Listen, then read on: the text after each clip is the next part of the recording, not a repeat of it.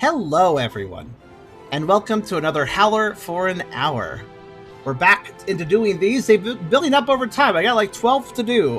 Thanks to Sage and Halloween events, I had to put stuff aside for a little while. This game has been waiting for a while for me to get it to its attention.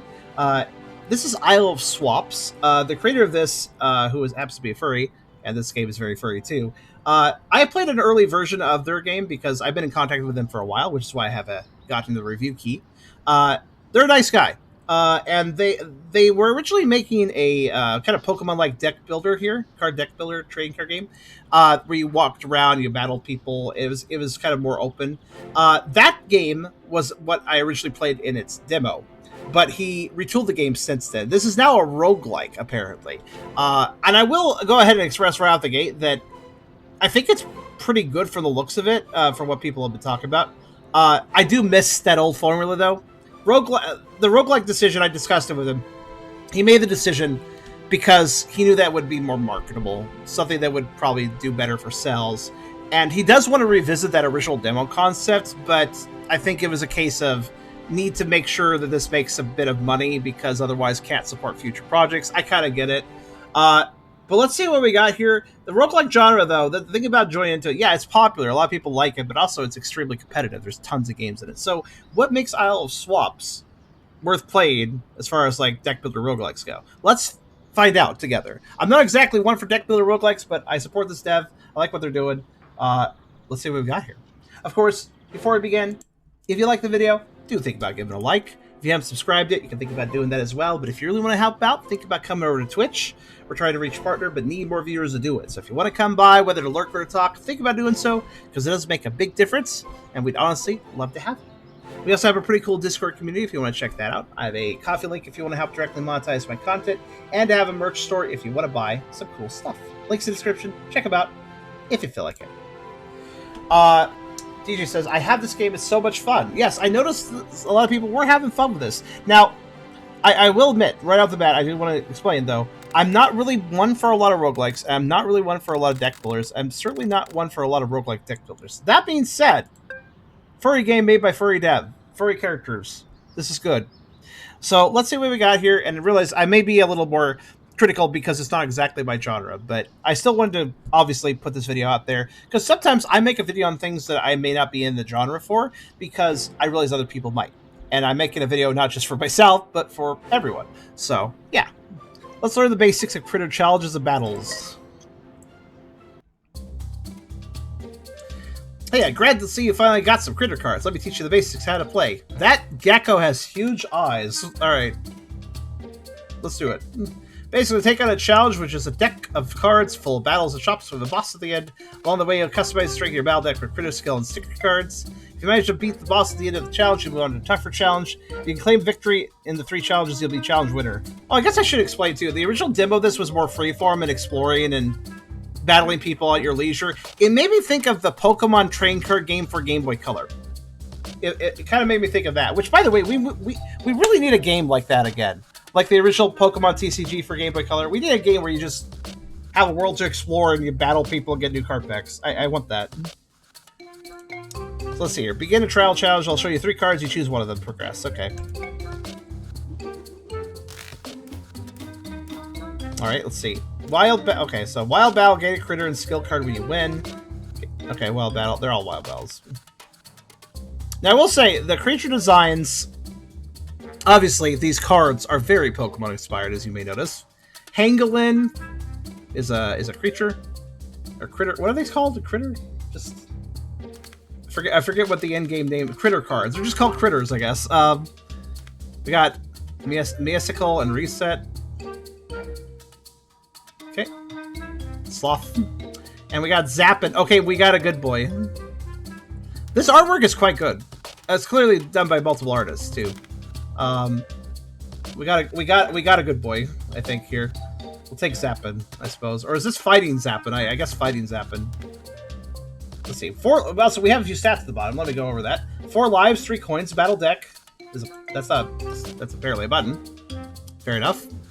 Okay, I guess I'm starting with, in this tutorial, Blaze/Terra attack. Okay. Actually, that's just an attack. Do I have any, like, critter cards? Ah, I have a Wall of Blaze. Okay, here we go. Wall of Blaze, okay. You get them when you win. It looks like you might. Also, you can filter by type, which... What do we have here? Maybe grass, fire, water, electric, rock, psychic, and colorless / normal, maybe? I'm not sure. I didn't actually make any changes to the battle deck, but yeah, Alright, let's go ahead and select Zappin. Figure out how this works. This is a giant card we're staying on.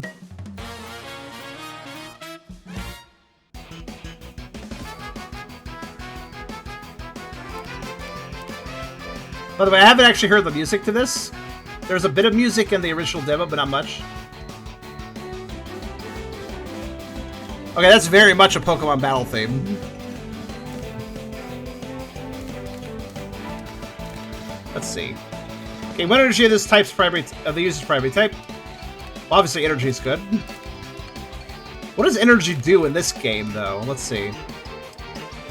Basically, when it's placed, two cards from your hand onto the critter of the same element shown by the top of the icon on the left. But icon cards can be used by any critter. Okay, colorless then. Alright, so let's see. Energy used to play skill cards. Oh, okay, I see I have to... Oh, I see. One... This, like, takes 1 energy. This takes none? Is that what I'm implying by that? Like, there's an icon here, so 1 energy is... Okay, let's see. Stronger skill cards will use energy generated by weaker skill cards. Oh! Oh! Okay. Other skill cards can generate energy. Alright. These cards show which energy they need below the illustration. Right. Oh, this needs... Oh, I see. So this needs fire and any. So, fire and any other energy. I get it. And then... If we use a weaker card, we get energy? Yeah, like Flash Burn. Gain 2 Blaze energy. Opposite critter gains 2 Burn. Okay. Probably damage over time effect, I assume. Yeah, it says right here. I appreciate the tooltips. Explosive 5 Burn, dealing 5 HP damage. Oh, okay. It's like a stacking bleed in Elden Ring. Okay. Attack opposite critter for power plus 2 damage. And that looks like just a free attack. Okay. By the way, is this too loud? Should I turn it down again?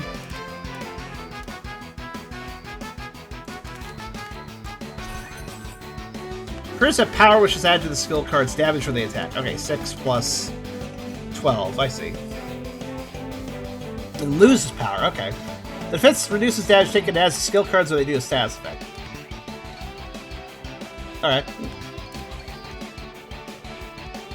And just some basic math. They have 1 defense, so they'd lose whatever damage I do is they would take 1 less. Okay.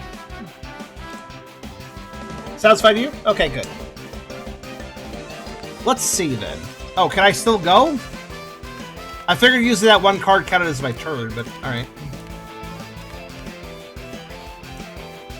You can play up to 3 cards each turn. Oh, okay, that's kind of weird to tell me that after I'm done with all my turns rather than before, but okay. The current turn at the bottom right, okay. But like, yeah, so I've used my... Oh, it's right over here. Card plays, I see. Discard, draw, hold M2 to replace a hand card of your deck. Okay. Hand card of 1 for your deck. Okay, that's interesting. Swap it then. I mean, as I all swaps, that makes sense. Hold mouse when drag critter to another spot.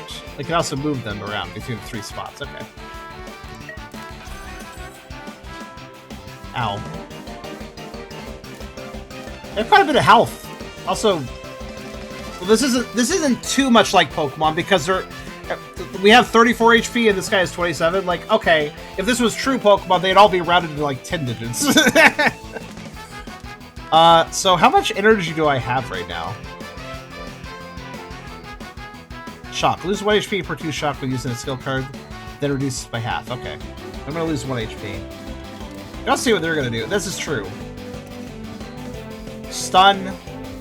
Using a skill card, remove stun instead of next one. And so attack all enemies for 5 damage, takes 1 dodge. This is why I'm not much of a deck builder person though, because it's like, oh yes, I can see what they're going to do, and then I can plan in advance, or I can't because I can't think that hard. That's the problem. The problem is like, wow, all this information. I'm sure I could make an informed decision if I wasn't a stupid dog, but unfortunately I kind of am. So I'm just gonna go for it. That's usually how this works for me. Basically, like, cool that all this information exists, but it's, like, too much for me, basically. I can't... And imagine if there was also 2 other critters on their side of the field also prepping things. Like, oh god. But also, how much energy do I have? I can't even tell... Oh, up here. Ah, I thought the energy would be on the character card. It's not on the character card, meaning the energy is collected globally and can be used by any of your critters. Okay. Noted. That adds a different level of strategy. Okay,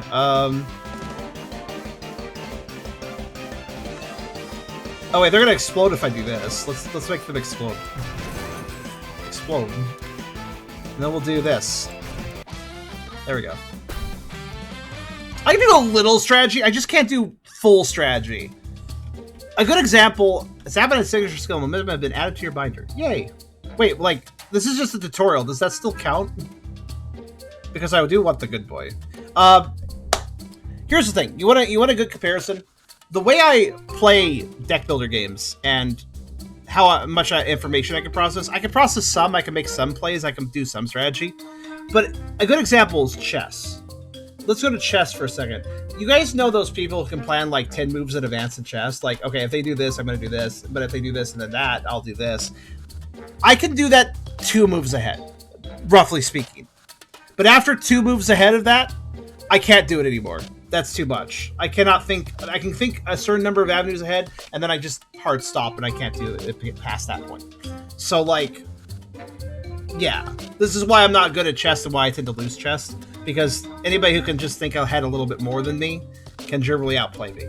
I can't. I'm capable of a little forward thinking. I'm not just doing completely dumb moves without any thought, but I definitely have a limit to how far my brain can go, you know? Okay, challenge headed to a 4. We're done. Well done. Naming a new critter. Open up your battle deck to put it in the active team. Okay. I guess you can do this in the middle of runs, but that's fair, yes. Click cards in the binder out of your deck. Click ones in your deck to remove them. Use some more critters requires more skill cards in the decks. Add both attack and energy skill cards. Okay. Righto. I would like the doggo. Oh, you know one thing that... Oh, missed opportunity, unless I'm mistaken. DJ, am I mistaken? One thing that I really wish that was on these cards, or like an alt text that you could activate somehow. I want little dex descriptions of these guys. I mean, these... I don't know what these creatures are. I want to know... I want to have a little Pokedex entry. By the way, I've just realized Zappin is electrifying the field while trying to catch tennis ball. That's adorable. The question, DJ, was, is there alt text where I can get little Pokedex entries of these things? I assume not. I can't seem to find a combo for it, at least. But... Okay, so... Let's see here, then. Full Spectral Attack. Attack opposite critter for power +1 damage. Seems pretty reasonable, yeah. Cheap, reliable. And momentum attack all enemy critters for power +1 damage. Gain 1 dodge. That's actually pretty powerful too. Like that one. Is that zap and just dash along a bunch of poles? Okay, cool. And then we have gain 2 volt energy, gain 1 dodge. Oh, okay, yeah. So I'm noticing, okay, so that's interesting. So the electric types are focused around dodge. And the fire types are focused around burn, which makes sense. So dodge avoids an attack, then removed. Oh, that could be extremely powerful. Just dodge an entire attack? You can only have one at a time, but that... I think I would run an electric deck then. Because that actually sounds extremely powerful in my book. And also, like, think about it. Like, gaining volt energy and a dodge, like, you can set up and also avoid damage. That's... So you can take it multiple times, maybe. Okay, true, fair. I guess it only stops, like, 1 out of potentially 3 attacks, but... Even so... Nobody... Like, if you had a full electric deck and every single one of your critters had dodge active, because it's only one act. You can only have one at a time, but max 1 dodge, but that's per creature, I assume. So Still pretty good.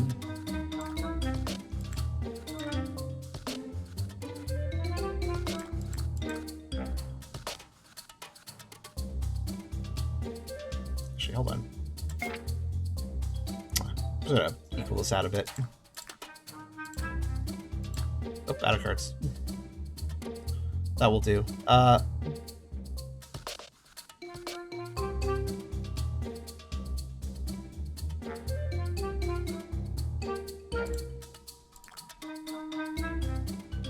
There we go. That's pretty good. And then maybe...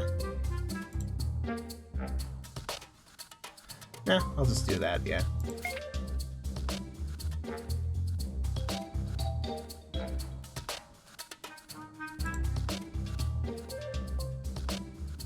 I only have one momentum, I just realized. Okay, that's fine. Yeah, let's do that. I also try them the same way. Oh, what? So what, Chris? Battle, then swap... Oh, yeah, by the way, I guess this next battle will teach me how weaknesses and resistances work. Battle, then swap when you win. What do you mean? Swap decks with the guy I fought or something? Is that what that means? You don't take my good boy. Okay. They're using a can box. Critters usually attack the critter opposites. Drag your critters in different spots to change to their opposing. Attack a critter of its type it's weak to will increase the damage taken. That goes for you and your opponent. Oh! I see. Every card has a specific... Okay, I see. Weak +5. But notice over here, resist -3. I wonder if that changes for some of the creatures. I wonder if some creatures are less weak or more weak or such and such. I wonder. But yeah, I get it. Obviously, you want Zap it in front here. Let's see. So +5, that's actually a lot of damage, so I guess we should just go right into attacking. Oh yeah, by the way, swapping positions did not count against card plays, because that's a critter move I did. So let's just...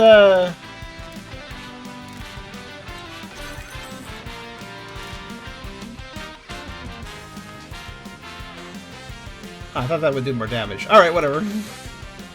I must have miscalculated that somehow. Oh, they heal. That's good. Oh yeah, I see. Healing and attacking. Okay. Well, I do have a dodge, so whatever.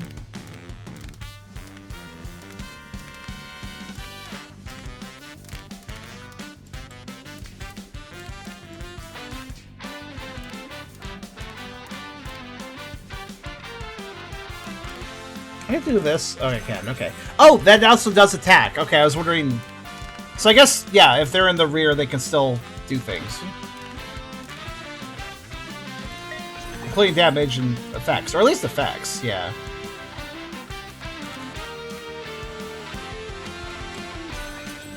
Wait, what? That's weird. I already had a dodge before I did that. I would have... Huh. Okay, sure.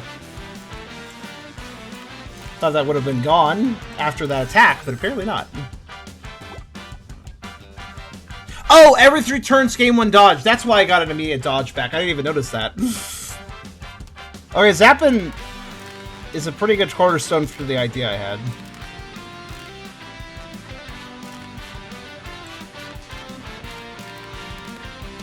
Can I just, like... Yeah, okay. There we go. Right there on... Listen, another thing about what I said earlier about having too much information and how that tends to make it so I can't read every bit of the information, that also makes the most obvious information tend to be what I overlook. Because I'm trying to look at details on the side, thinking, oh, these details on the side could be important. I sometimes miss the stuff right in the middle of the screen. That actually happens a lot for me. I can miss the obvious stuff because I'm too busy looking at everything else. You can now swap cards, so you have only 5 cards. You can only swap cards 5 at a time. You can swap with someone as many times as you want. What? You can only swap 5 cards at a time. You can swap with someone as many times. What does that mean? Those statements sound like they conflict. What does that mean? Could somebody explain that in better words? So you can only swap 5 cards at a time, but also you can swap as many cards as you want. Like what? Oh, if I fight them again? Okay. The statement sounds like it conflicts with itself. I don't quite understand. I don't know what I'm reading, I think. Cat parse. So I guess it means I can only swap 5 cards at a time.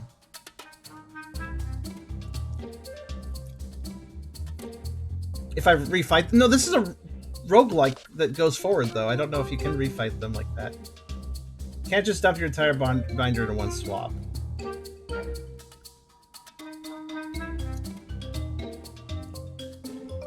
Oh, do you mean that I can, like, swap 5 cards, finish the swap, and then immediately do another 5-card swap? That's... Okay, that seems kind of weird, though. Why not just let me swap as many as I want? Why is it limited to 5 cards at a time? It almost sounds arbitrary now. Like, what's the point of that?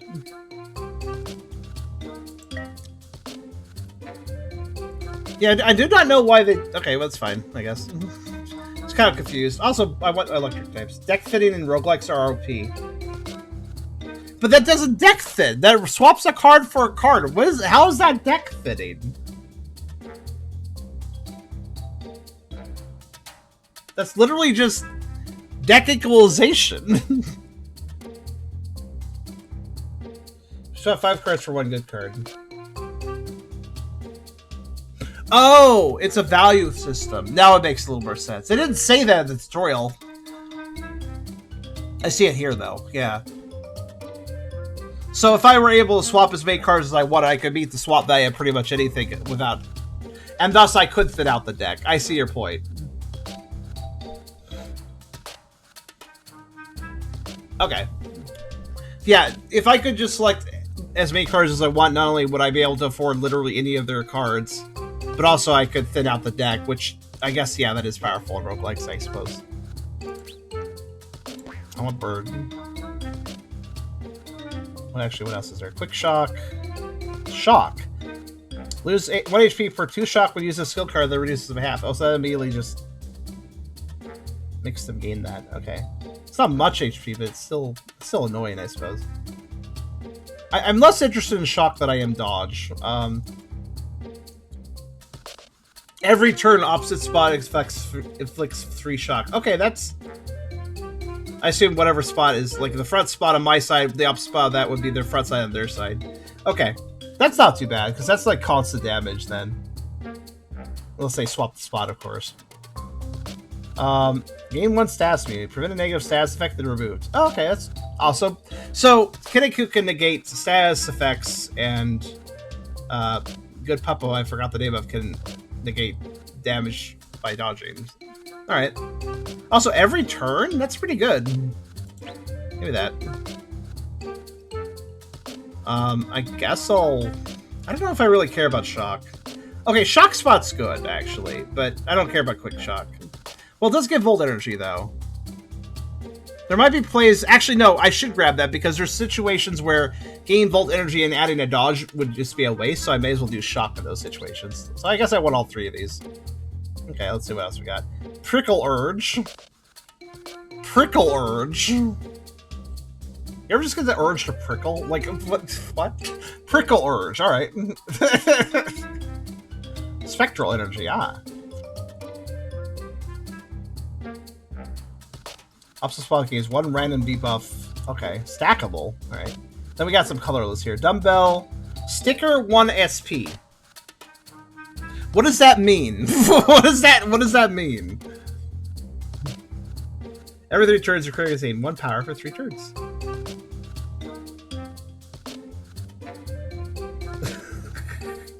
So, obviously, that's useful, but I don't know what sticker 1 SP means. I assume that means the dumbbell is a sticker, it sticks to your critter, and it costs 1 SP. And I don't know what that is yet. And this is also a sticker. Battle start every 5 turns. All enemy critters gain 3 burn. All of them? That's only every 5 turns, so that's quite a few turns. 1 power for 3 turns. Every 3 turns. Oh, wait. They gain 1 power for 3 turns every 3 turns? If a battle goes on a long time, they would just be gaining lots and lots of power. That's not bad. Okay. Oh. Modify the deck? Oh. Do I not get these in my hand and then play them, and then have to attach them to a critter? Are these just deck-wide buffs that occur? Are these just deck-wide buffs that occur at all times for all the cards that I don't have to play them? They're not actual cards in the deck. They're just attached to the deck, so to speak. Is that how that works? Yeah, I guess the battle start thing wouldn't work if it wasn't a passive. Okay, fair enough. Well, when it comes to games like this, I do tend to rely on passives for, like, a good setup. I wonder how many sticker points I have. Let's find out. Oh yeah, edit stickers. Here we go. I didn't see that earlier. I have teleporter, apparently. I have 15 SP. Turn for 50 SP. I'm having a rare critters or your maximum SP. Oh! So if I'm using more powerful critters, I have less SP. Okay. Okay, so teleporter just gives me more critter boosts. Okay. I now understand this. Alright, so I guess I'll grab Dumbbell. I mean, I guess since right now, I guess there's no reason not to try to get Candle, but I have to swap more cards, so eh. Wound heal. A 2 energy of the user's primary type, heal 3 HP. Oh wait, this is actually pretty useful. Even though it's a grass water card, it considers user's type for what the energy is. Okay, that's actually a good card too.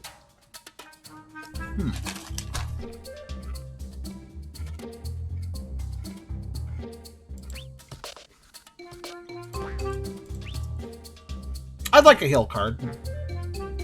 It's kind of like, not amazing, but it's more energy and it's heals, so why not? Alright, so I guess I want all these cards. I know, it's not very much, is it? Maybe not then. Because, like, I do like, though, that it gains 2 energy of user's primary type, but at the same time, I would probably have it a focus up deck where that doesn't really matter. If you're playing a deck with a lot of different types of critters, I suppose that could be very useful, though.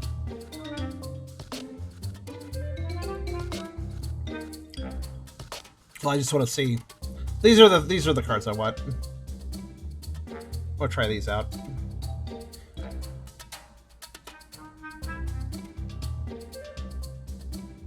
Actually, you know what? I'm gonna take away Shock Spot. I've changed my mind on it.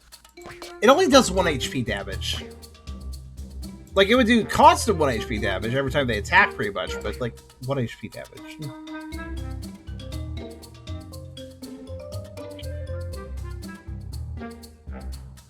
I will take this card. Alright, swap.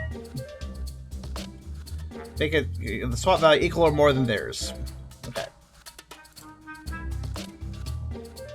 Right. You know, these cards actually kind of suck. Oh wait, no, it's, I see. 1 blaze plus 1. Okay, I got you. Yeah, let's just get rid of it. This card is my battle deck, so I can't get rid of it. Oh, god damn it. I guess that makes sense, but okay, there. What do you mean? What do you mean deck invalid? Hold on a minute. Oh, I don't care if my deck's invalid. I'm trying to just do some card swaps. I'll fix it later. What do you mean deck invalid? So, okay, common cards are worth 1 swap point value, 2, uncommon 2, rare 6. Wow, okay. Deck invalid changes won't be saved. Alright, so why is this deck invalid? Oh, because I require skill cards. Alright, sure. That's annoying. Alright, hold on. Here, then. Shut up and let me... I wish it would let me worry about that after I'm done swapping. But alright. Like, it requires me to remove them from my battle deck before I can swap cards. But then I can't just throw shit together temporarily. Like, it'd be better if it just let me do that for now while I was swapping, and then after the swap was over, it would force me to have a working battle deck at that time. Or just, I don't know. Let's see here. So, back to this. I'm gonna swap. Make sure you can't swap total cards less than minimum. I guess it does, but it's also annoying. So there. That's all I have to say. So I need. Okay, how much do I need? 4? Okay. There. Yeah. Again, when it comes to deck builders, I get confused, you know? You made me wonder, why am I removing every card? Because my brain thinks better that way. That's why. Let's see. Okay. Start from scratch. It's easier for my brain.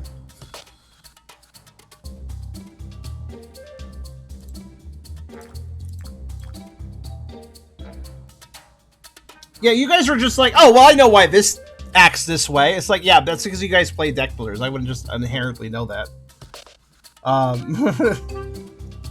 Yeah, I wanted to add all this, all these, and that. And where's my critter? Oh yeah, I haven't actually gotten it yet. What? You click at it, serious. You know, I noticed that. Thank you. Let's put that on. Didn't I? Wait. Did I not purchase your bird? Oh wait, hold on. Oh, that's how you change pages. I was like down. I clicked down here and did the arrows. I just realized there's a mouse click. Okay, there it is. I found it. Kind of weird that clicking the arrows doesn't also work. Wait, how do I have left and right that works? Nope. You have to specifically click and drag. That is the only way to change. Okay, there it is, though. I found it. That's what's important. I was like, where's the bird? All right, there it is. This is kill cards for a monster in your deck. Move the fire monster. Wait, what do you mean 6? What are you talking about? Min skill cards. Oh, the number of cards I have to have for having 2 creatures? Okay, I see. I see. Okay, that makes sense. Anyways, I got the deck the way I wanted to. Good. Mind you, this is just to remind you guys, this is still the tutorial. I'm just like trying to learn. Opponent careers will get tougher as you advance through challenges. When their base stats increase, you'll use sticker cards to prep your battle deck instead. Wait. Oh, that's bullshit. I don't like that. Just, like, I had to think about that. So, as we go on, the opponent's critters will get stronger, but mine won't. So my recourse is I have to use the passives to power up. Which, granted, if the passives are really... If you get the right setup for passives, then sure, I guess that would work. But if you don't, then you're kind of fucked.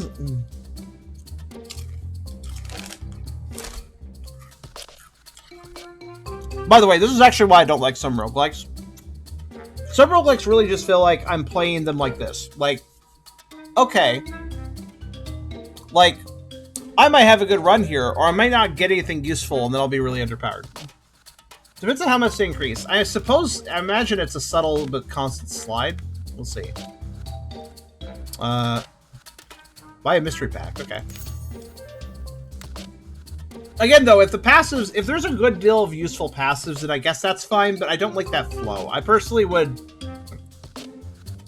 I don't know. I guess I personally like the opponents to get harder by just having, like, more complex setups rather than have their cards just get better than mine. Now, if I could also have my cards get better, that wouldn't be such a big deal to me. But I do find it odd that their power will increase, like, with direct critter cards and stuff. But my power will not increase that way. I have to rely on passives. Granted, I guess they don't get passives, right? So I guess it could balance. It all depends on how balanced the passives are with this system. Let's see. Boosty pack. Sure, why not? Give me another electric type, please. Who the hell opens a pack like that? I always open the top. In fact, I don't rip packs. I grab the little tab section on the back, and then I grab at the top, and I, like, open from the top. And then I just slide the cards out. I don't rip shit. Like, who wants to rip the package? That's dangerous. You might damage the card. That's my thought, at least. Scary Mask. Every 3 turns, all enemy critters lose 1 power for 3 turns. So they lose 1 power permanently, then. Technically speaking. I guess if a new critter comes out on the field in the middle of that, I guess they wouldn't have any power loss for a bit. I mean, sure, I'll put it on, I guess. Barrage. Attack opposite critter for power plus what? That's just... Is that just a biplane? What the hell's going on there? Alright, Bird Spot. Okay, there's a lot of fire stuff. And Frying Pan. Ooh, a rare sticker. Let's see. Every returns your Blaze Creature. This is such a...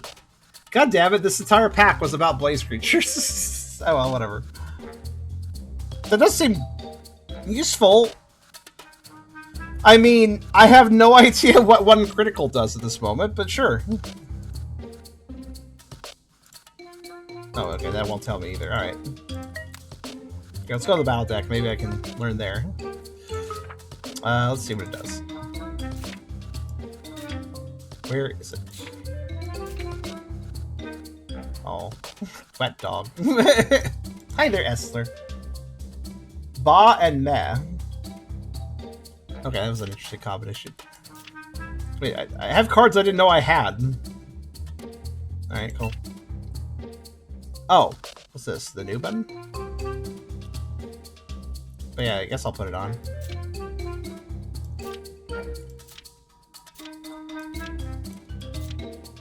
Don't have a use for that currently, because I just changed away for that setup. Actually, I wouldn't be surprised if the booster pack was designed to... Oh, here's critical, too. Next attack does 50% more damage. That reduces by 1. That could be useful. Shock Spot. Fights should be lasting 3 turns. I guess. I'm not really a deck builder person. Admittedly, here's the thing. I actually was into this game in its demo form, but before it was a roguelike. Because I actually was pretty motivated to play a deck builder that actually had me exploring the world, building up my deck as I went, and fighting people as I went, however I wanted to, and then like seeing some story and stuff. I was actually all about that, but deck builder roguelike is far less interesting to me, I will be honest. Because it makes it linear, and means that if I lose, I restart, and... Like, I enjoy a deck builder if I can lose without consequences. And by that I mean, like... If I lose, it's like, oh no, I'll have to refight that guy and win next time to actually advance with whatever I'm trying to do there. But I can do it anytime, like I refight him, you know? But with a roguelike, it's win or lose, right? I prefer a deck builder RPG, yeah. The moment you do deck builder roguelike, I lose interest. In fact, I've been offered keys to tons of deck builder roguelikes over the years. Like, there's a lot of them. And I get offered keys for them all the time, but I always am like, no. Because, like... Yeah. Like the old GBA Duel Masters, or another great example, like I said earlier, Pokemon Trading Card game for Game Boy Color. Love that game. So, again, if you can just grind it out and... Like, that lets me... That also helps me because I can fight the same opponent, and maybe their deck will vary a little bit based on what cards they draw, but I can get used to their deck, right?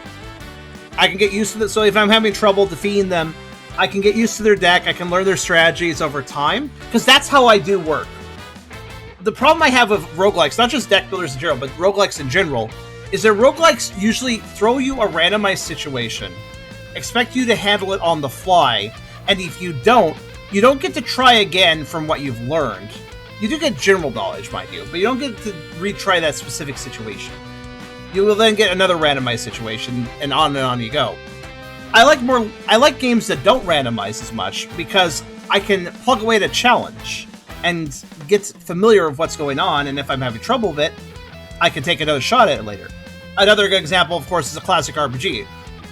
We've all played a classic RPG, at least I assume we have, where you run into a boss. It's a real wall for you. Like, you get stuck on them for a while, and you gotta think for a while. You gotta strategize. Maybe you gotta get a few more levels, or maybe you just gotta use better strategies, and eventually you beat them, because you're able to try again. You're not just told, oh, you didn't win to the boss fight. Well, the boss is gone now, you restarted, and, like, you're fighting new things now. Like, no, you get to try it again. That's how I learn.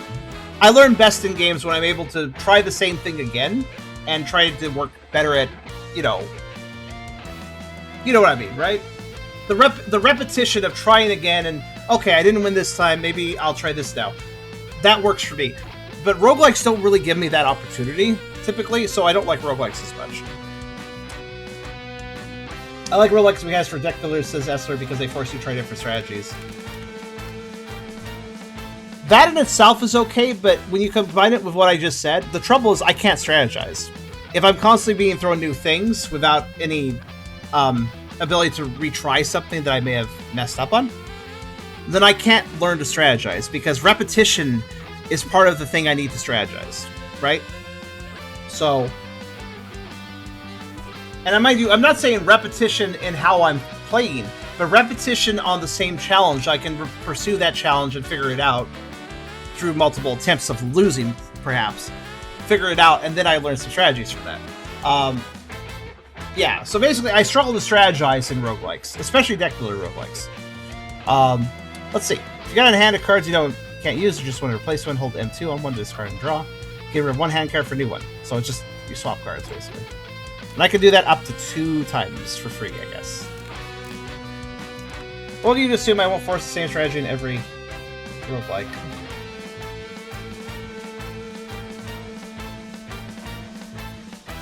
Also, it feels like when I see people play roguelike deck builders, so they tend to find the strategy that works. I've seen a lot of people talking that way, at least. But anyways, we got Kiniko in the front. Kinku? I don't think I understand the pun on their name. Let's see. We'll give them... Actually, I have more power than Zappin too. I didn't even notice that. Let's see. Okay, good. Dodge. And... that.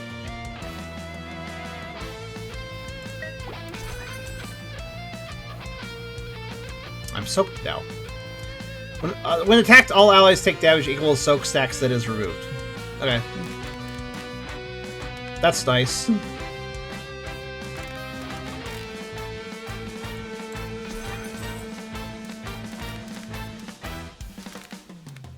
I have a lot of blinding speed, but we'll just do this. I mean, that implies I get hit. Let's see if I do. Soak sounds like it could be potentially dangerous, though. If Soak can be stacked up a whole bunch and everybody takes a ton of damage, basically. Well, I'm not getting momentum at all. Granted, I don't have that many of them, but... oh well.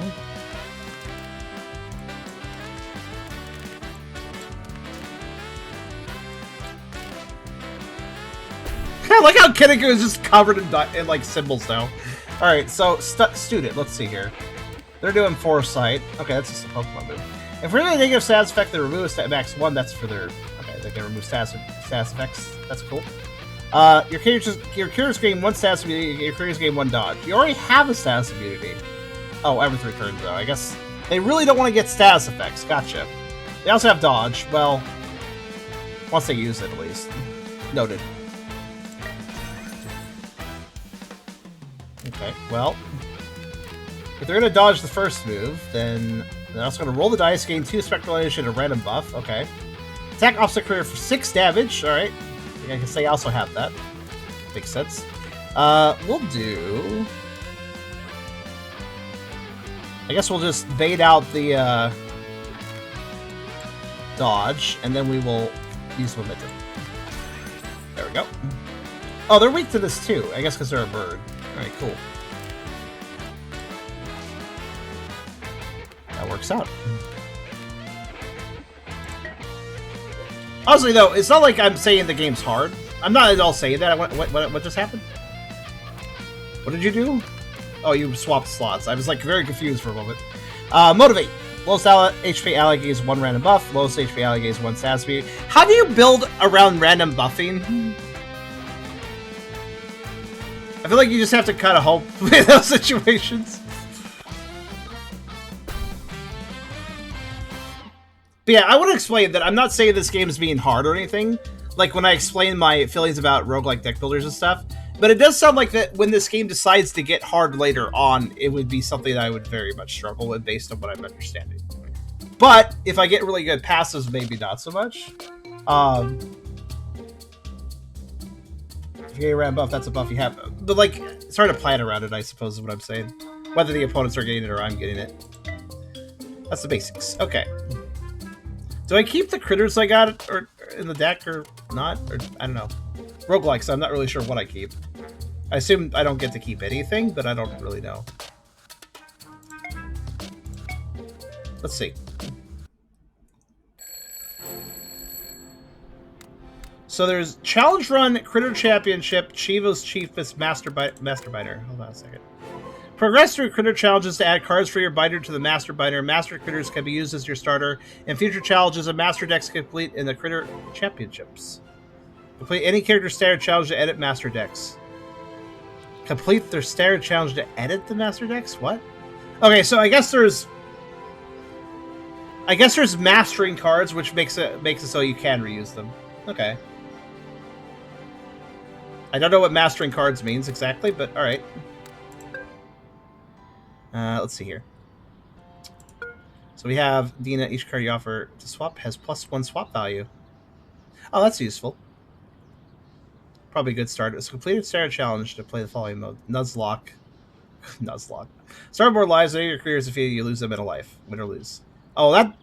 Well, I don't like Nuzlocke challenges. That doesn't sound fun to play with. And randomizer. Any critter can use any skill card. Skill cards will use any type of energy. Start careers in battle deck or randomize previous careers. That sounds more interesting, though, admittedly. Let's see here, then. Reach Act 2 as Dina to unlock... What do you mean, Act 2? Alright. And then... Act 2 is die to reach unlock Marshall. Act 2 Marshall to unlock Finn. Okay. Master a card if you win with it. Oh, is that all you gotta do? That's not too bad. Ah, damn, I don't get to start with electric. Alright, let's see. I mean, it's pretty logical that I start with grass, fire, or water. Yeah. Let's see. I just realized when did my head die? Oh, I never... Wait. I never noticed my head doesn't exist. Did my head stop randomly existing at some point? Oh, I wonder if when the previous game crashed, I actually lost my head. Wait. No, hold on. My head's right there. Where's my head? Oh. I found my head. I have my head now. Yay. I wasn't even aware I didn't have my head up. Alright, let's see. Gain 1 Thorns. Cool. I assume that when they attack, somebody attacks me, I hurt them. Sorry, I can't read that. Every turn your critters heal 1 HP. That sounds really kind of pathetic, though. You must try a new type and deal with that. That's really the fun of Deckbuilder, is trying new things. Thorns could be useful, but that requires getting hit, probably. Sorry! Like, I trying new things is fun sometimes in games. I'll give you that. It's just, I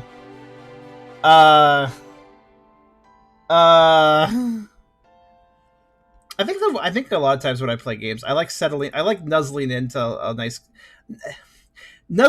a strategy that still requires me to work at it, but it is like a good thing that works and I can use it.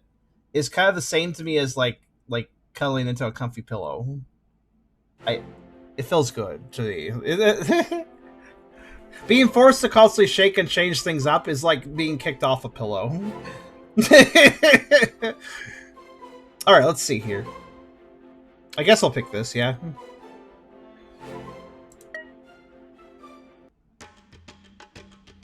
I remember you doing just one type of weapon, the King Arthur roguelike. Yeah. But sometimes it creates interesting challenge runs, let's be fair. I will sometimes make a game harder if it means I can cozy into something like a pillow. That is how much I like cozying into things. Alright, Terror World Tournament, lots of tough blows. I've been practicing because my career's pack punch. That's another thing, too. We lost story by this becoming a roguelike. The demo actually had, like, characters with distinct personalities. We had a couple of Team Rocket raccoons, which we didn't see on the title screen here. Maybe they have some of that energy, too. But we had a Team Rocket group of raccoons, and, like... I am a little sad that this game is a roguelike. Dev said I didn't have to cover it, obviously, but I was like, I still want to, though. We'll do a proper challenge run here. Let's see.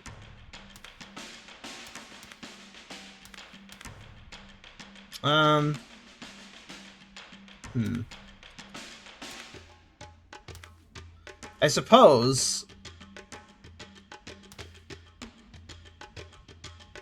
Bug. Taunt. All enemy creatures attack. So one thing I will say, there are certain screens where I look at a card and it says it has an effect, and then it tells me what the effect is, like right now. But when I was selecting my first deck at the beginning, it did not tell me what these stats effects did. I'm not even sure what Thorns does. I just assumed. My point is basically, it'd be nice if the tooltips always existed when you're pulling up a card, not just some of the time. It's weirdly inconsistent about it. It'd be nice if it always popped up the tooltip.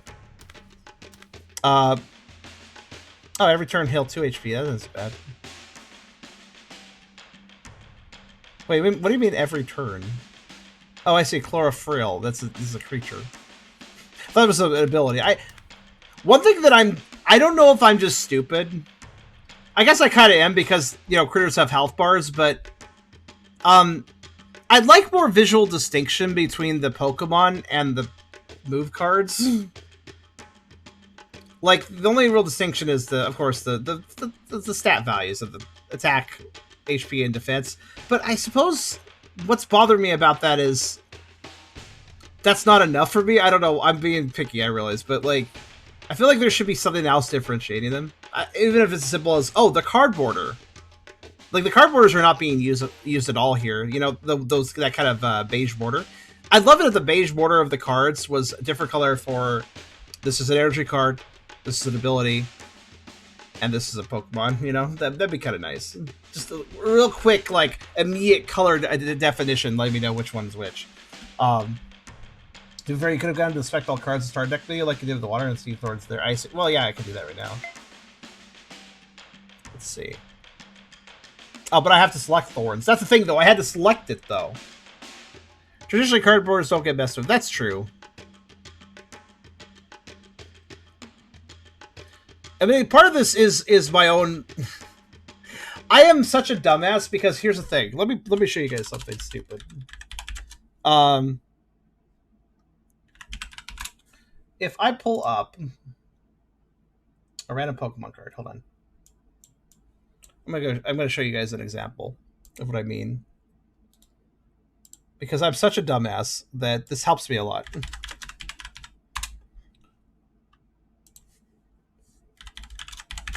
So, if I were to pull up, like, oh, you know, I just realized something. Yeah, here it is. So first off, in Pokemon, if it's an item card of some sort, well, first off, there's not move cards. There's just item cards, and item cards are always great because they're, you know, they're not tied to an element. Because this game has skill cards, and those skill cards have elements. So I understand the cards being colored, but let me just put an example up here. So here's a Skitty. And there are multiple reasons I know this Skitty is a Pokemon and not a move card or some other card, right? Because when you compare it to, say, an item card, they have similar colors because I picked Skitty for a reason. They have a similar gray background, but like comparatively, the energy switch, which actually I'm going to recapture that. Comparatively, energy switch here, for instance, I can tell the difference between the Pokemon and the item card because of numerous things. First off, it says item at the top, which helps me a little bit. You know? It says trainer, it says item.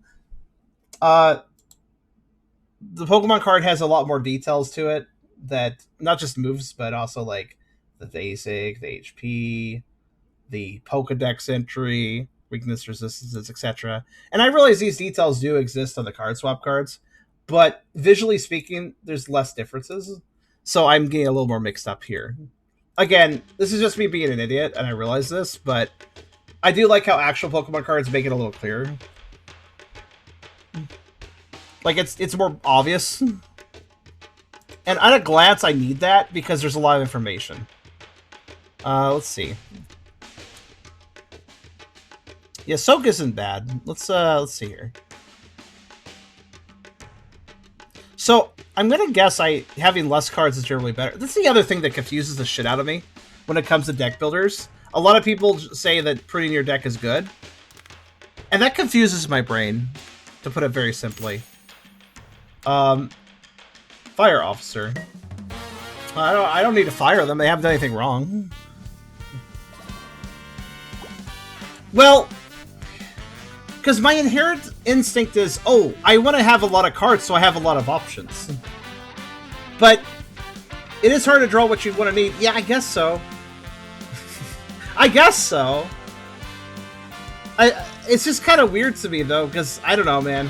I'm not saying I was ever good at it, but whenever I did play the Pokemon TCG, I liked having a lot of options and seeing what happened, I guess. As long as I understood those options, I was fine with that.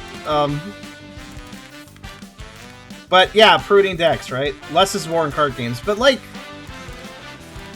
I don't know, just something about that feels so backwards to me. I guess also because I played some deck builders that like force cards to your hand and it's like that was a bad thing. And I'm like, it just feels so weird that being given options is bad. Like, it's such a weird thing. In a lot of games, having more options and more items and more this and that is usually a good thing. So, like, it just... I guess that's the thing. Deck builders just are completely opposite compared to other genres. Because that's, like, what you don't want in a deck builder. But in every other type of game, it's like, oh, do I have 99 potions and 99 hyper potions and stuff in this RPG? Great. Do I have that in my deck builder? Shit, that's bad. You know? It confuses my brain because in every other type of game, that's usually a good thing.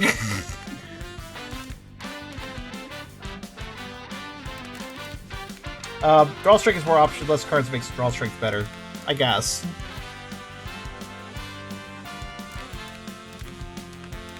No, I do understand it. I don't agree. I don't like it. I do understand it, but I don't like it. Because it flies in the face of normal gaming instincts for me. Alright, let's see here. So what are you gonna do? 8 damage, okay. That's fine. It's reduced, right? No, actually it isn't. Alright then. Attack obstacles for 11 damage and 1 power for 3. Okay, you're just being a dick right off the bat. 19 damage, huh? Alright then. What can I do about that? Attack obstacle creator for power damage. Okay. That's not good for a Guado, but...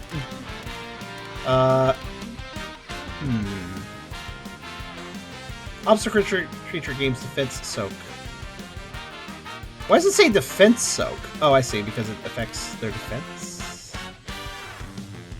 Oh, I see. I get it. It's just a categorization. See, cards need to have a lot of good information because it's important to know what things are doing, but also that information can confuse me. Gain 2 aqua energy, obstacle creator gains 1 soak. Okay, well... They are going to be attacking a lot, so I should probably soak them up as much as possible. Let's see. So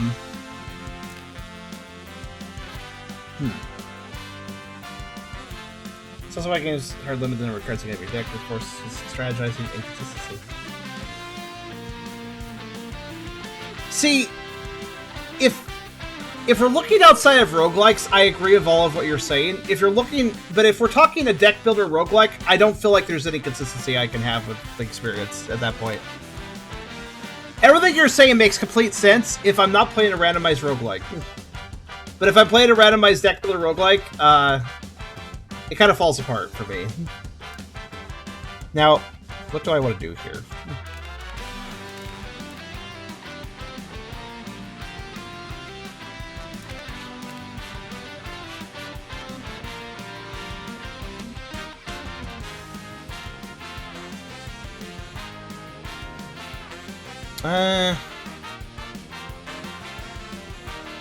I guess double soak shot, but I can't do that yet, so let's see. I guess I can do 1 soak shot. Oh wait, that'll double soak them. Alright. Let's see, then soak next thing. Okay. Yeah, let's just soak them. And then, do I want to do that? Well, no. Well, yeah, sure, why not?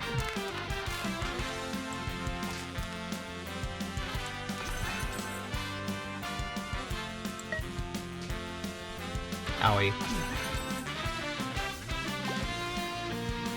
I really can't do much about that, so owie, that's all I have to say. I should win before he hits me with an additional, what the fuck, 19 damage? Okay, fuck you, man.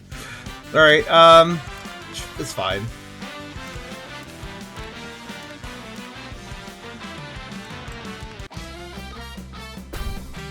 I mean, good thing I had a weakness to take advantage of, or I think I would have just lost there. Alright then. Let's see what we got here. We got Kana Blaze. Alright. All enemy creatures take 1 true damage. True damage deals target damage to the target critter by defense or dodge. Okay, I see. I understand. That's, you could basically call that piercing damage or something. Oh, but also, oh, unaffected by defense or dodge. That's good to know that exists. So a dodge, so that gets through dodges. Gotcha. That's very consistent.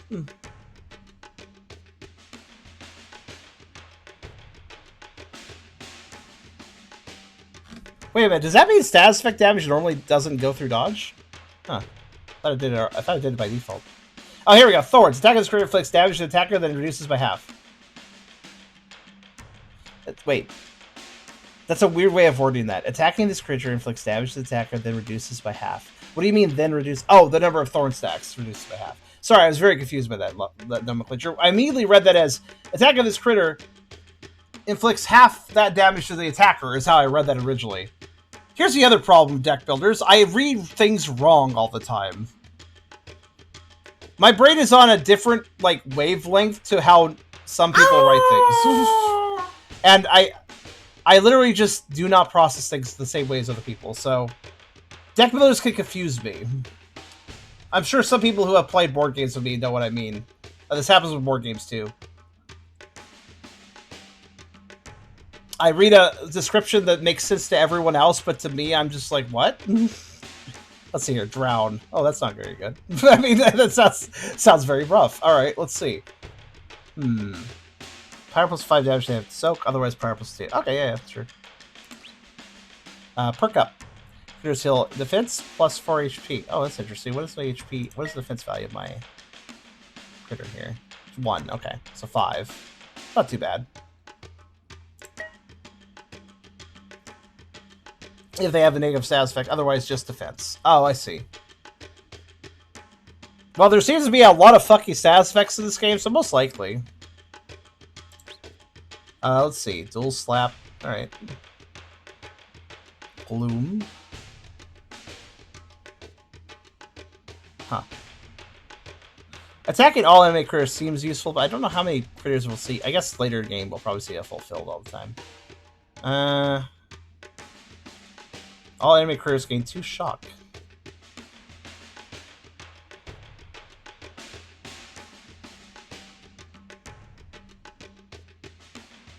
Okay, well, yeah, I guess I may as well put that on.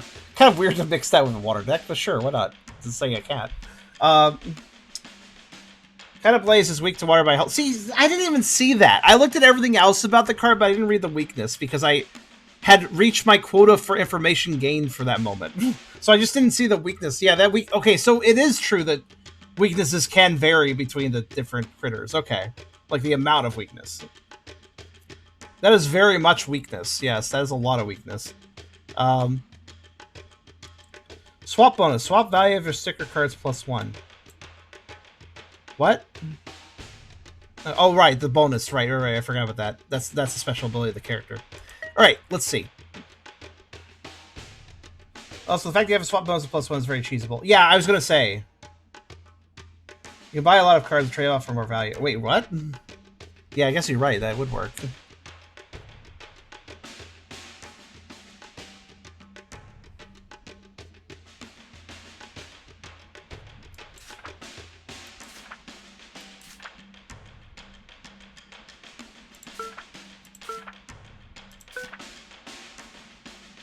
Oh yeah, like 2 here, so.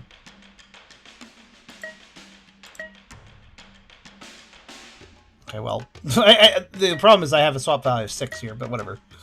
Give me. Okay, so. That was a cheat strat I found in testing, didn't want to mention it. I mean, like, If you didn't mention it, then I wouldn't even notice, probably. I mean, I might notice that if I play long enough, but... Battle and swap... So, this is, this symbol means... Oh, let's do this one, I guess. It means grass, so... I guess that's whatever.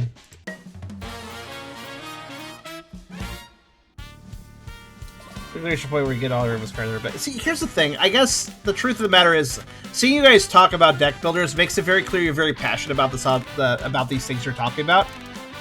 But to me, I'm just like, well, that doesn't sound very interesting. Like, I get it's interesting for you guys, but I don't think I like deck builders that have an adventure to go through, an RPG type one, like Pokemon TCG for Game Boy Color, extremely supreme example. You guys mentioned Duel Masters. I think it's one of the Yu-Gi-Oh games that also was an RPG. Another good example. I really enjoyed the Digimon one on PS1. The Digimon card game on PS1. I also enjoyed another Game Boy Color card deck one. Oh, what was that one? I think it was Monster Rancher. The Monster Rancher TCG on Game Boy Color was the one I really enjoyed too. Because they were deck builders, they gave me an RPG to play as well. And they were very enjoyable. But these days, when it comes to deck builders, all you see is roguelikes, I feel like. Again, I get why this game is a deck builder roguelike. It's a popular genre. But I don't see anything besides deck builder roguelikes. It's just deck builder roguelike, deck builder roguelike. And I just don't, I can't get into the roguelike aspect of it.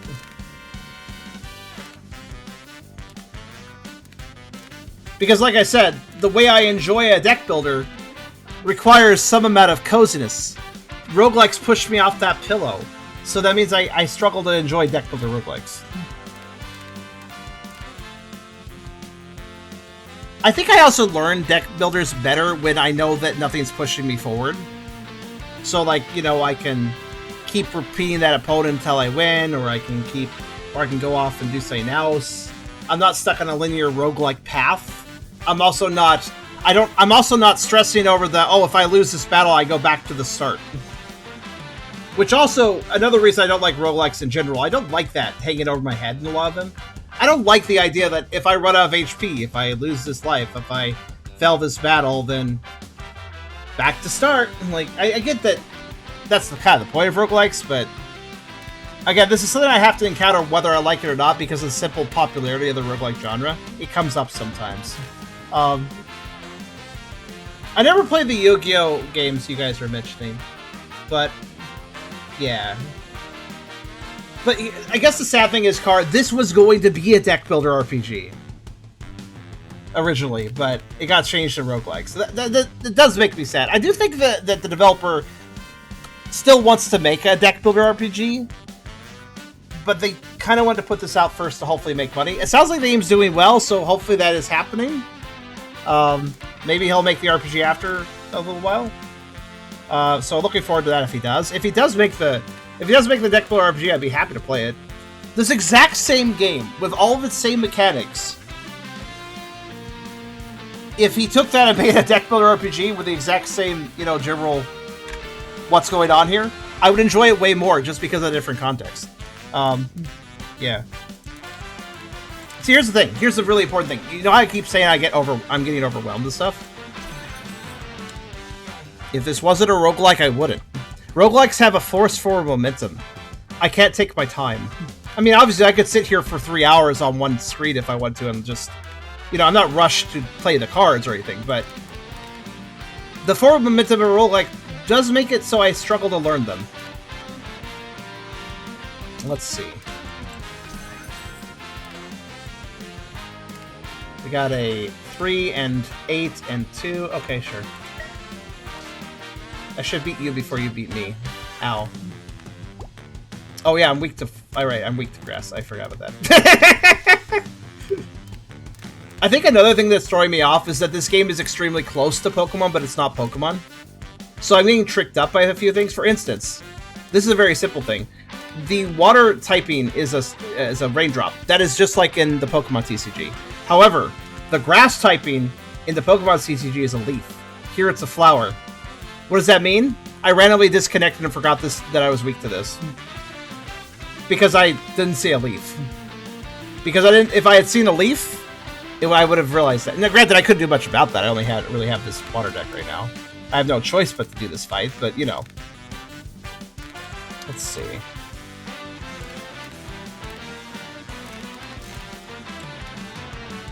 I'm not quite going to win this, am I? Actually, wait. Maybe I am. Yeah, I did. Okay.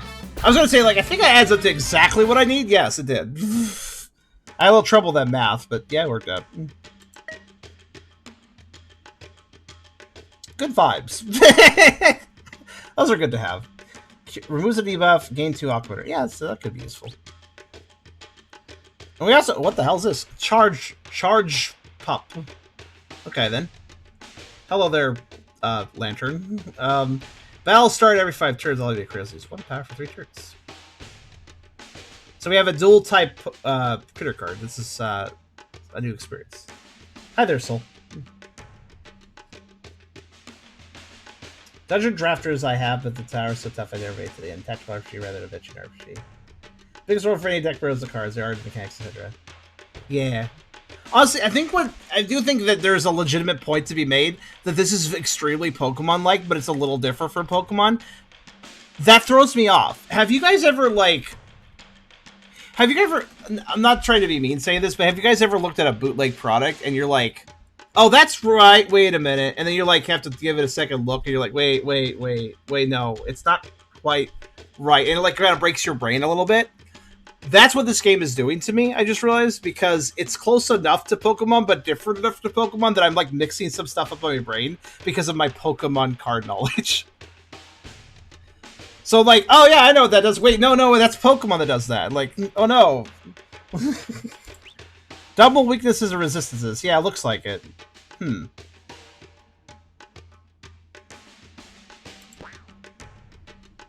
see here. Attack. Okay, sure. I gotta be honest with you, Aguado kind of sucks. Unfortunately. Game 5. Whoa, hold on. I mean, it's only one time, but I kind of like that. Like, give me a rainbow. All right, let's see here. A Molate, okay. I like how I like Critipix. Critipix does the pixel art ones, and I like the pixel art ones. They make me think of the Pokemon TCG for Game Boy Color, which, by the way, had amazing pixel art for the cards. They did a really good job with the limited palette in that game. Anyways, you're a more Unga-Bunga effective player, so you probably prefer fire decks. You know, I will say this. I don't really like you calling me that over and over again. I do understand what you're saying in the sense that I'm not nearly as strategic with deck builders as you guys, but truth of the matter is, if this was a deck builder RPG, I would get good at it. I was really good at the Pokemon TCG for Game Boy Color. I also was really good at the Monster Rancher one for Game Boy Color. I did like the Super Boss in that, and I won after a while.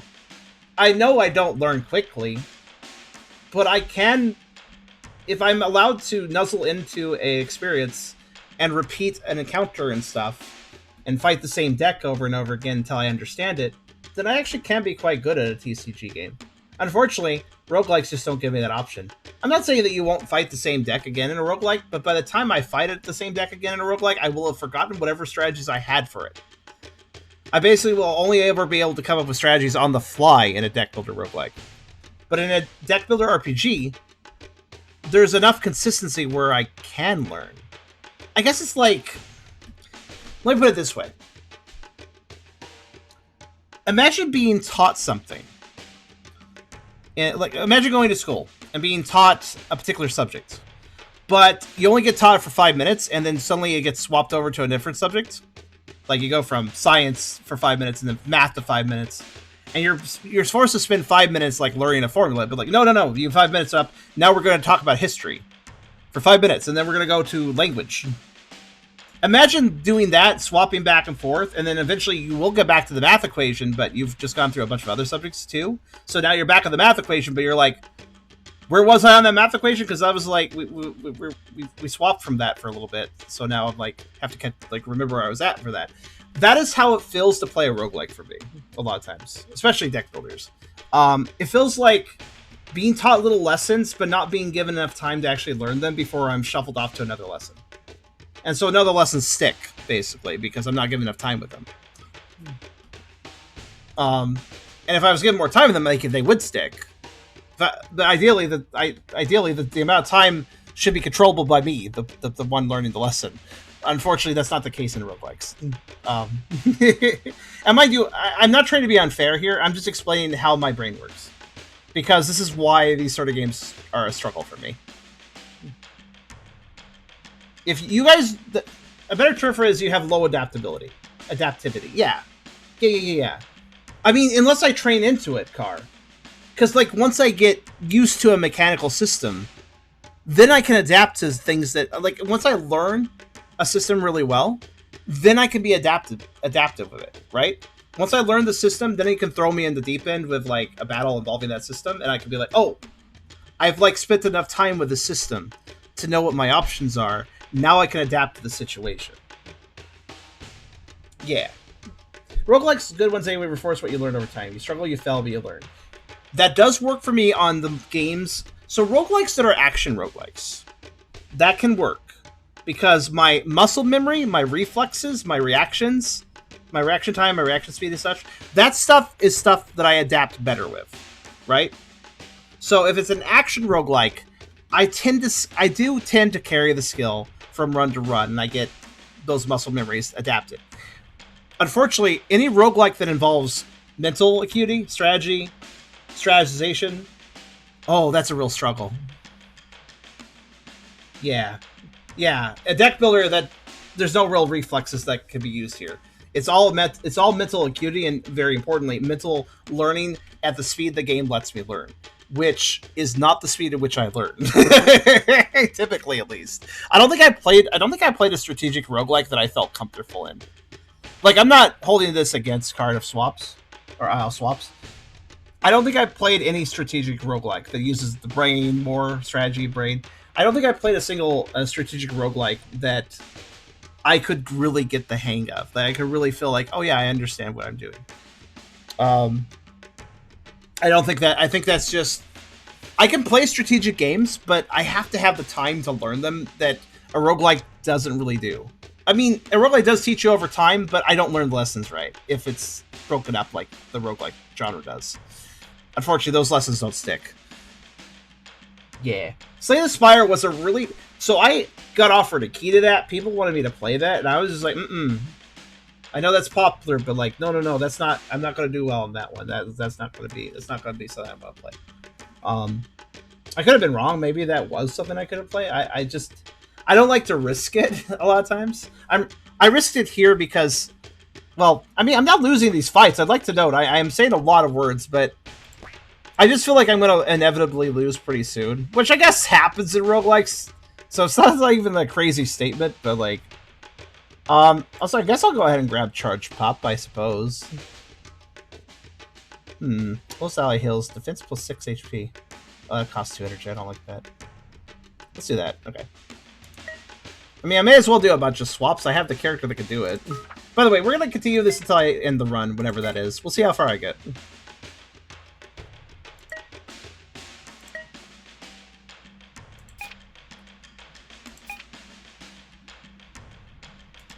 I guess I have a reason to have electric cards now, I just realized.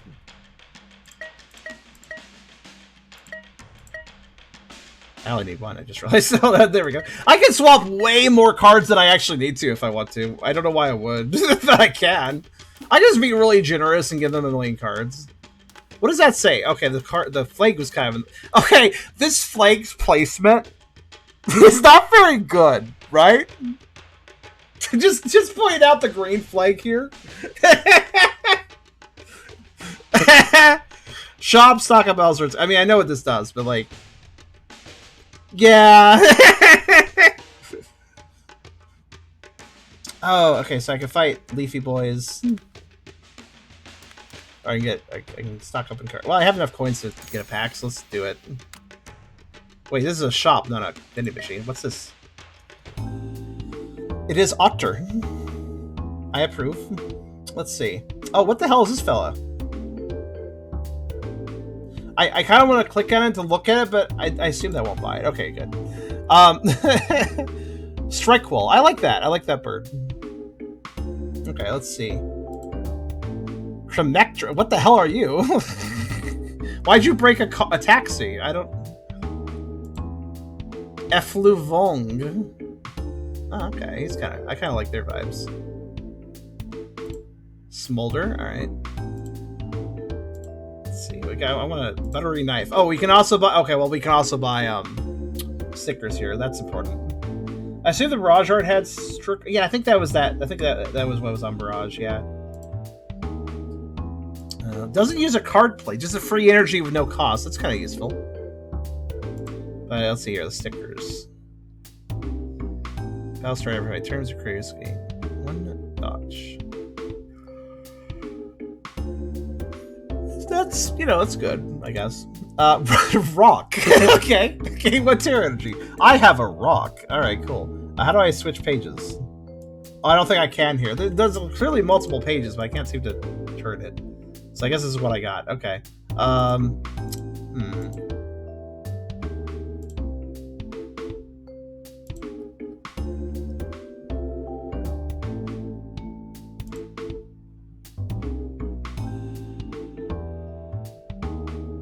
I don't use Terra Energy, but this would make some of the multicolor requiring cards a lot easier to play. So I am considering.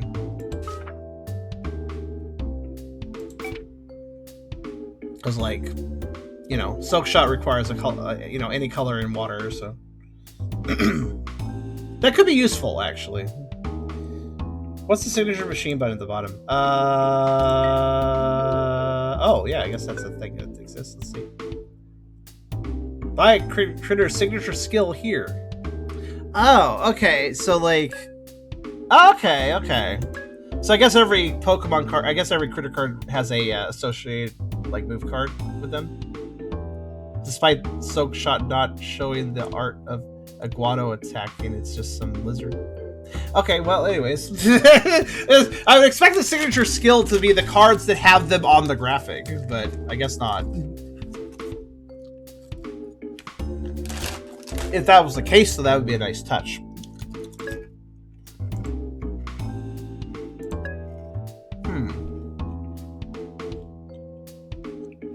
I think the rock is actually very useful, even without running Terra. There's only one thing on my mind that I'm not sure about. My energy exists at the top of the screen. You may notice it has a number of slots, a finite number of slots, where you fill it with energy.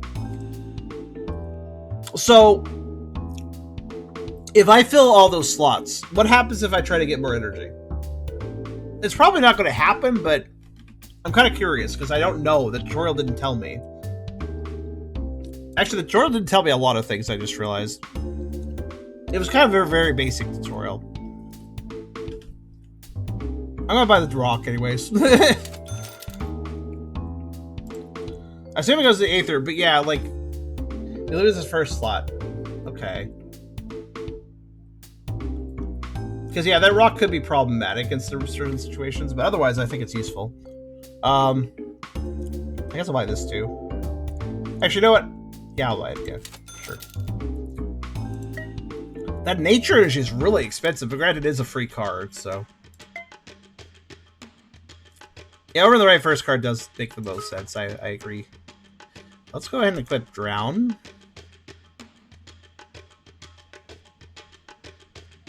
Good vibes.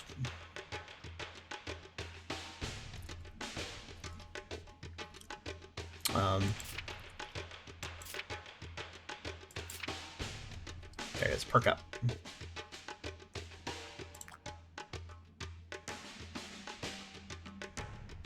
Okay.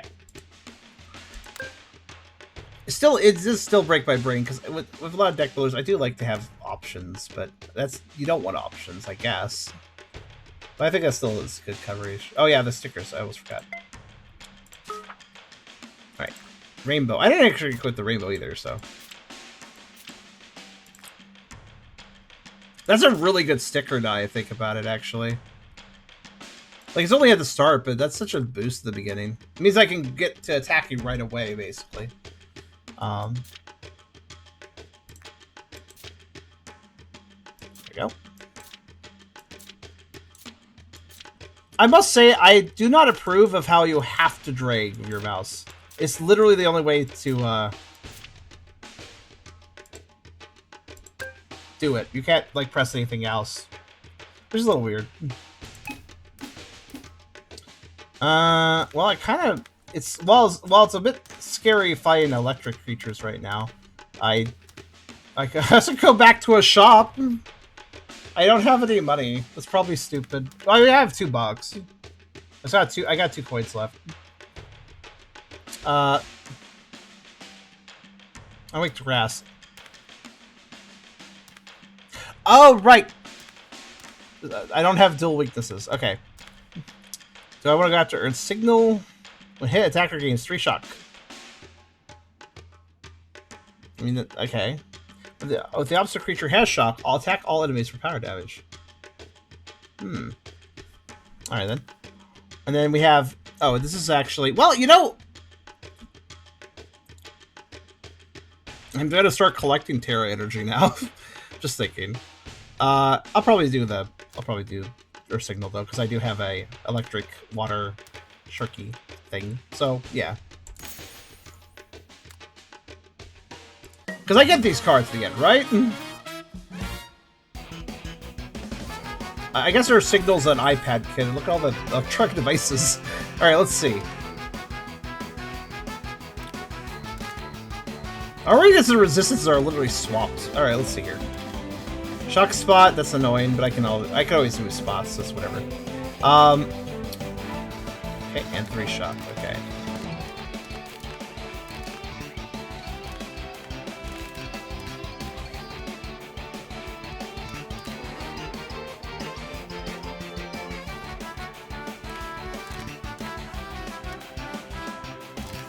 Yeah, let's go into attacking, why not? What do you mean, no? Oh, rainbow energy doesn't count as any energy.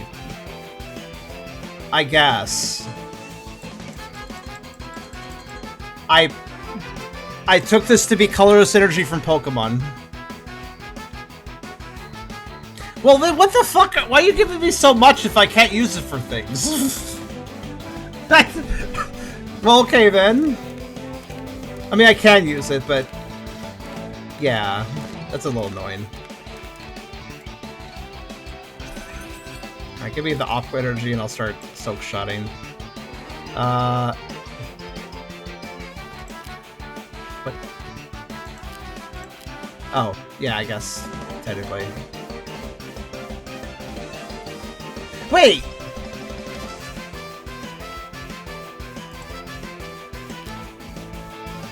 So... The rainbow energy counts as any energy.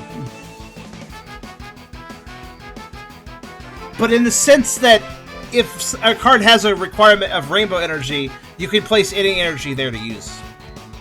But you can't place a rainbow energy in place of any basic single element. So if a card says it requires water, you can't use the water part of rainbow energy to pay for it. You gotta use a water energy. But if the requirement is a rainbow energy, then you can use any energy for that rainbow requirement. Okay. That breaks my brain a little bit, but I get it. This is the colorless energy of the game, just like Pokemon TCG. Okay. Again, same but different. Really breaks my brain. But, I guess, yeah, just use that, I guess.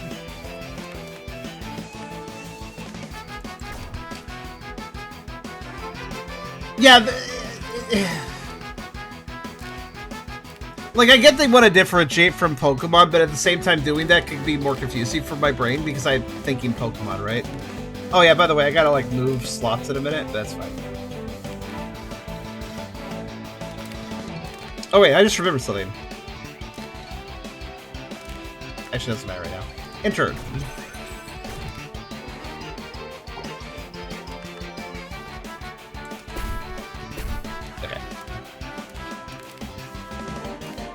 Yeah, I do find this annoying. I will put that very simply. So I guess the rock plus the colorless energy was kind of unnecessary, actually.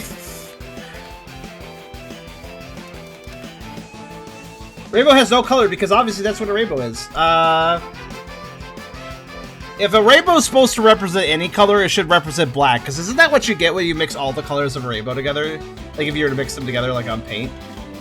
Like with paint? Like wouldn't you just get black? Or maybe brown? I'm not sure. I can't remember.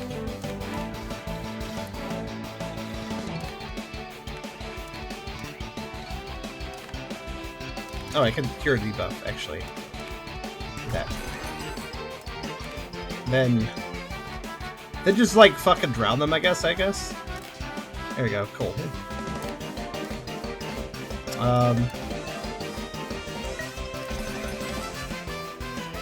Where are you going?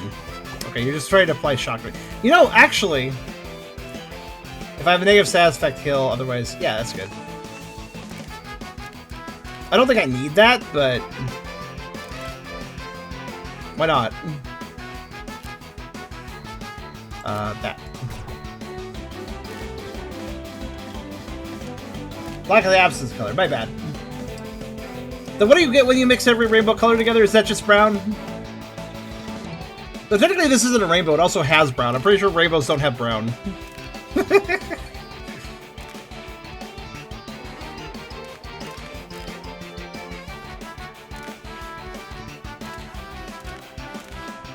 I guess I'll just do this.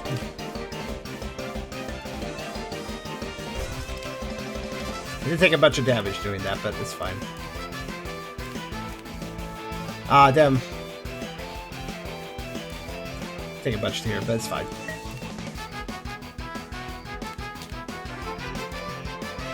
Here's another thing that a lot of people are good at with strategy and deck builders and stuff that I'm not. I'm sure a lot of you guys, like, when you've seen a card, like, you notice how, like, I can see the enemy's attacks? I'm gonna guess with a lot of you, you guys can, after a while, you can go, oh, Volt Spectral Attack, and oh, Chain Lightning, you just immediately know what those do without even looking at them, right? Like, you don't even have to mouse over. You're like, oh, yeah, I know what that's gonna do. I can't. My brain doesn't have the capacity to remember each and every card I encounter. So I always have to look if I want to figure out what people are doing. I always have to go and check, like, oh, what does that do? The only time I'll remember is if it just happened, like, a turn or two ago, at which point, if it's showing up again, I'll be like, oh, yes, I just dealt with this. Like,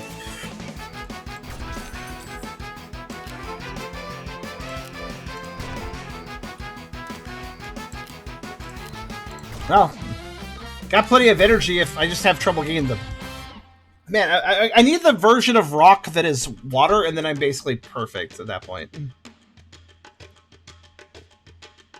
Ah, this is also their synergy skill, so I might put him in the deck. I don't know. Sammy swaps. You've got cards he wants. Well, I suppose that's good, right? Because I can do swaps like cheaper. Let's see. I just realized that I was going to, but I never actually got around to it. Let's do it now. Get him!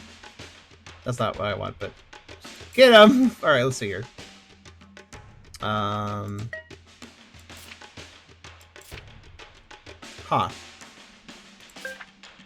Oh, I have to click this button to access the Pokemon, and this button to access the move cards. I now finally understand. It took me a bit. Right. Anyways, I was trying to figure out what the Pokemon were. I meant to put this guy in my deck a long time ago. I just never did. What's this effect? How's this affect stickers? Oh, I have plenty of SP. It's fine.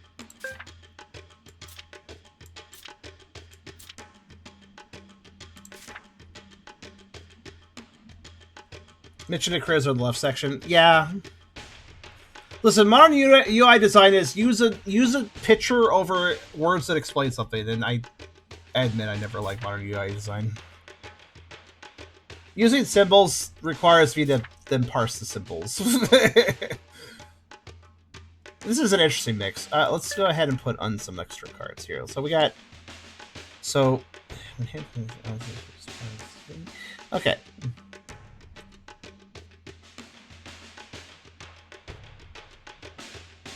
I'm just thinking what I want to grab.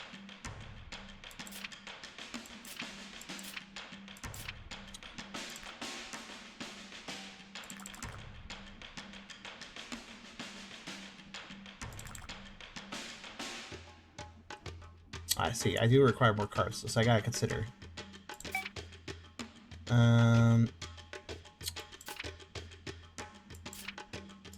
The downside of using multiple, but I do want to see if I can fill the field. That'd be kind of interesting. I guess I'll just equip more of these cards over here. Whatever. There. We'll see how that goes. Let's see. Let's swap. Lost dog on back. Yeah, the cat's not going to last forever. I need something else. So, swap cards. See if cards in your buyer that aren't in your battle deck. You want to swap them for these cards? Not really. There could be a basic place terror attack and an element I'm not using. Okay, what does this mean? I really hate symbols with no... I miss the days where we had text that said this does this rather than having icons. So we have, yes, I want to do that. No, I don't want to do that. And no, I'm pointing to the right. What does that mean? Oh, okay, it's another offer. Okay, I gotcha. You got some other cards for. Here's my second offer. Want to swap for these? No. Here's my last offer. Let's swap. I don't want a fucking bug. What are you doing? Oh, these offers suck. Wow. And this is why I don't like roguelikes too. It's like, oh, this could be interesting. Actually, no, it's a waste of my time. Randomization, man. Bloomhill might have been good for you. What? Oh, yeah. Wait, where?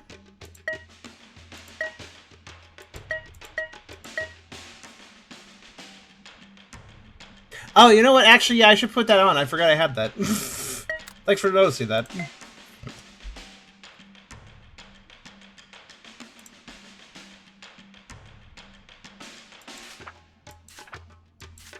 But also, remember, guys, another reason I'm not big on roguelikes, look at that.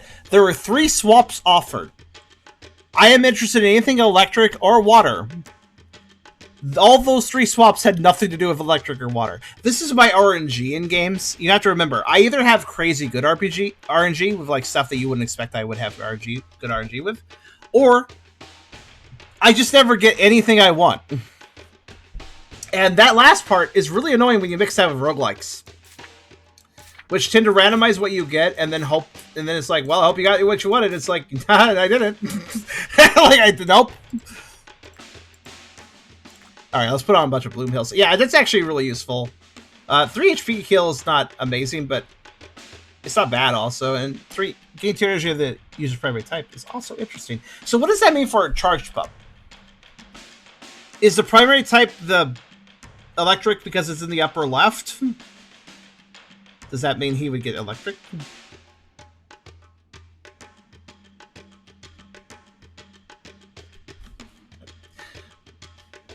I always have a lot of questions, Deckbuilders, if you notice. Okay. Do I want to take the rock off?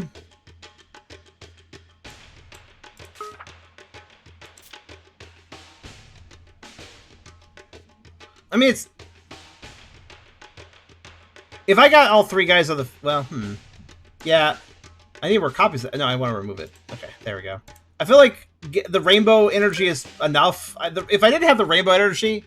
Then yeah, rock would be useful still, but like putting them together, I don't have enough slots for. I don't have enough energy slots for all this shit. I think I was losing energy last battle, so I will compliment one thing. I don't like roguelike structures, but I do notice I have 2 lives. That is appreciated. Battle and swap when you win. Oh, what do I want to do here? Rival battle, tougher fight, but better swaps. But you're grass, and that's ass. So I want to pick this middle one.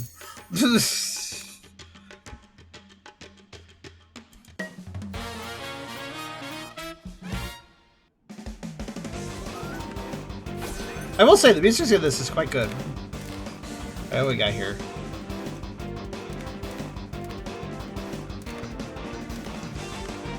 Okay. I have a bunch of volt energy, apparently.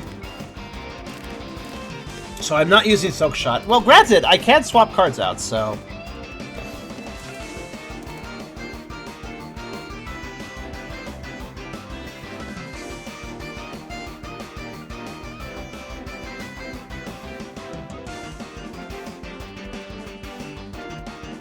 I guess it would probably make sense to... Let's apply this to Earth Signal. Because Charge Pup is at an extreme risk in this battle, actually, so... I am looking at his weakness, so... Let's not charge him up just yet.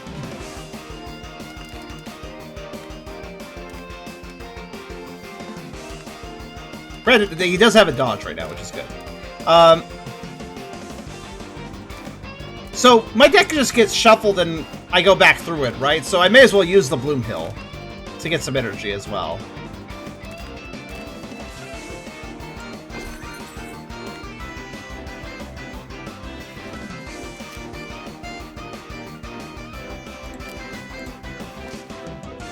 Chain Lightning first. Oh, I didn't think about that. Oh, shock them and then... That's fine. They'll have shock next turn, too.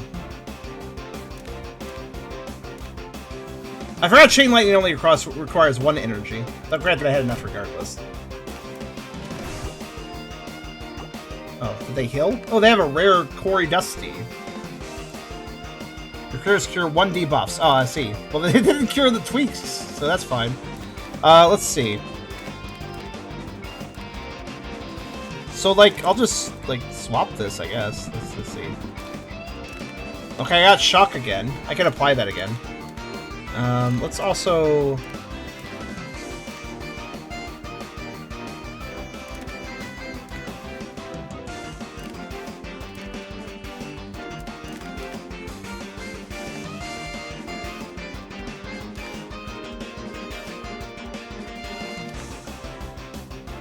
Also, Soak is an all allies take damage, too. Just thinking.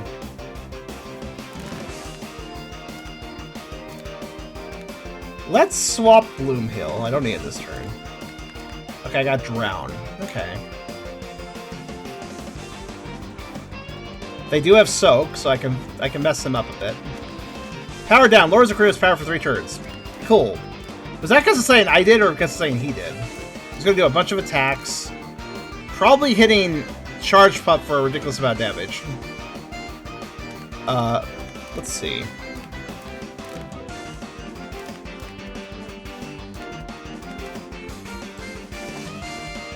That's at least helpful a little bit.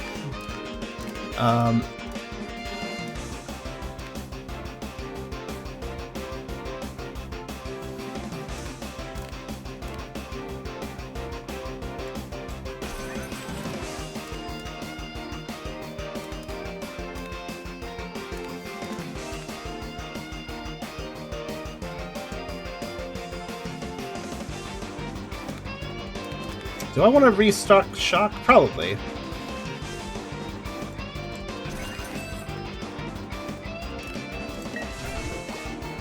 Weak 10 Electric. That's a good point. Ow. I did not notice that until you mentioned it. Now it wants to heal. It's not even... Wait. I see. Officer Critter gains 3 poison. Critter takes damage every turn, then reduces by half. God, there's a lot of status effects to worry about. Alright. I am full of energy. Let me do a few things. So if the Officer Critter has shock, attack values for power damage. Yep. What? Oh, I see.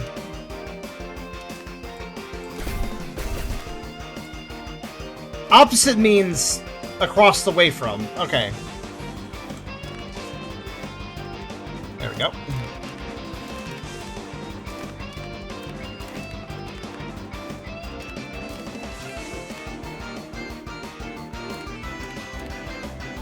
Critters heal 4 defense plus 4 HP if they have a negative stat effect, otherwise defense HP. Yeah, sure. It's colorless, I guess. Or... there. And then...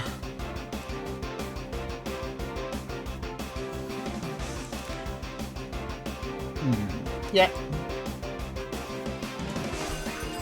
Couldn't hurt. Okay. Not quite dead. Oh, Cordos in the front, huh? Alright then. If you wish to do that.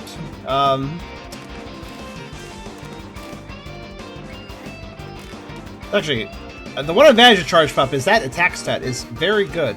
So let's try something.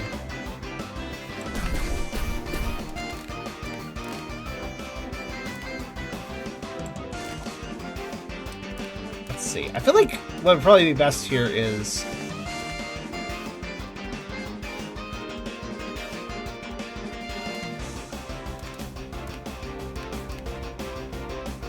Okay. Just think about what I want to do.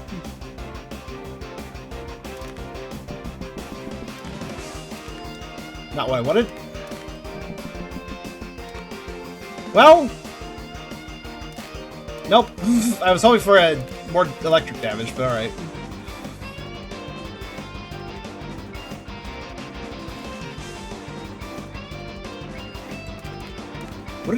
Is there even a point of healing 3 HP on Aguado at this point?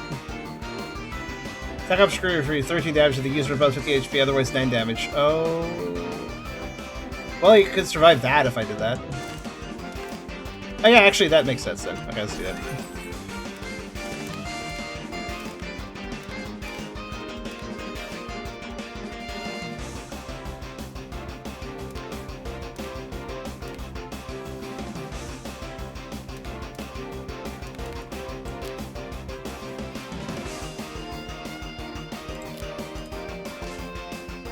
Wait, what the fuck? Hold on. Didn't I just use a water attack?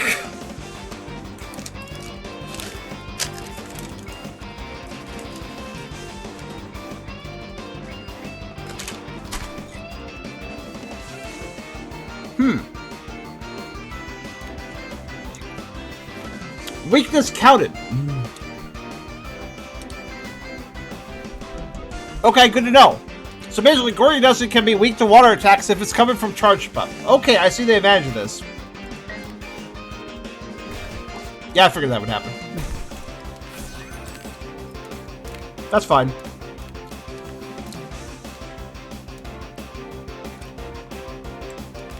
Get out of here.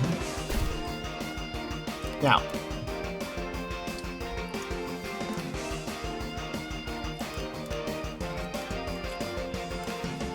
Which also means that if Charged Pup uses an electric attack against something weak to water, it would still do extra damage in that situation, too. Alright.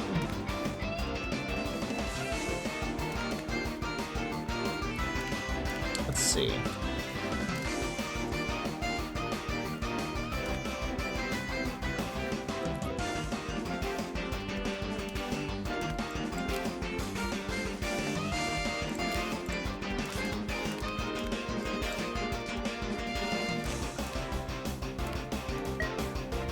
Yeah, honestly, the weakness isn't too big a deal. Like, tweaks can mess him up, but, like...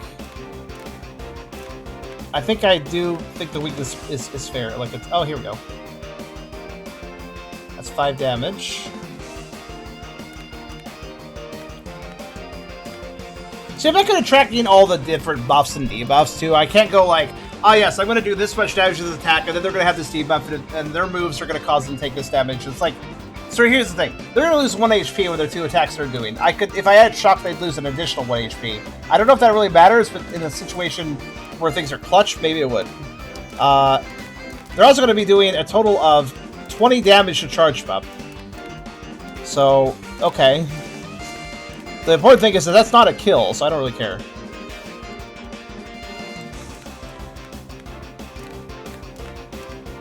Can I, like, get ready for it?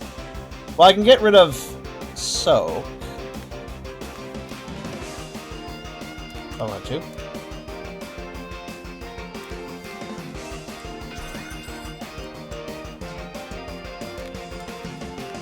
Yeah, may as well. Let me make sure my fish is not soaked. I don't want that. That's very bad for a fish. Oh yeah, the dodge is because of sticker. That's right. Well, that's good, because that means literally one of those powerful attacks just doesn't happen, so... Let's see. I also have too many energy gathering cards. I'm not getting attacks.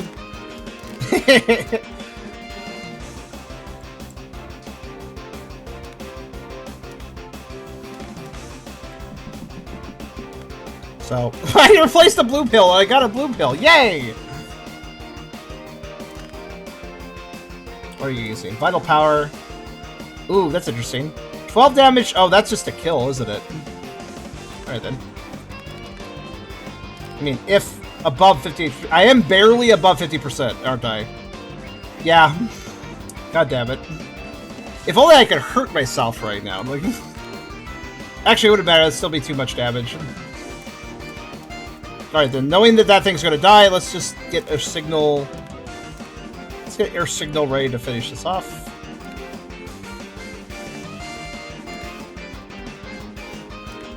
Let's swap another card. Okay.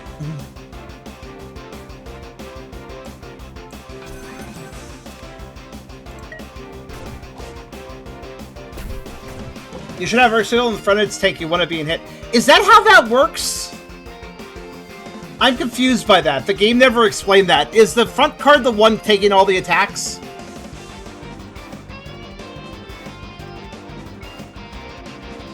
I don't know what attack opposite creature means. That the game never elaborated.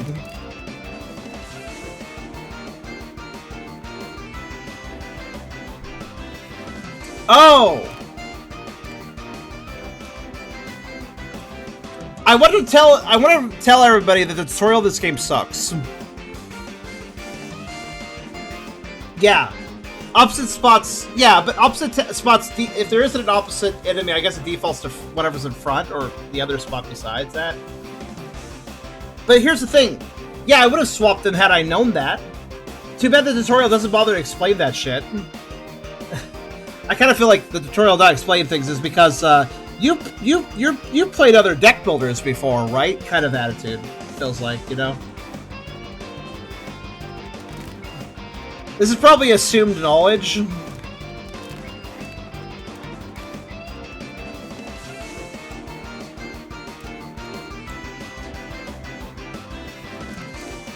Well, well, regardless, this was assumed knowledge. Unfortunately. There. Let's see attack opposite. Okay, I need to go back and explain what I said before, but I'll just explain this again.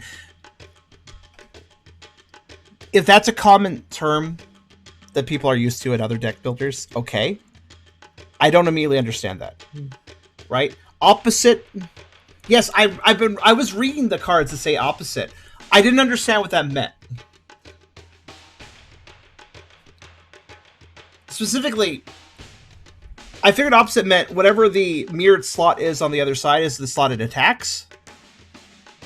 Otherwise, it's a question mark.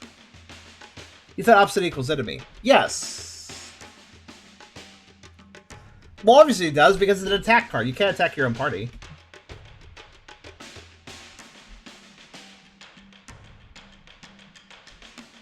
But I thought specifically it meant, like, if I had a character in the upper left slot using an attack that says attack opposite, that way it would attack the upper right slot. And lower left would attack lower right, and front would attack other front. Opposites. But the part that wasn't explained, the part that was never explained was whatever is in the front slot gets attacked automatically unless an opposite slot attack is happening that gets past that. That was never explained. You know where the enemy attack will show you what it's targeting. Yeah. I know, Krasovs, but it said it was targeting my shark, and I was like, well, that sucks. I guess I could swap slots, but it's just going to attack my shark. I mean, I saw the targeting, and I was like, well, it's aiming for that. It's aiming for that creature. Too bad. Like, I didn't think there was anything I could do about it. Attacks go to slots, not creatures. And where does it explain that, though? You guys are saying all this inferred knowledge, but it's not something I was aware of.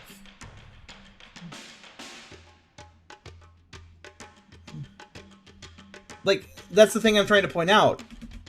Like, yes, but that's not explained. And I think if you guys just knew that inherently, that is probably because of your skill of other deck builder games or something, or because you played it before. Because you guys have, right? If it attacks an opposite creature, you can switch which creature is opposite. Well, I understood opposite meant slot, because opposite. But for attacks that didn't attack opposite, I thought they were aimed to whatever they wanted to aim at. Because that seemed to be the way I could attack in most cases. So, like, my point is, like, if I was attacking an enemy and then that enemy changed position, I could just go attack that other enemy unless a move card specifically didn't let me. So, for attacks that don't target opposite, it says front, in which you can switch things to front.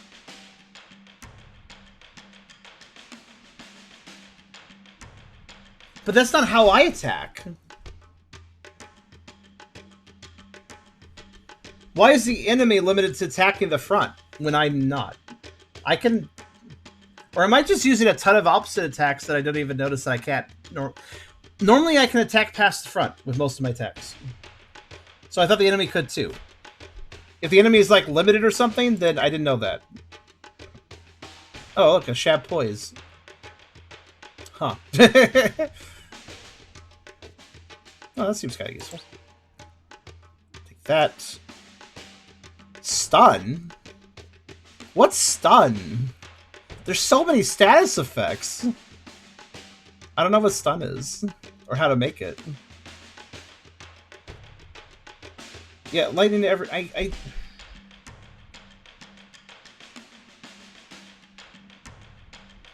Okay, let me put it this way.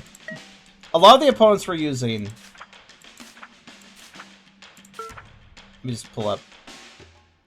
So, okay. I'm pretty sure... I can't remember exactly, but I'm pretty sure that when I was being attacked and you guys said, oh, if I had just swapped, I would have survived it. I'm pretty sure they were using Nature Aqua attack. They were just using the basic Nature Aqua. Why is there a star next to that? Anyways, I think they were just using the basic Nature Aqua attack. So, single target attacks hit the opposite critter. Right. I think I understand what opposite means, but I'm still not completely sure after all this conversation. Here's the thing. Was that guy in the front slot when he was attacking me? Because I could have sworn he was in the back right.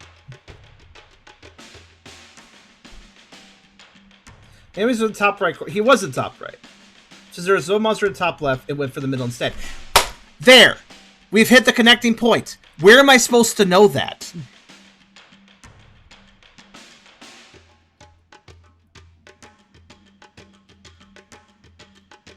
See, that's where things got confusing. He was using opposite critter attacks while in the top right. There was no creature in the top left on my side, so the opposite critter thing didn't apply. It needs to attack something. Yes. Yes, indeed. But what told me that if I switched my charge up from the front slot to the lower left slot and switched the guy that was the lower left slot to there, what would have told me that that attack, Nature Aqua attack, would have hit the new front guy and not charged up? It doesn't feel conductive that it go over the enemy that's in front and went for the back left. It does feel conductive to me, though, because clearly he was trying to target my weakness. So if I move the slot back and he could still target that back slot, then of course he'd go for that attack. That makes the most sense. By trying it and seeing what happens. Which works a lot better when you're not playing a roguelike. Everyone's easy to get full tutorials. This doesn't. This gave a 4-round tutorial that barely explained anything, let's be honest. Deer is correct. It is confusing. I don't know which of the back slots is preferred attack for the middle. The back slot is heavy, but both attacks are... That's another thing. That doesn't answer that question, Essler. If the front slot is empty, I have one guy that's super weak to one of the attacks in the upper left, and I have another guy in the lower left that isn't. And there's an opposite attack happening from an enemy in the front. Where the fuck does that go? Should I swap my cards around? Again, this is why I simply inferred, oh, he must just be trying to target the guy he could take out in one shot. I stopped thinking of it in the sense of slots, and thus that's why I didn't move him away from the front. Because initially, I want to say this, initially, when I first started playing this game, I also thought that. I thought, oh, okay, I bet the front slot takes all the brunt of the attacks. But then there were so many attack cards with opposite critter that I stopped considering it that way. Because it didn't seem like it really mattered what the front slot was, because opposite critter attacks could hit back slots just fine. So I ended up devaluing in my head the idea that the front slot actually takes the brunt of the damage. Because there were so many opposite attack cards that were just bypassing the front slot entirely, that I stopped even considering that the front slot could be a defensive line for the back slots. So you reach this fringe situation where an opposite attack hits an empty slot, and I guess, according to what you're telling me, in that situation, it will hit the front slot. So in that circumstance, finally, the front slot actually does act as a defense. But there's no way I knew that. Front slot generally gets hit most by arbitrary, so except for it doesn't.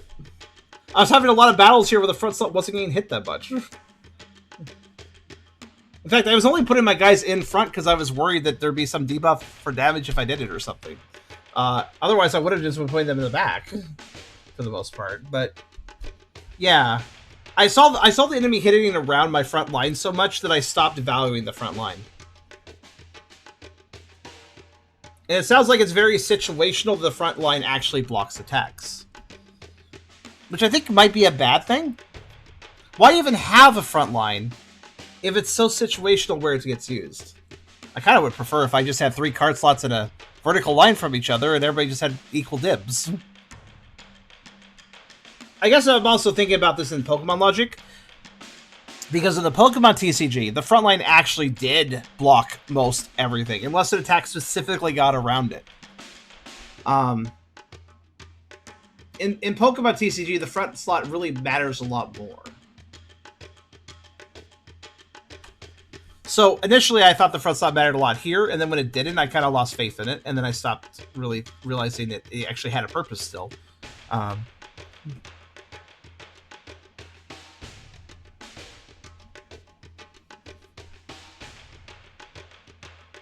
But yeah, here's the thing, though. There was assumed knowledge, Krasovs, that if an opposite attack is hitting an empty slot, it will hit the front slot instead. There was nothing here that told me that, and that bothers me. The only way that one could argue I was told that is if that is a thing I would expect in other deck builders. In which case, it is a case of, oh, that's something that just people know because of deck builders. Not that the game taught me it, but the game expected me to already have learned that. Is that the case here? I mean, initially I actually thought that way, but then I literally was like, oh, well, most attacks are getting around the front line anyway, so I guess maybe I'm wrong. So then I was like, all right, never mind. I guess I'm not right about that, so never mind that, right? That's kind of how I ended up kind of operating here. Oh, wait, actually.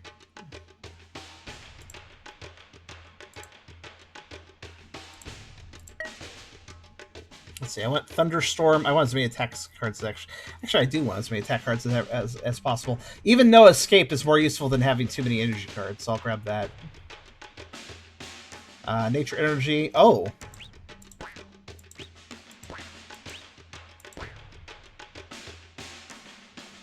I don't really have a use for that, though. It's a very expensive card, though. Like I said, you can see the monster was attacking it by hovering the mouse over. Again, but that didn't help me. Wait, you mean it's when you say it, do you mean that it was attacking the empty front slot, or that it was attacking the front slot? But that's the thing, Krasovs. That I did acknowledge that, but that didn't teach me anything. See, Krasovs, I would have just taken that as, oh, they're attacking my shark. Not, oh, they're attacking my slot, where the shark is. I simply thought, oh, they're just aiming for my shark. The only way I would have learned that they were attacking the slot is if I had bothered to swap my shark at that point and realized that it's not targeting my shark after that.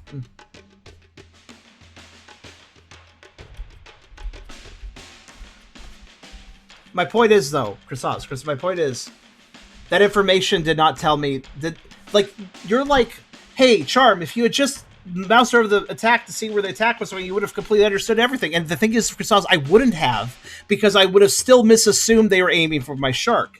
Meaning that if I had swapped my shark to a new position, that attack would simply be aimed towards wherever my shark is now. That's how I read that. That's what it taught me. That's the information I gleaned from that. And why did I not think automatically that it was attacking specifically that slot? Simple. Like, you notice how I don't have to set out an attack before my turn and then it goes off? You notice how, like, I don't set my attacks during enemy phase and then hope that the enemy's where I need them to be for that attack to hit the right thing? I don't do that. I attack the moment it's my turn. I get to choose what I'm attacking, and it doesn't move before I attack, right? But the enemy have to cue their attacks during my move. During my turn. The enemy has to queue before my turn, but I get to attack in my turn. I don't have to queue my moves. They do, though. Because they have to queue their moves, the slot placement suddenly matters a lot for them specifically. And the idea of me swapping can disrupt their plans. Them swapping can also disrupt my plans, but less so, because I can plan around like, oh, well, they swapped. Well, fortunately, I haven't attacked that slot yet, so I'll just swap too, and then I'll attack the slot I wanted to. Like, I operate under a different rule set than the opponent. Because I can respond on the fly to where the enemy is, and attack exactly where I want to, while they have to attack where they think I'm going to be. But I can move it before the attack goes off. Because of that difference, that desync of how I operate and how the enemy operates, I did not at all consider slot arrangements to matter. Because during my turn, if the slots have changed around, it might create a small obstacle for me, but I can also swap my slots around and then attack wherever I want to. They can't do that, which I did not realize until just recently. So if you're wondering why this information did not convey itself properly to me, it's because I thought the enemy could change their attacks on the fly just like I could. But because they can't, and they are fundamentally operating under a different card game rule than I am, that confuses me. It's like two people playing a TCG and one person is constrained to this set of rules and the other person is constrained to that set of rules, and they're not matching, but they're still combating each other. That's really fucking weird, in my opinion. I expect the rules to remain the same in a card deck battler between both sides. I expect the rules to be the same for each party.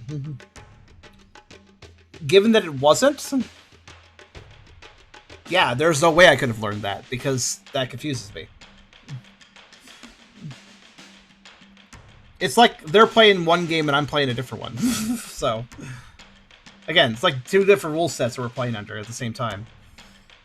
Anyways, let me go ahead and swap these.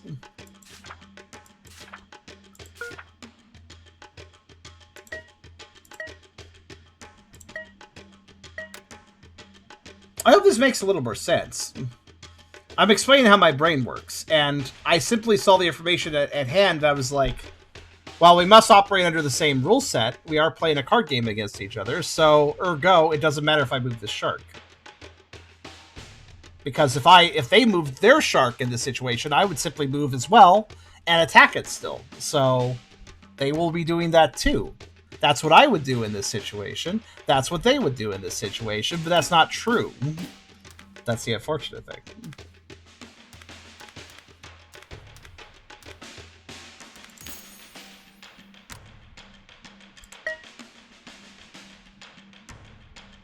Oh. I should have come in here with 7 Oh well, that's fine.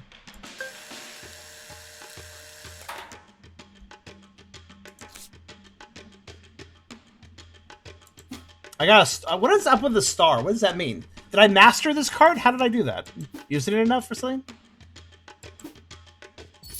Oh. Actually could be useful.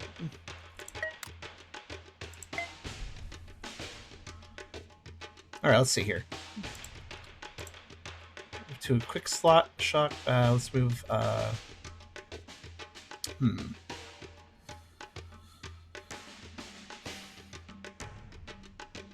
Anyways, I hope my explanation made sense.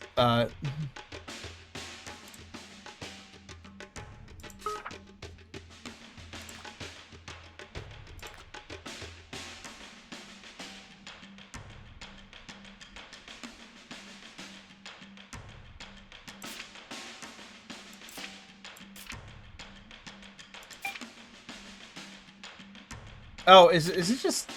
is Star just favorites? I'm not sure, actually. Also, where the heck is that energy card I just got?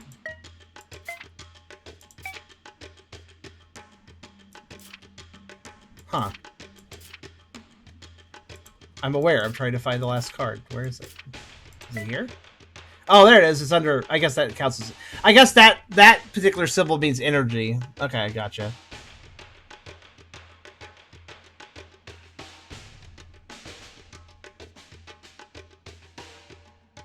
Okay. There we go. Yeah, it's free Volt energy. I'm down for that. Right. Boss battle. Wait, what? I didn't get to choose. Gotta fight Peppa. At least they're not a pig.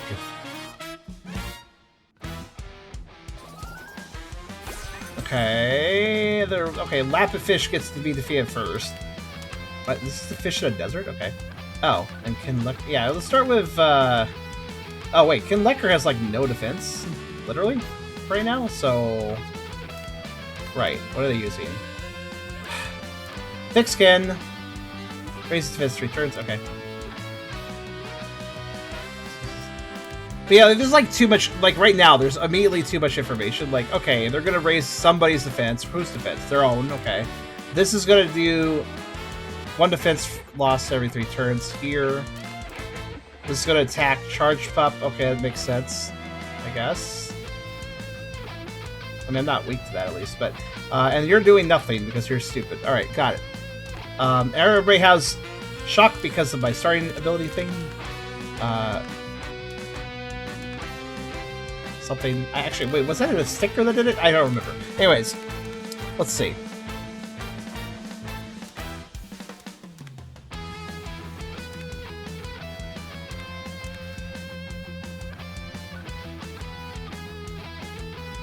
Okay, I have a plan. A stacked field is very useful in this situation.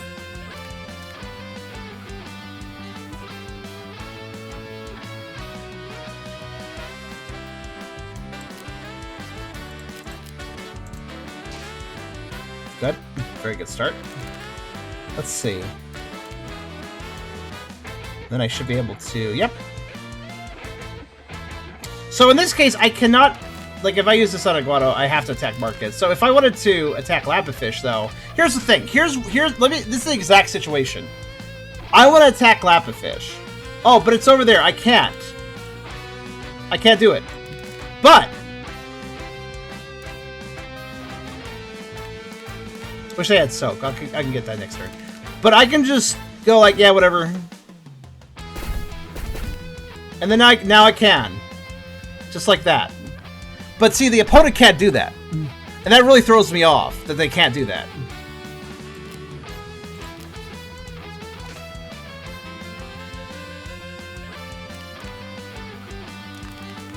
I hope that makes sense. Why that is so confusing for my brain. It's like an inconsistency. Okay, that literally didn't hit me because I had dodge, but whatever. Oh, Volt Energy, yay. Hit me. Let's play it on him.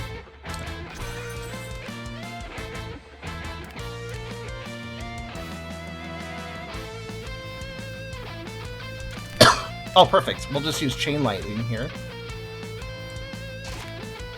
Excellent. I knew that would be useful to get. All right, let's see.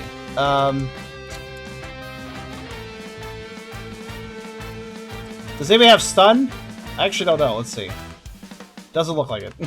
Okay. Let's see. That's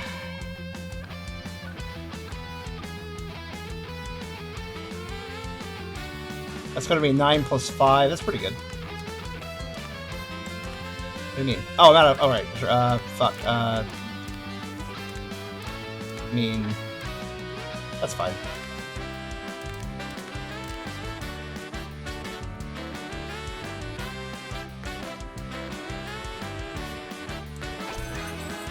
Oh, interesting. I don't think I can use Bloomhill on her signal because it's not hurt, which actually is good to know.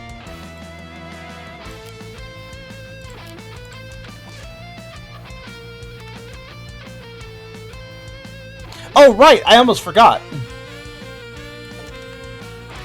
I could also use Nature Aqua Attack in that situation too. I forgot that this would... He'd be weak to this as well. I forgot about that. Because they're actually...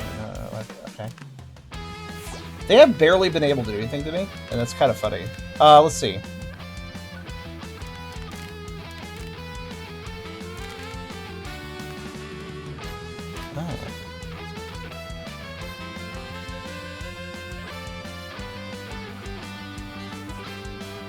Oh yeah, by the way, another thing the game doesn't explain to me, and maybe you're like, oh, well, that's obvious, Charm. I can't use this on her signal because he's not water type. I'd like to, because he has a debuff, but... and you'd be like, well, that's obvious, but like, yeah, but it never said that in the tutorial. It's not an assumed thing without, if I don't see it. I don't see it said to be. It's going to be 6 plus 5. Yeah, it's going to finish it.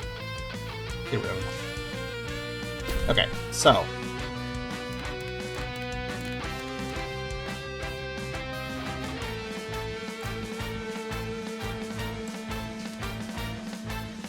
Thorns, but whatever. Let's see. I guess... Oh, wait. Yeah, let's switch. Because I do resist Markhead, so why not? So, like, in this situation, where yeah, we'll attack the front slot. Okay. I understand. So, if I switch Charge Pep to the top slot, I can start doing water damage, yeah?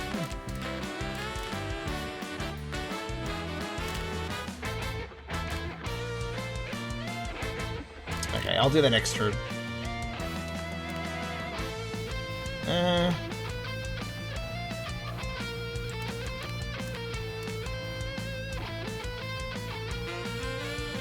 Probably want energy. Let's see.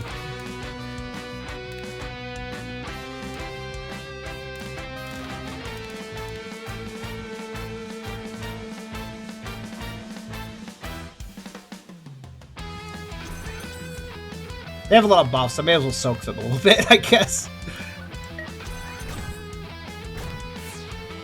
Rude. But also I dodge. Fuck you. Let's see. Perfect. I just need to get 1 energy. Alright, I do have enough energy. Actually, okay, cool. Let's go ahead.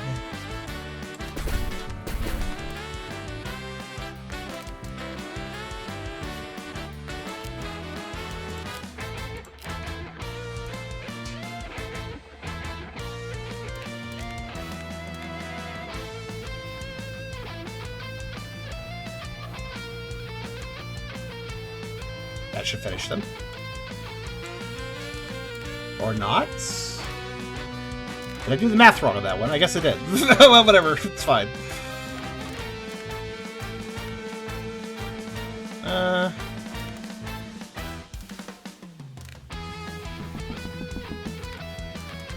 Not what I wanted, but sure. So does the Fits down count as a negative stats effect? I'll have to remember that for later, but let's see. I'm gonna gain 1 HP for 2 shock diseases. Okay. Honestly, this thing might kill itself if I just have shock on it. So there. Just just realized, like, a guy will just probably die at this point, unless it heals. Ow. Now, the resistances work out well for that. Alright, let's see.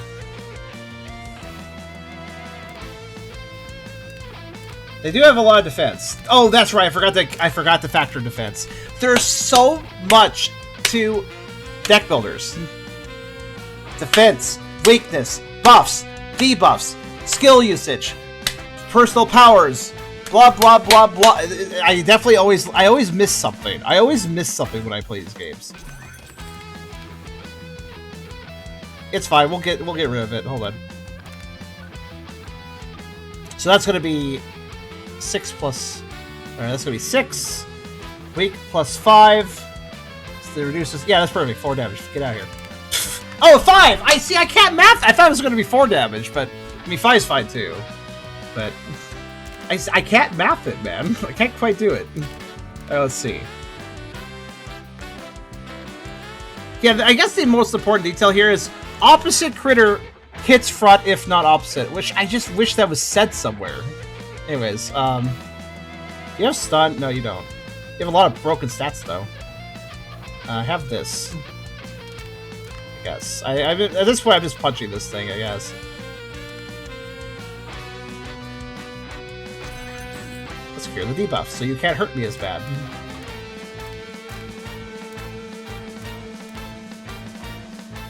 Okay, well, I am weak to that. No, I resist that. Never mind. Good!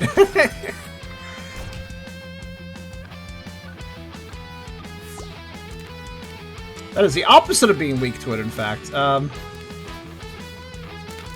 Let's see.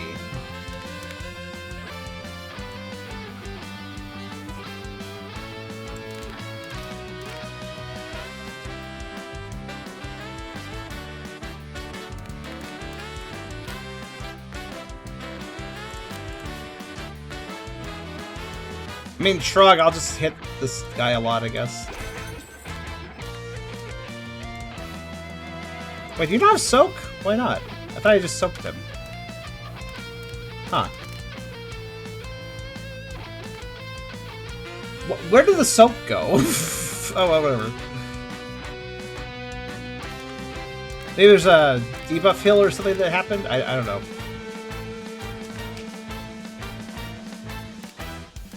It also just occurred to me, losing defense doesn't go into negatives. 0, it caps at 0, which... Cool. I didn't know that. So it doesn't get that bad, the defense loss. It doesn't get that bad. I thought it would go into negatives, and I start taking bonus damage. Alright, let's see. There. Okay, no, never mind. It has +3 plus 3 plus 3? 3 plus 3. For 3 turns. Oh, +3 for 3. Okay, sorry. There's so many numbers on this fucking token. I was very confused. I understand now.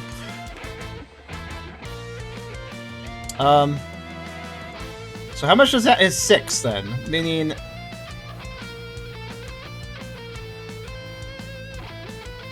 that'll kill, I think.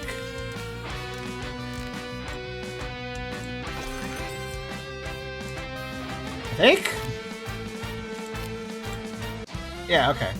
It's at 6. Okay, I still can't math. I thought I was going to do 4. At least I'm mathing lower than I get, which is technically I just gain bonus damage.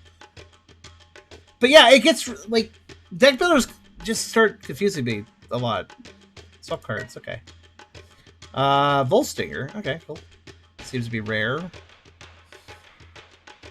When hit, gain 1 critical. Next attack does 50% more damage and reduces. That's pretty good. That means that's a vengeful bug here that if you hit it, it hurts you harder. Alright, let's see. Oh my god. Oh, that's a sheep. Barula.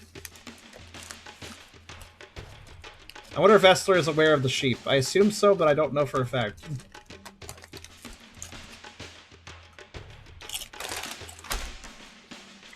I do appreciate water cube sheep. That feels like it could just host an aquarium.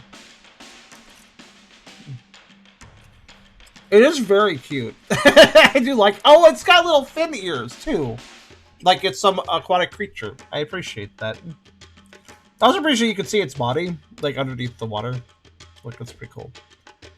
Actually, quite a cute design. I like that. Okay. All enemy critters gain Volt Energy plus 2 shock. What?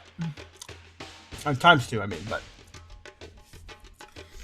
Okay, again, game, you're not explaining. I'm going to assume and infer that what that means is this card, if I use it, looks at my current energy stock of Volt Energy, counts it, multiplies it by 2, and does that much damage. Does that many stacks of shock, and then all the Volt Energy gets consumed. Actually, I hate that card. Go away. Ah, here we got Blinded Speed. I do like that. Let's go ahead and grab that. Good night, Beers. I appreciate you. Oh, well, thank you, guys. See, that seems what it does. Here's the thing, though. Every time I read a card like this and then I'm like, I prefer this, it really is a coin flip if I'm right or not. Right? I think for you guys that are more used to deck builders, you guys could probably make a guess and be right like 80% of the time. But for me, it's really 50-50. Or sometimes less than that.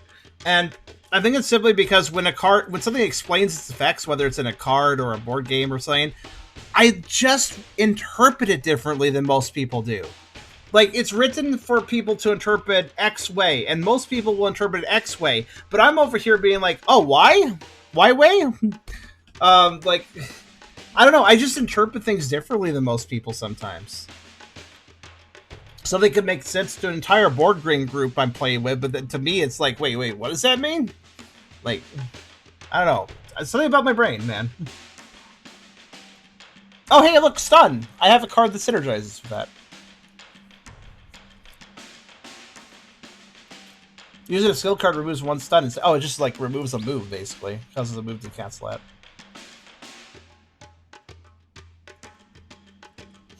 Critical Spot. Oh, it requires Terra, though. That could be useful for other... It's a little bit annoying that it requires Terra. I actually could use that for the Sharky I have. What's this? A Thorn Whip. Battle start every 5 turns. Gain 3. Okay, so... It just occurred to me. How much damage does this cause? Because it says attacking this critter inflicts damage to the attacker that reduces by half. The reduces by half is the stack size of thorns. But how much damage do I do? It doesn't say. Do you guys agree with me on this? Actually, Essler, I want your opinion specifically. This game doesn't explain enough information, right? Like, it's not just me misinterpreting things. I lack information. The amount of thorns. Okay. So where's that said? Again, I keep asking myself, okay, if that's how that works, where does it say that? Because it doesn't. It just doesn't. It's very annoying. I can't learn if I'm not given the full information, too. Anyways, Lava Rock. Enemy crews take additional 2 damage for burn. Okay, that's kind of good, I guess. Your crew's thorns? Oh my god! Hold on a minute. Wait a minute. Wait, hold on. So let's see. You gain 3 thorns at start of battle every 5 turns, and you don't lose thorns. Now, granted, I bet they can still be like removed. The buff can still be removed by the opponent, but methinks I see a synergy. Righto.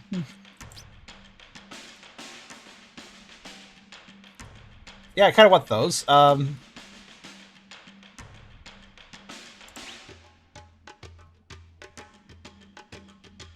Huh.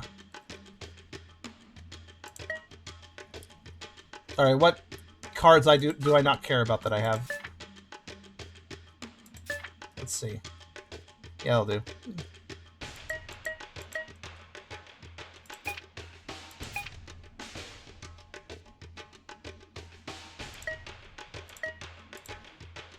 I can't offer more than 5 cards. Oh, right, that little fucking rule. Okay. Let's see. Have anything rare I don't care about? That'll do. No, wait, actually, I want that. Nope. I want to keep those.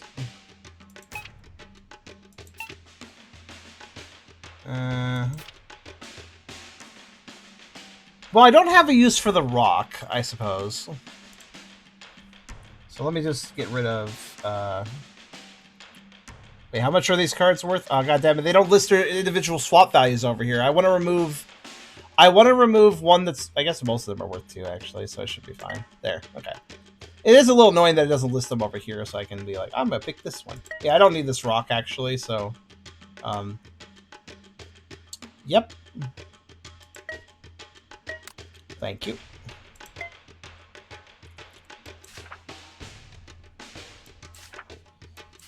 I know, but I wanted to, because it's faster, sort of. Swap into lots better. Like, why? I only have 3. Okay, so I can only have 3 at a time. All right. So let's compare Barula with Aquado. Aquado has 32 HP, 4 attack, 1 defense. Barula has 38 HP, 4 attack, 4 defense. That water is quite the shield, I guess. All the attacks go sploosh rather than ow. Barula heals others, but not itself. Okay, so Aguado every turn heals your critters heal 1 HP. Barula, your other critters heal 2 HP. Well, it's okay that it doesn't heal itself, because 1 HP sucks, 2 HP is better, and also it has 4 defense. Aguado has 1 defense. Also, the weakness is completely different here, because Aguado is weak to grass, Barula is weak to electric. Okay. Yeah, that definitely seems better. Switch them out. That defense is really quite solid. The resistant rock, it's fine. I got charged up. If I really need resistance to rock, I can throw charged up into the situation. Good night, Pierce. But anyways, by the way, like I said before, when I lose is when the round ends. For what we're doing.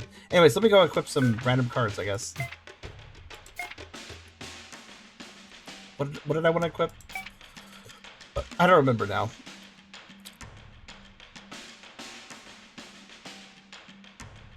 Oh yeah, I have a card that benefits from stun, right? Yeah, that one. So Stunning Zap would be good to equip. Let's go ahead and remove Volt Spectral Attack, equip Stunning Zap.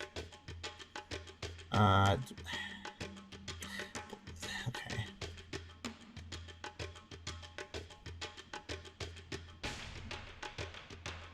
I definitely don't want to remove Quick Shock, because that really synergizes well with Thunderstorm. Or, I'm sorry. With Chain Lightning. Just occurred to me, Thunderstorm is pretty good, but like Chain Lightning is better. It's not as good, but like it's way cheaper as long as I set up a Quick Shock. So I feel like Thunderstorm itself does give shock, but it's also extremely expensive. 3 energy. I'm tempted to throw it out and switch it out with Blinding Speed, just to gain more energy in general. Volt energy for... getting a dodge... A well-timed dodge is very effective. I have realized that. So yeah, so did I get any Aqua cards? No, I did not. Okay.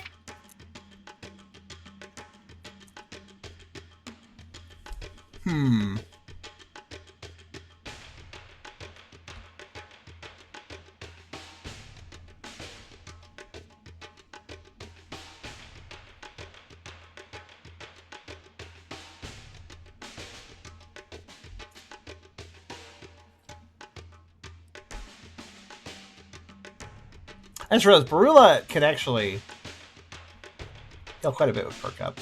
I'm going to remove Perk Up, though. I was debating this. Because I was like, I kind of want to grab Blind Speed, though, because, yeah. I think it balances out. I'm removing a healing option, but I'm gaining a dodge option. That seems fair. Okay, that's good.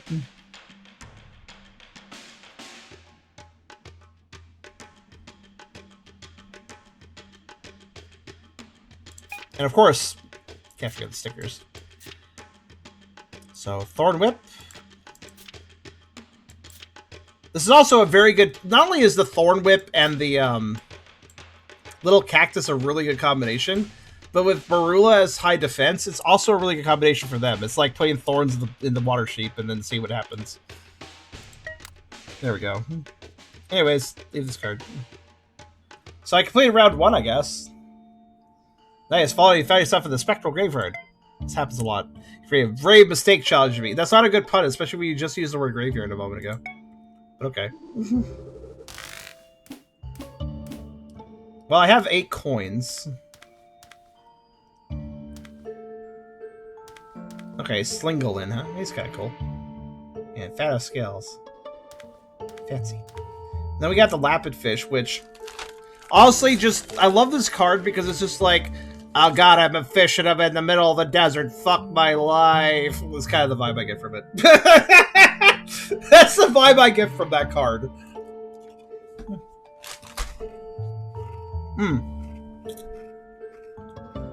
He also does gain 2 thorns, huh? So Lapid Fish's thing is punishing those that hit it. Makes sense for the defense stat. I'm gonna go over here. I have 8 coins. It's not too bad. What we got? That's what is that thing? Oh, okay. So not only do they have a sheep, but they also represent goats as well. That's cool. That's kind of an interesting one. Very weak to fire. Let's see. That guy's just kind of weird looking. All right. Quick sip. The opposite creature has soak kill. It's okay.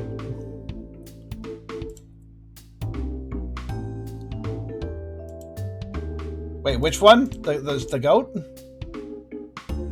Mark Cork? I get it because the horn's like a cork screw.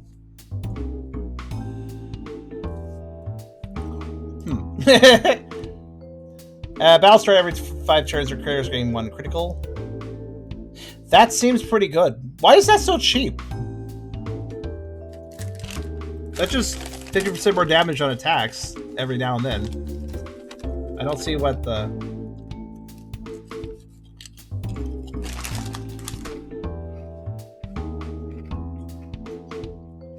By the way, I'm happy to make this episode of Howler for an Hour a longer one for 3 different reasons. Reason 1. I had to spend time explaining why I'm not good at roguelikes and deck builders, especially roguelike deck builders. I need to explain things. So that slowed things down, meaning I'm playing longer for that reason.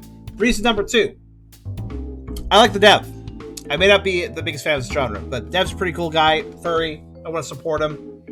He also waited a very long time for me to cover this game because I had to get through all of Sage before I did. Thanks to the fact the embargo didn't let me cover this right before Sage, which was the original plan I had. So, I'm giving this episode extra time because of that. Third reason, kind of feels like I need to play this a whole bunch to actually, like, fully process it and also make a video that's worth watching. If I stopped an hour in, you wouldn't really learn what this game was. So, yeah. And, of course, my videos, especially for Howler for an Hour, serve to inform viewers as to whether or not they should pick sign up. So, yeah. I do think this seems pretty good overall. It lacks information, right? The tutorial sucks. I'll be honest. It's what exists in the tutorial is fine, but it just like ends before it explains anything. You know what I think this game needs? Especially with all the cards that say, "Oh, this does this," but I'm not going to explain the whole thing, and you just have to know or figure it out. This game needs a glossary on the start menu. It needs a glossary. You go into it, you can learn about everything. Here's what each debuff does. Here's what every mechanic of the game is. Here's how every turn plays out. Here's how this hits that when this happens. Basically, just a big old glossary of just explain the different facets of the game that you could read through if you're confused about something. That would be very good. Anyways, why is this only 2 coins? I feel like this is actually pretty good. And then we got all enemy creatures gain 3 burn. It kind of feels like I should just pick up these 2 and put them on because it's just going to add some additional trouble for the opponents. So, yeah, I guess I'll grab both of them. I see no reason not to. They have a very low cost, so this one only costs 1 coin too. Single big hits, yeah. So if I were to say have the critical and then use the group hit attack. I assume that is 50% more damage to every single thing I'm hitting. That's pretty good. Just gotta make sure to time the criticals somewhat well, I guess.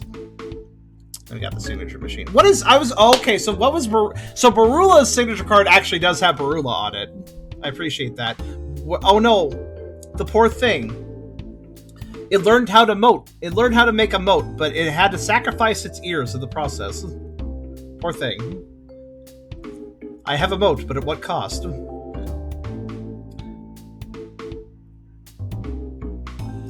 Probably a case of different artists, different design.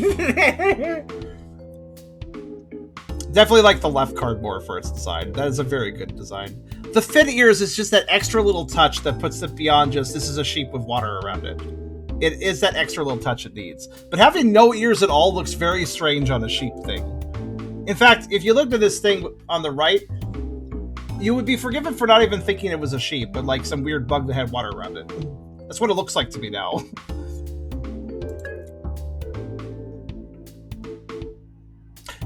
Oh, I could pick up another copy of Chain Lightning.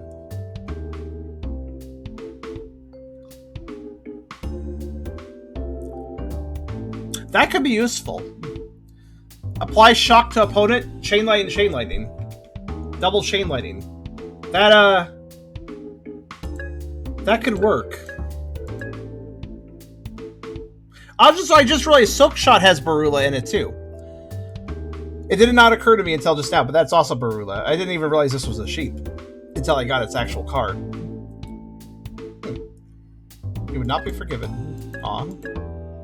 Yeah, I think I'll pick up another copy of Chain Lightning because I think I have an idea. Let's put on 2 copies of Chain Lightning. Also, it just means that I get Chain Lightning more often, which I personally think is an extremely economical card that requires just a little bit of setup and then does a bunch of damage for very cheap. So, like, that's a card that makes me go like, yes, that's a good card. Like, I want that. Let's go ahead and have 2 volt energy. I kind of feel like...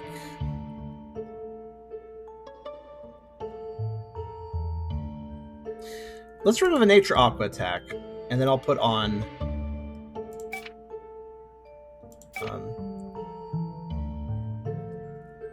where is it? There it is. Chain Lightning.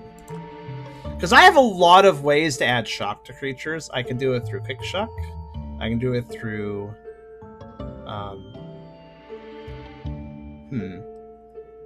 Perhaps it would be beneficial to me to... Don't I apply shock with a sticker right off the bat too? I feel like I do.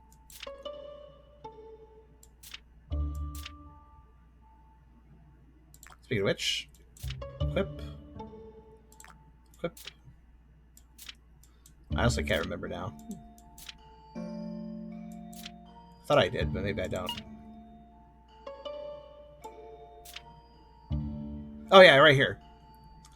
So as I start the battle with 2 shock, that means that they can't get rid of it in 1 attack. They have to get rid of it. Wait a minute, hold on a second. I have a question. If they don't remove the debuff themselves, does shock ever go away? Like, they lose 1 HP per 2 shock, then that shock amount reduces by half, leaving them with 1. They would just sit there with the 1, wouldn't they? Unless they remove the debuff. Like, that 1 wouldn't hurt them anymore. But it wouldn't go away, is what I'm saying. Not unless they specifically removed it. So... And that 1's enough for Chain Lightning to happen, so...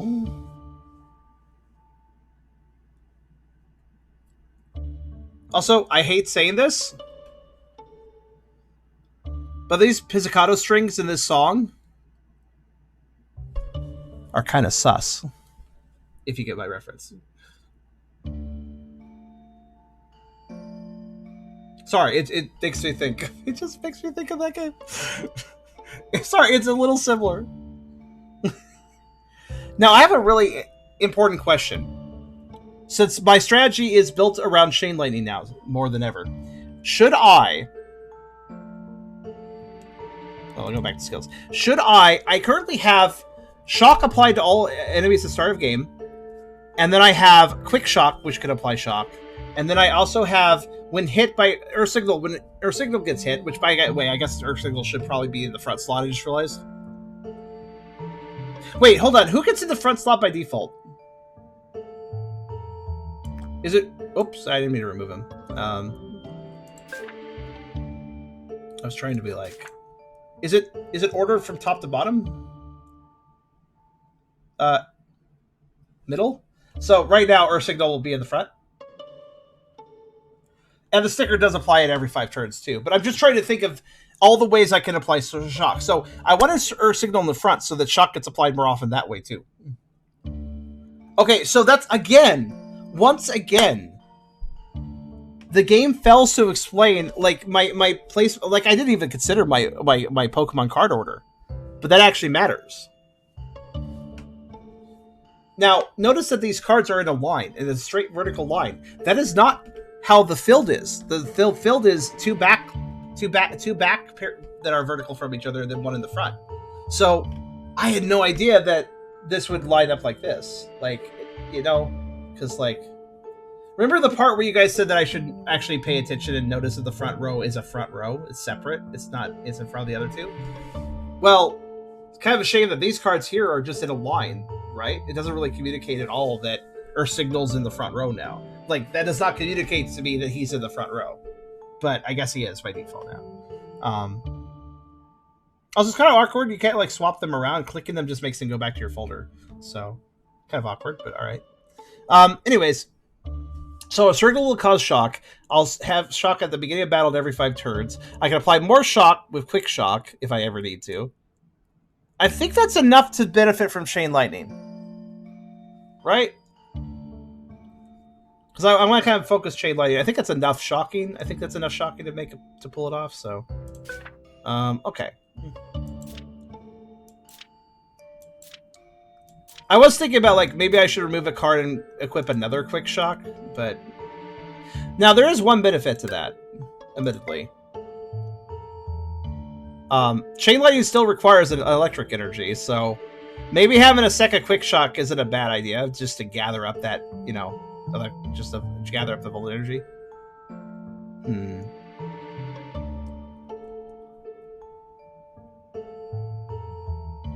Debatable. Granted, Bloomhill could also give me roll-off shock energy too. Actually, it's fine. As long as I use it on my shark, I can use it on them, and then I can get a bunch of... Right? Bloomhill plus shark equals 2 electric energy, correct? I think that's how that works. Because that's its primary type. Which, again, another thing that we really need, like, a tutorial with or a glossary function over. Like, what is a user's primary type? We can infer it's the top left color, and it is that, I believe. But, I'm sorry, I need that in writing. Like, you know? Anyways. Onward, then. Rock and electric. Oh, 2 things I'm weak to. But also electric. That might benefit from that. Like, if I got another volt energy, that'd be pretty freaking great. That's a nice card to have.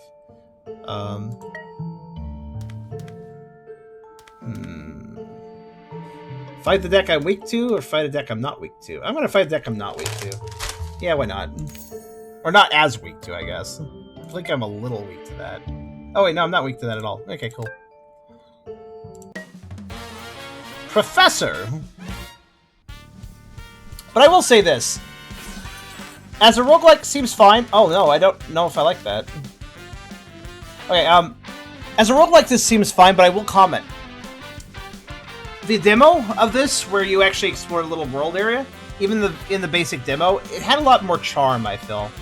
Like, having characters to talk to, and... I don't know. I kind of missed that.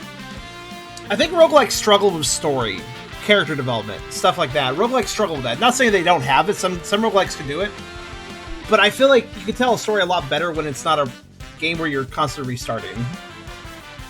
Wait, sheep's in front. Why? Alright, well, whatever.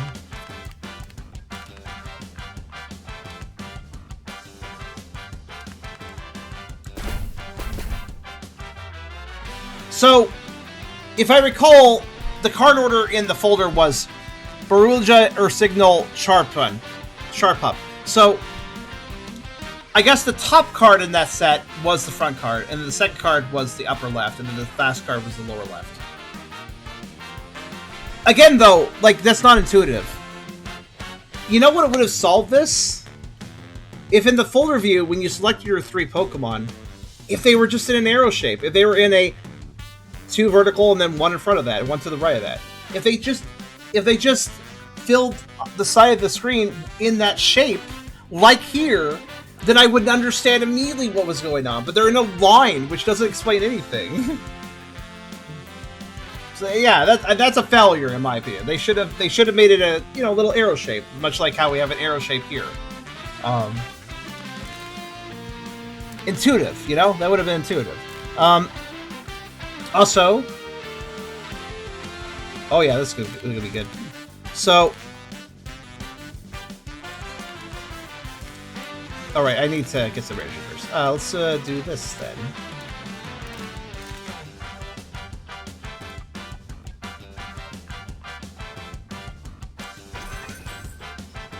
Oh no, Prickle Urge has occurred. Prickle Urge is such an awkward name. Ah, poison. That's fine.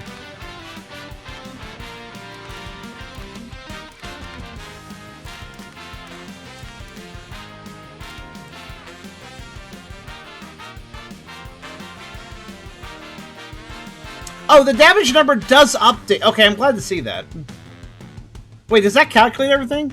Let's see. Power plus 1 would be 5. Plus 5 would be 10. Minus 2 would be 8. Okay, so you notice how the card number updates on the card when I'm like when I mouse it over between Charge Pup and Ursignal, you see different numbers. What the fuck is that calculating? Because like, look at this. Volt Spectral Attack. So attack opposite critter for power plus 1 damage. If Ursignal uses it, he has 4 power. So he would do 4 power plus 1 damage. That would be 5. Cremectra here is weak to lightning. So that's plus 5, which would be 10. But it has a defensive 2. So that would be minus 2, which would be 8. So why does it say 5 damage? Look where it says on the card. Volt Spectral Attack. Attack opposite critter for 5 damage. Right? If I move it over to Charge Pup, though, watch. Attack opposite critter for 6 damage. So when I mouse the card over one of my guys to attack with, it does actually update the number. See that? It only calculates the attack, not the defense. Not only does it not calculate the defense, but it also doesn't calculate the weakness, or the resistance, or anything like that. Let me ask you this, why doesn't it? Should it? Like, it's weird, because it calculates a little bit of the formula. Specifically, it calculates the Pokemon's power, plus the, additional damage on the card, in this case, plus 1. So it calculates the attacker, the attacker's modifier for the damage, right? And so it goes from power plus 1 to, oh yeah, Ursignal's attacking. Well, that's going to be 5 damage.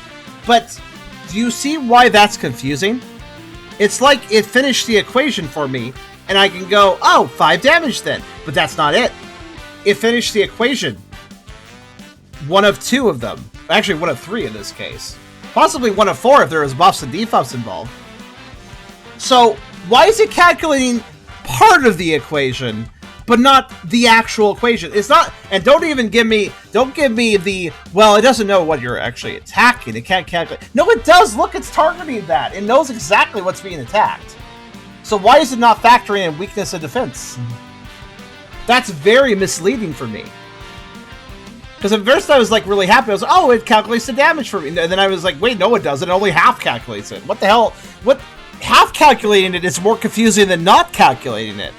Why would they do that? I don't understand. Anyways, yeah, I have to do additional math though. So like this is 5 damage, but not really, because it's also plus 5 is 10, minus 2 is 8. But with Charge Pup, it would be power plus 1 is 5, so that's 6, like it says. But then 6 plus 5 is 11, minus 2 is 9. Anyways. I still have to finish the fucking math, so get off of my paper. Stop writing my formulas on my sheet. I gotta do it myself anyways. That's kind of how I feel, right? Program only do what's in the square bracket, but see, the calculations I'm talking about, Chris, could still be calculated and then put in those square brackets. That's the funny thing.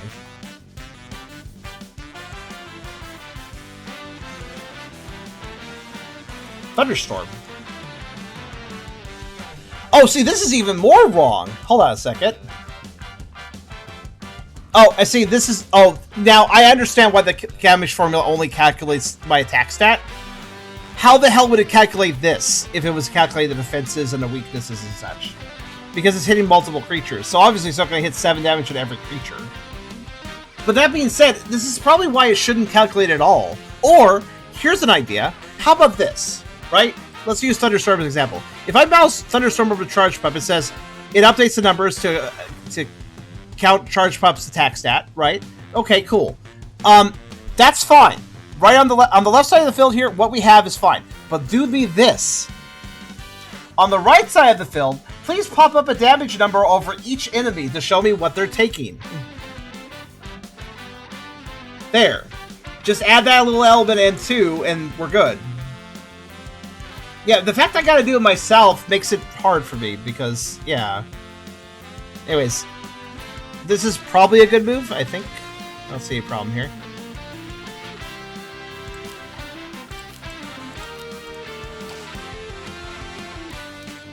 Oh, look, a free Volt Energy. Very good. Let's see. And everybody has dodge. Yeah, okay. I could use some Aqua Elements, I suppose, so... Let's get a few of those. And then we'll,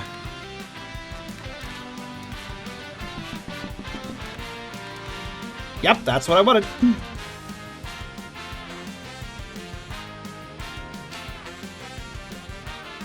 I gotta say, Prickle Urge is not taking much damage. It's quite defensive, but whatever. But you may notice in the process of playing this game, I have gotten better at it.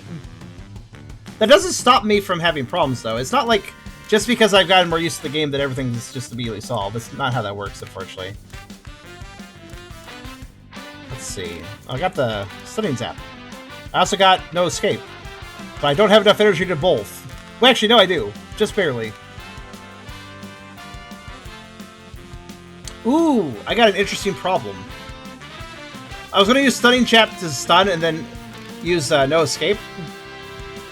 But, okay, this is an interesting problem to solve. That guy's going to die, so his stun will immediately disappear. So that wouldn't help me much. Instead...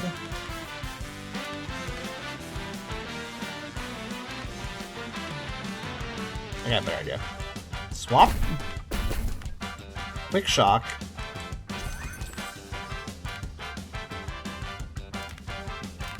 Yeah, we're just gonna ignore Cremectra for a turn. It's fine. It's kind of fucked at this point. What's it doing, by the way? Should probably check on that. 13 damage? That's kind of mean, but okay.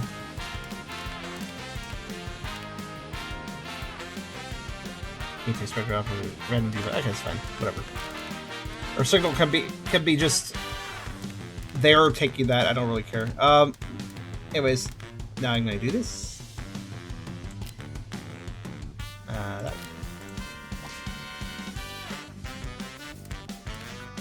Okay.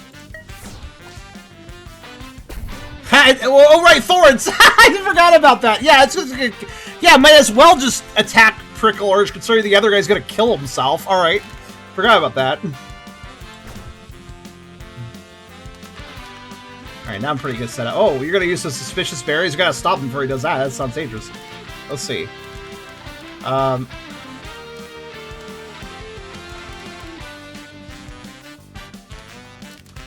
it's gonna time to have a dodge. I already have a dodge.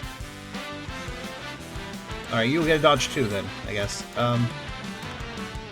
Now, can I perhaps... Oh, wow, Charge Pump is beat the fuck up. That's fine. I don't really care. That's better. Granted, chain light isn't as useful right now, but okay. Well, okay.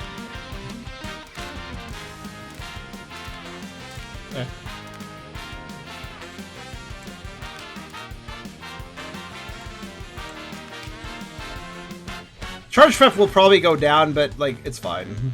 There's so much damage that has been dealt at this point. I like how, yeah, having things charge prep has on. But here's the thing, like that was just a distraction. Now you will die. Let's see.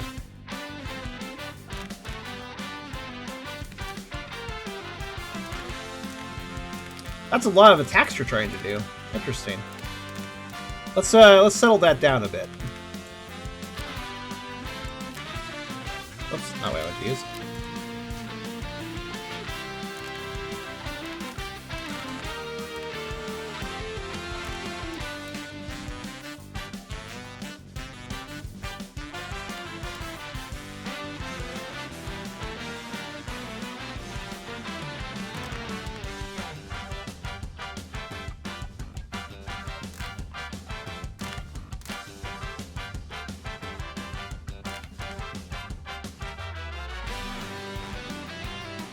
So what happens if defense completely defends an attack? Is it just 0 damage or is it plink?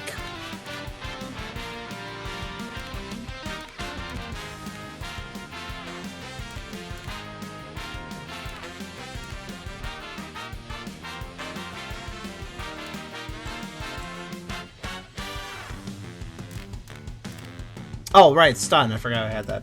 That's fine.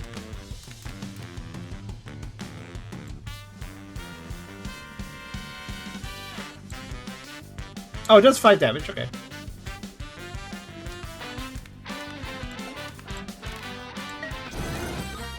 And it just died. Okay. Alright. What you got? Opposite positive 60. Every turn. It's quite a bit of damage.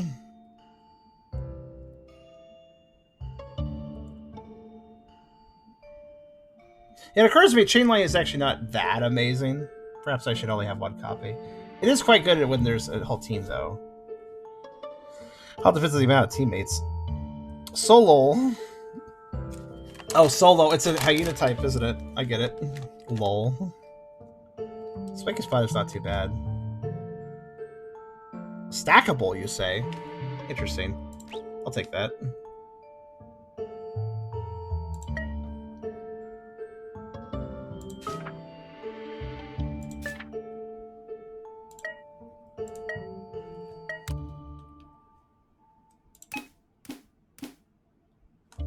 I don't have enough coins to... Well, I do, actually, to get that. You know what? I'm not interested in these battles, so sure. Let me go ahead and get a boosty.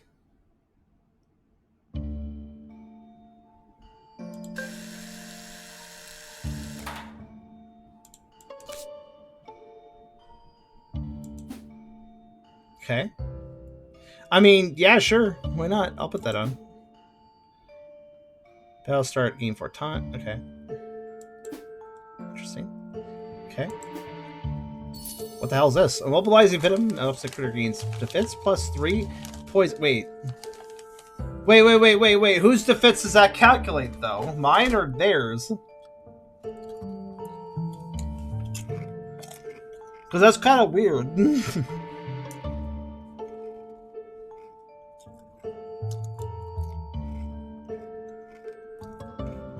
Okay, so it does, because I'm using the card, so it actually reads my defense for it. So my defense stat can be used offensively, is what this is telling me, which I was not aware of.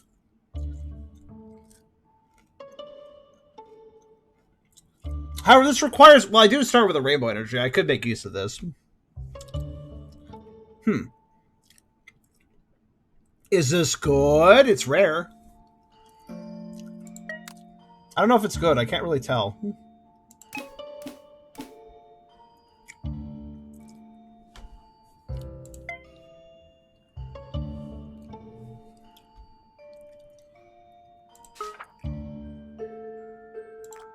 Put poison on, why not?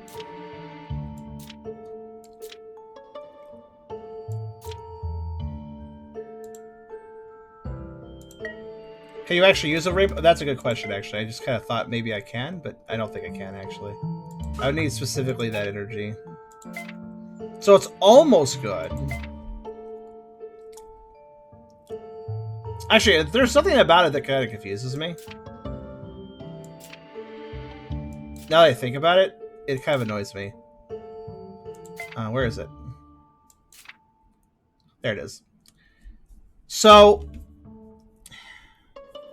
you notice how, like, when it comes to dual type attacks, where it can hit, like, dual type critters, they can benefit from either side, right? Like, my Charge Pup can use water or electric cards just fine.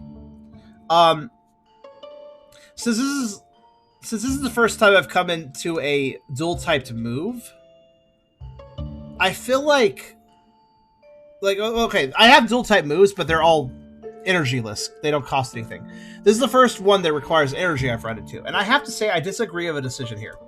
Charge Pup has the ability to use either type of move and can benefit from the weaknesses caused by his main typing. But immobilizing Venom here, and any card that is like it, I suppose, that requires energy, I don't like how it requires both one grass and one electric. What I would personally do with this card is I would say it requires one grass or one electric, and then also any energy besides. That's how I would make a dual type move card in this situation. I would say you got to have at least one grass or an electric, but then you could also pair of just whatever other energy. I wouldn't force the player to both use grass and electric energy in this situation. I'd say they have to use one of them at least.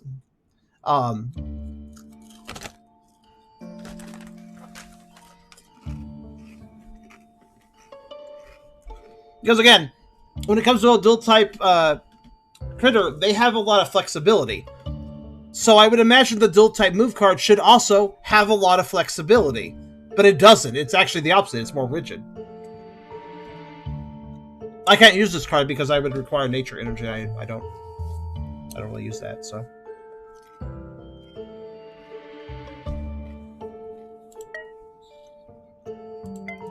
Yeah, extremely niche. You gotta be using both grass and electric, which, yeah, there's a lot of combinations you would be using besides that, so that's, yeah, it's too situational. By the way, can anybody tell me what the hell this means when I have, can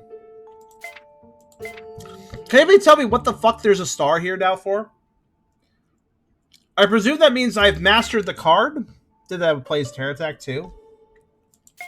But I don't really know what I did to do that. Or wait, are these just basic attacks I start the game with? Maybe that's why. But that being said, I don't have any... Okay, I started the game with Guado, but he's not starred. He's not mastered, so I don't really get the star then. Because I started the game with Guado, but I don't seem to have that as a starred creature, so weird. I think it makes sense here because Poison has a grass status and Stun is electric. Well, they won't want you to have access to both these both types. Oh.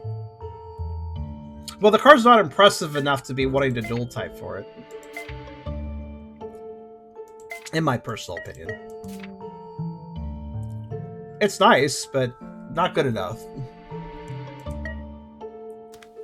Also, I don't really know. I think I'll just leave my deck how it is. Royal Bow, Chuffer Fight. Charge Pup would get destroyed. Let's not. I get a random Mander if I do this fight. I do like his energy. Rando attack.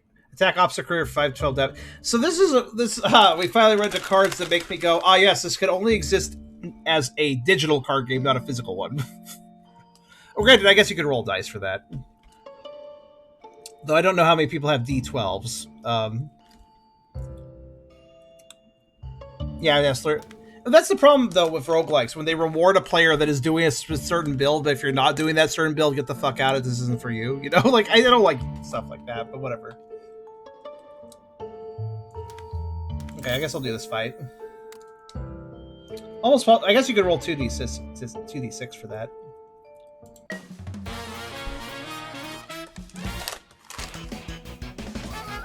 Well, it's 5 to 12, so you don't need to roll. Ones don't have to be worried about.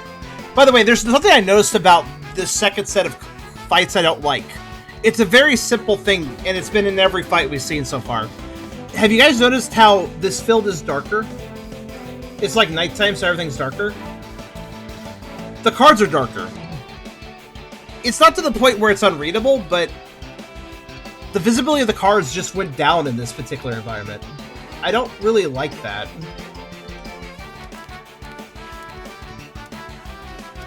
Like, it's just like, it's like I was playing a card game and then somebody turned off one of the lights I was using to see the card game.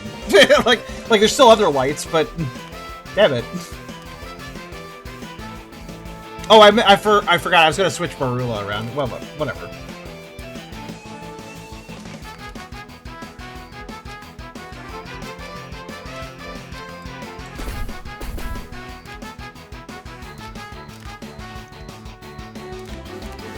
Let's see.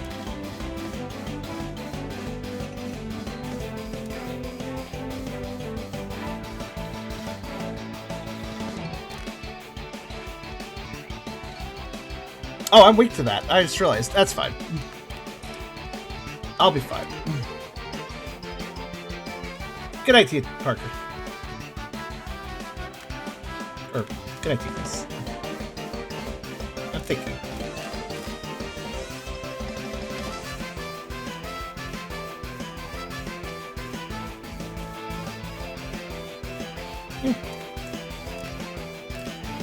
I want to generate...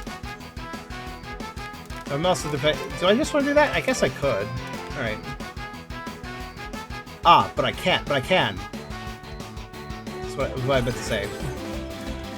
Yeah, Charge Pup actually is very useful for that specific card. Because that card doesn't normally generate electricity, but he can make it do so. Let's see.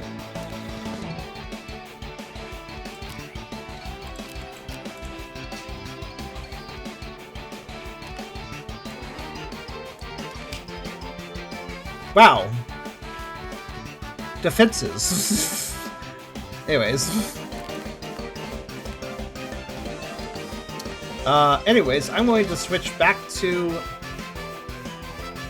So, this either does fire or rock, correct? Depending on what's more beneficial, I suppose. Anyways, let me just... Oh, I can't swap again, right? That's okay.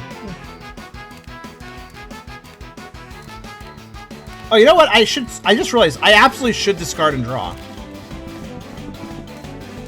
Because there is a free card I could possibly pull.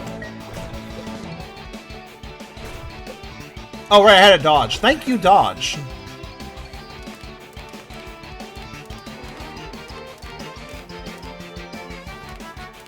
Yeah, the 9 damage. Oh, that thing has a lot of damage, actually. You're right.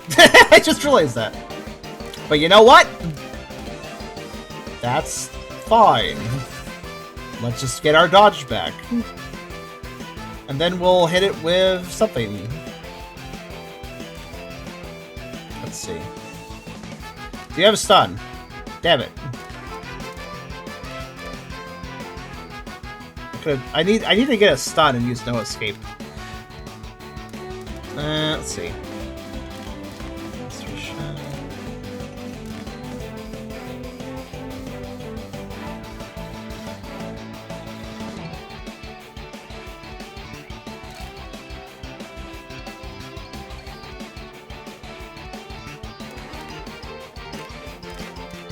Sorry, I'm thinking very carefully.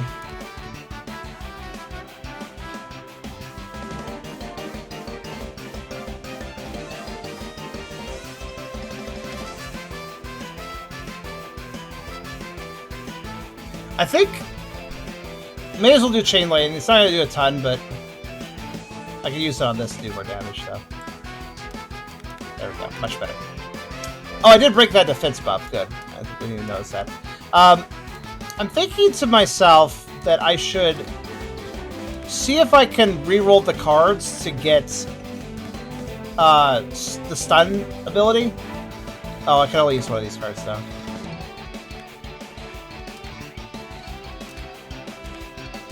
Well, I can still set up a stun, which would be useful.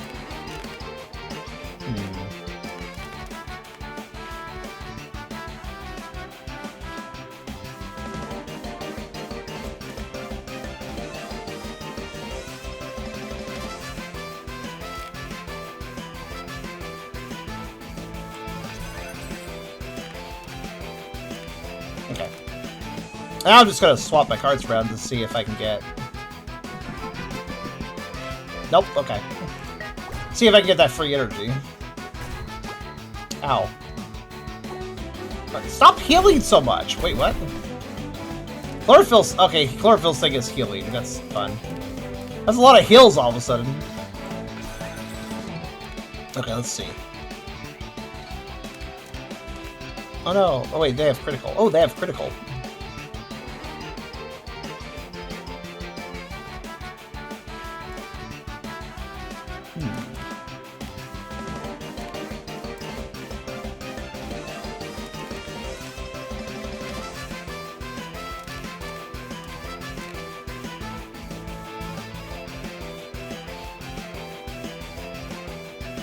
I was thinking, electric grass. Probably going to keep them in front. Okay, let's see. They're attacking with electric spectral. Okay. I presume when attack card is dual type, it just targets whatever advantage it has amongst weaknesses. I do know what would happen if I had a character that was weak to psychic and resistant to electric. What the fuck would happen there with this attack? I'm not really sure. Let's see. Anyways, Marula needs to attack. This is a good opportunity. That's going to be 9...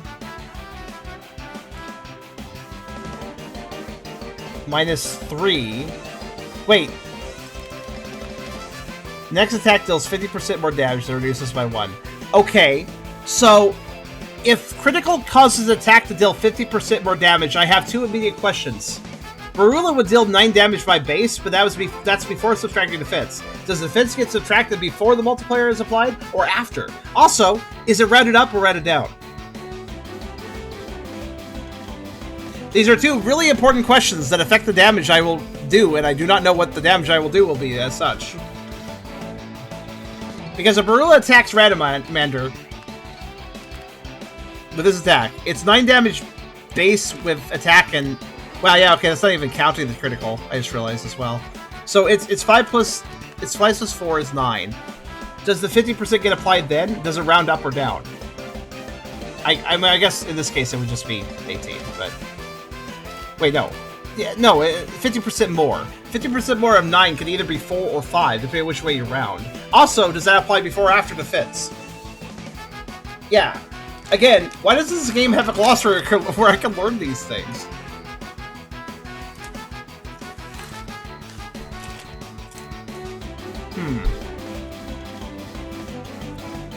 So the only way I'm going to learn is if I write this down and see how it applies. So let's see. 1 second. So I'm going to put this over here. So, okay. So right now it is a 5 plus 4. And then also a plus 50%. I'm writing this down on the side. But also minus 3 because defense. So...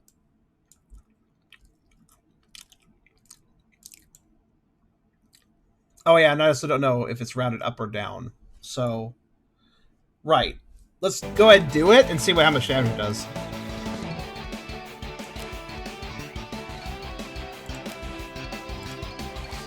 $11.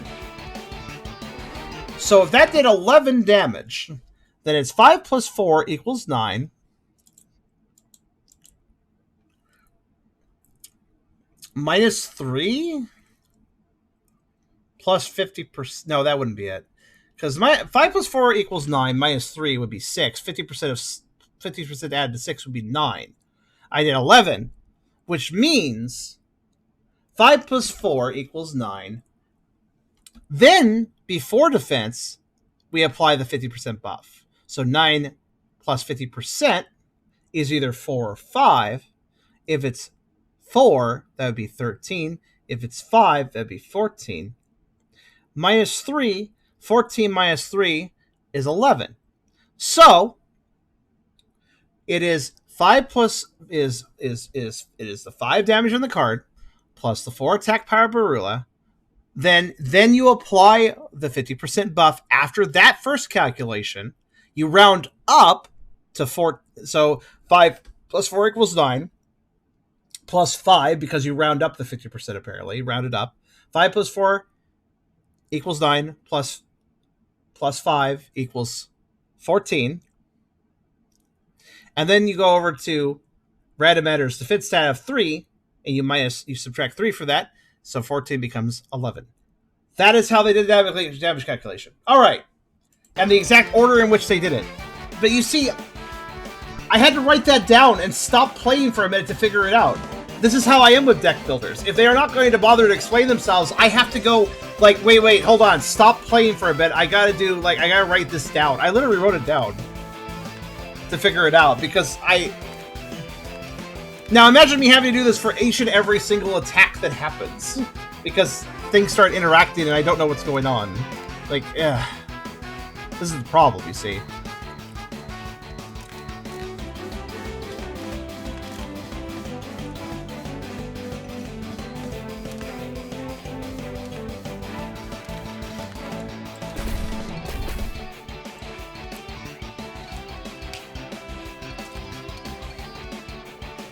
Yeah, it would be better if it just displayed above the enemies, so I didn't have to do that shit.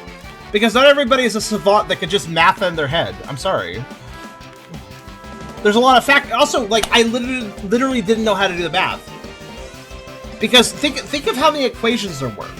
Like, here, I'll just put it on screen. Like, here's all the equations that occurred in that situation. It was, oops, wrong window.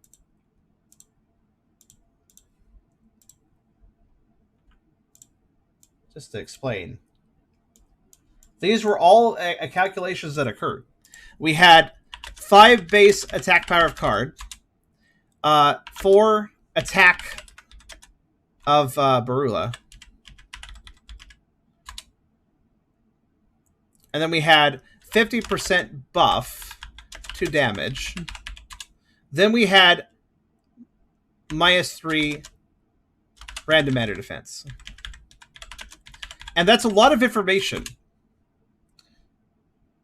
And I didn't know how it all applied. It applies to the way I wrote it, by the way. But the calculation is, yeah, it's one of those math things where you have to put things in parentheses, like you just did. 5 plus 4 times 50%. Yeah, times 1.5, I guess you could say. But also, you have to put a special note. How would you... Okay, in math, if you're doing a math formula, what's the symbol you use when you're like, this rounds up? I don't know if there is a symbol for that. Maybe there is. There's got to be a symbol in math that's like, yeah, if you're doing this multiplication, you end up with a decimal, you go this direction with a decimal. I don't know. You don't. Okay, didn't think so. But there has to be a note saying, like, round up, basically.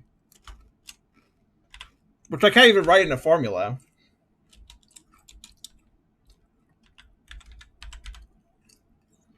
I don't even know how you write that in that formula. But then, yeah, like, and then I put that in another set of parentheses, and then -3. You know how bad I am at math? It takes me a second to remember how to do this when you have multiple parentheses and stuff. Also, aren't you supposed to do, like, when you have more than one parenthesis set, aren't you supposed to use, like, this? Anyways. My point is that this is really stupid to make the player do in their head. Especially since, literally, you don't know this math formula until you do it. Because the formula could have also been things like, here, the formula could have also just as easily been, and I was originally thinking this, I was originally thinking that the critical resolve at the end of the equation, which means it would have been like this.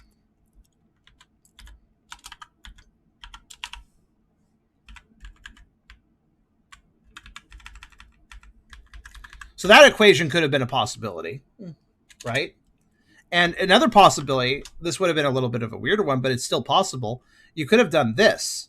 It could have been...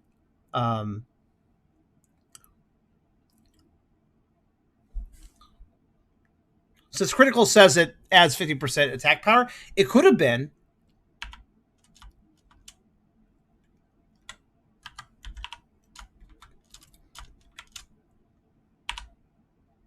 Barula's base attack, multiply that, then add. Could have been another result. Which, of course, means that also, at the same time, you could have also had the calculation of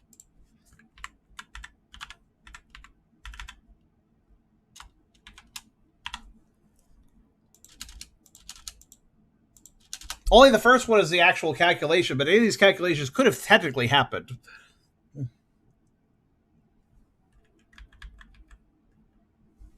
So, here's my biggest problem with the game. Now that I'm starting to see a bit more beyond my own stupidity, the biggest problem with this game, Dev, again, like I've said before, I think he's a great guy, but Dev, if you're listening, you made the classic developer mistake of, oh, I understand this system I made. I'm sure the players will too. I have seen this a million times. There are so many situations where a dev's like, oh, this feels like the right difficulty to me, the person who made this level. Or, oh yeah, this system makes sense to me, the person who designed the system. Here's the thing. I know specifically the dev got a lot of user feedback for the demo and stuff before releasing the full game, so I'm not ragging on them for that. I know for a fact that they got viewer feedback to tune the game up, because they literally did so in my server. I allowed them to come by and ask people in my server if, because when he was basically sharing the demo around and he wanted to get more feedback. He was trying to use this one site where he spent a lot of money to actually get feedback, but the site was really shitty about the feedback. It was not good feedback. People were just like, it was like an incentive site that gave you a reward if you gave feedback to games, but people were just doing the laziest possible amount of effort because they just wanted the rewards. They didn't actually care about giving proper feedback. So I invited him over to my server because I was like, if you want some proper feedback, I'm sure my community can help with that, and they did. And I'm glad they did. So I'm completely aware that the dev was definitely seeking good feedback for this game. Unfortunately, it seems that despite those efforts, there is some missteps here that I think some feedback could have been delivered for this before release. But unfortunately, yes, this is... Now, here's the thing. With a deck builder, I feel like this is an easier mistake to make. I rag on developers, honestly, for doing this feels like the right difficulty to me, or I understand this, so it's good. A lot of devs do that, but it makes a little more sense with a strategic type game to make that mistake, right?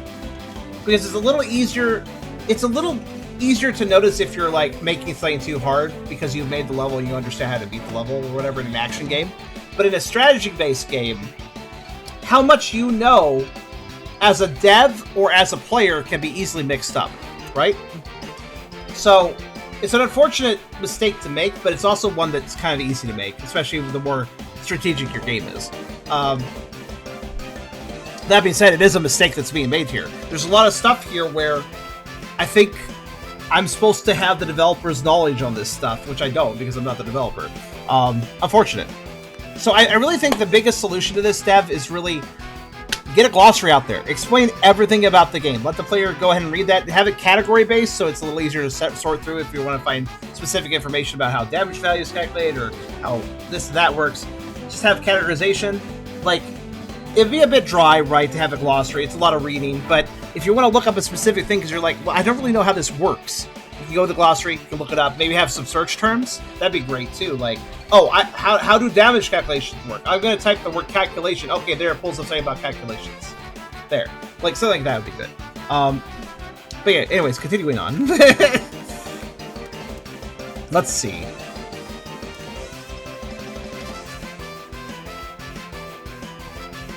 Can I finish that thing off with this? Let's see.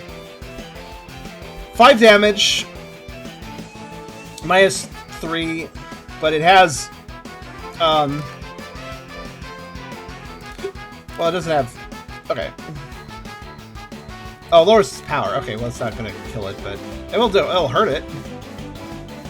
And since Chlorophyll likes to keep healing, that might be a good thing to do.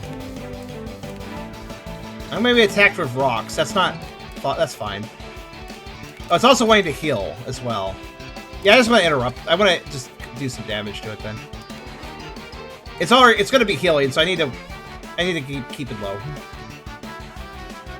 On the other hand, for a roguelike, learning about the way the game works and thus the game does become an easier part of the gameplay loop. But see, some of us aren't capable of that, is what I'm saying. Whoa, okay, gonna do a lot of 0 damage. What? Wait, what's the point of this? Wait, what are you doing? I don't understand. Wait, I understand that. That's gonna fuck me up. But what's up with this?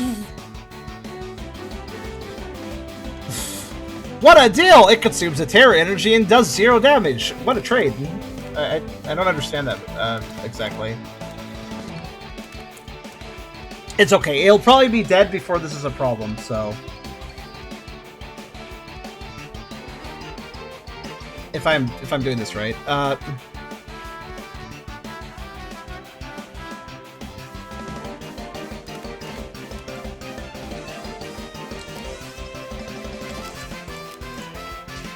There we go.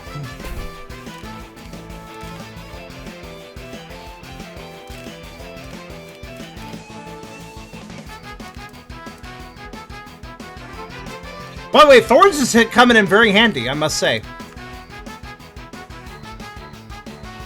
Basically, every time I get attacked, the enemies gain 3 damage. It's been adding up.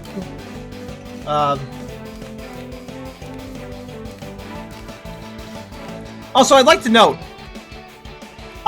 he put all of his attacks on the creature I just defeated, so Chlorophyll's just gonna do shit next turn, apparently. Alright.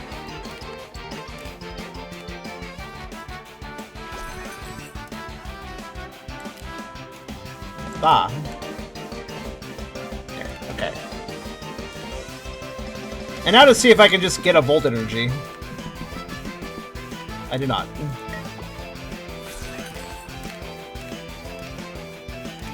Oh, now he's doing a million things. Alright. No, I don't want you to heal, thanks. Let's see.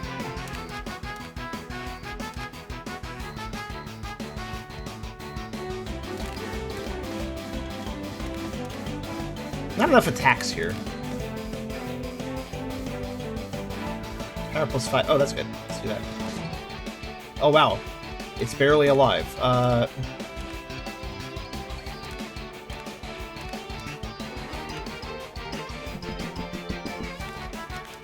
That'll do.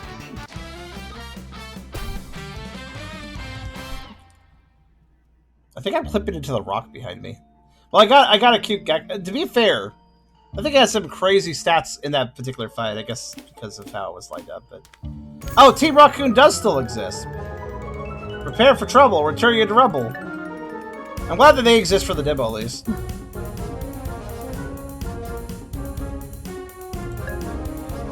Also, taunt? Maybe. The ideal is equal to the number of insert stats here, except for I don't know what the calculation is there. Oh, do I just have to fight you now? Okay, sure, whatever.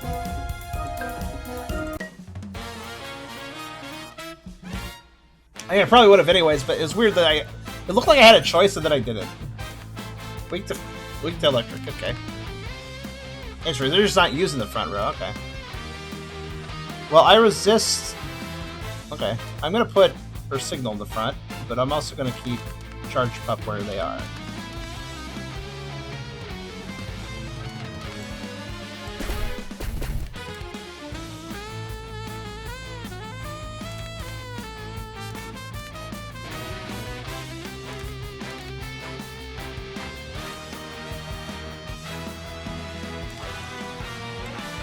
I don't need this heal, but I want the energy.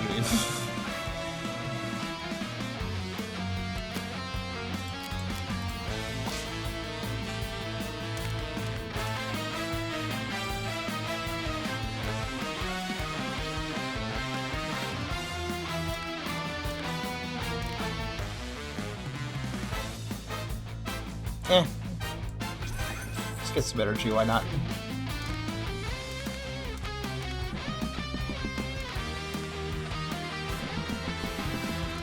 Aha! I was hoping for that to happen eventually. I was wondering when randomly discarding would just get me a Volt Energy at the end of a turn. Finally.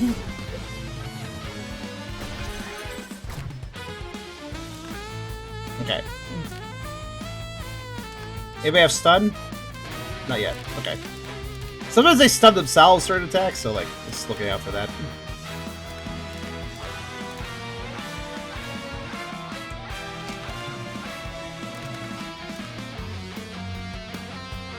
So, will this do extra damage because Charge Pup will use this? I don't know. Let's find out. Yes. Despite it being a water attack, it's also an electric attack. Also, they're soaking now, so fuck you, bye. Oh, you're not quite dead, but you are fucked up. That's good enough for me. Now, give me another Volt card. Oh, darn. That's a shame. Yeah, that guy's pretty screwed, actually. Yeah, just... Wow! So, he beat up Charge Pup. I'll give him that. However, he beat himself up because Thorns. So he actually did 2 attacks, which did 6 damage to him because he attacked Charge Pup both times. I guess let's heal Charge Pup. Actually, you know what? Even better. Dodge. Not that he can get hit currently, because Barula's going to be getting hit by this stuff, isn't they? That's fine, I guess.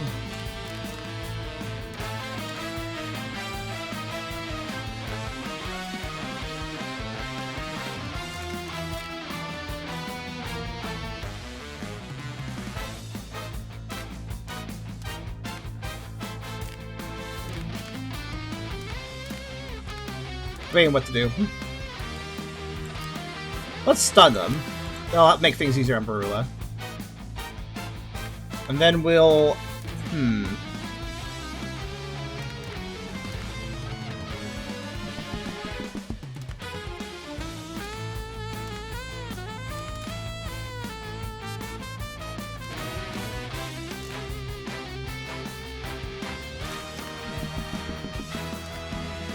Okay. Oh, perfect. That's exactly what I was looking for. Oops. Precisely what I wanted, actually.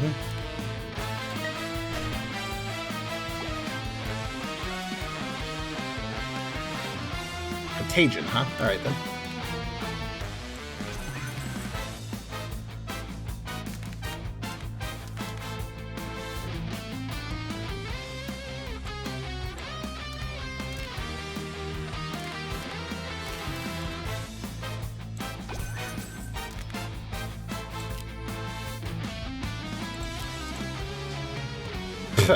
Alright, hold on. Let me just, Yeah,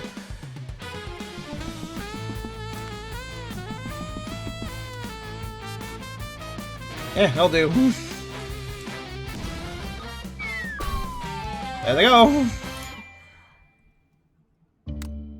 Or who knows, resistance could have taken the attack. I guess you're right. So I don't notice everything, though. Oh, I got Zappin again. Wait, but Zappin is dual type? Wait a minute, I could have sworn they were just electric last time I had them in the tutorial. What? Were they always water as well? Huh.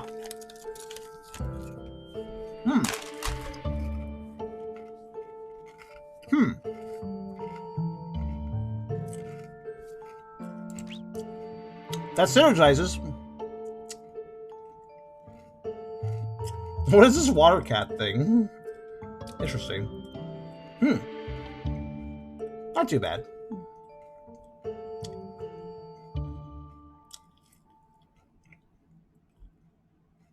Dodge spot. Every turn the spot gains 1 dodge. That's actually really good. I know why it's so expensive. Conduct! Oh, that's just cute. I'm not sure if the left creature likes that it's conducting, but, you know. A lot of spots. Ambulance. Career move, your career should... Oh, well, you know, there's a lot of times where I don't even move my cards because I don't have any reason to, but... I guess a little bit of shuffling wouldn't hurt now and then. That's not too bad. It says your critters. Does that mean all my critters, or just the ones that move? Why do I keep running into these situations where I ask myself, how does this work, and I don't get an answer? One can infer that this heals the creatures I moved, but there are also other effects that heal the entire field, which could also happen here. But I don't know because it's not clear. If it just simply said critter move, The critters who swap both heal 2 HP. Boom. I have fixed the card, and it now makes complete clarity. Every critters getting stunned if they have 6+ shock, then cure shock. That's a weird one. I don't like that one. First off, that's a lot of shock, and also, fuck you, I want the shock on too. That's a surprisingly bad card. Let's see here. Yeah, that's true, Zero. But actually, it wouldn't be a bad strategy to have amulets and swap my creatures around onto the dodge pedal. Also, it replenishes every turn. That's another thing. But your Terra Critter's defense. Oh, Terra Critter. Okay, well, that's pretty nice if you're using Terra. I'm not, so I'm gonna grab the ambulance.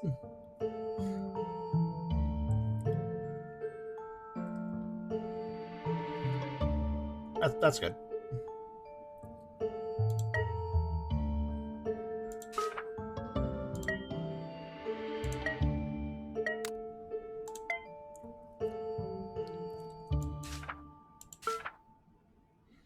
Let's see here. Oh yeah, one of them is just a sticker. Put that on. Okay. Now, the other thing I got was, well, a new creature, but didn't I also get something else? Or was that it? Did I get any new move cards? Maybe I didn't. Thought I did, though. Maybe not. Alright, then. Here's another thing that's kind of annoying. Yeah, Zeppin. Zeppin's not annoying, don't get me wrong. Oh, I see, it's primary type. Okay. I was wondering how it's sorted by elements. Yeah, okay, so... Do I want Zappin? He's cute. Actually, looking at the design of this... That is so very clearly a Yamper. Like, it's like... Like, it's pretty much a Yamper. It's even I don't think it's the same breed, but it's a breed that's similarly sized to it. Let's see. Oh yeah, Barilla's in front. Do I want that? It kind of depends on the fight. -5 out of 10. What? I'm confused. Also, I'm just really debating here if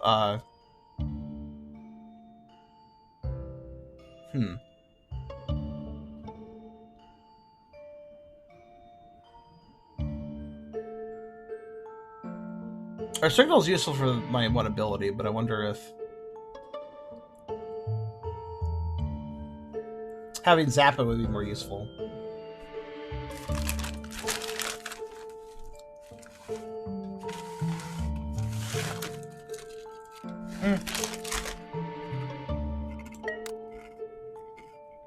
Yeah.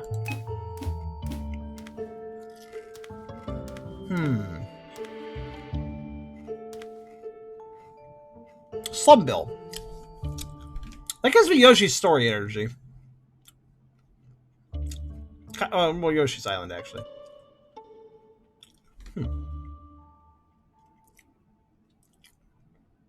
Oh, interesting. He debuffs enemy power. Okay. And cures debuffs. So this is a debuffer / buffer type critter.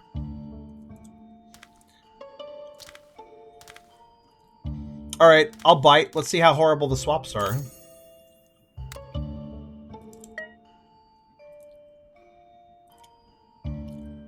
You got swampy. What is this?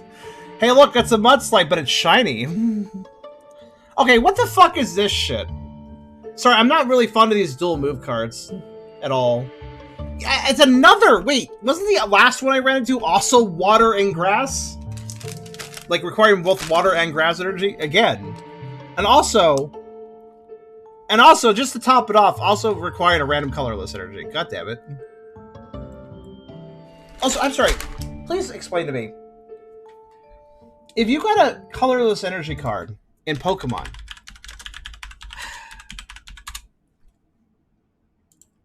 Hold on a second. I need to remember something.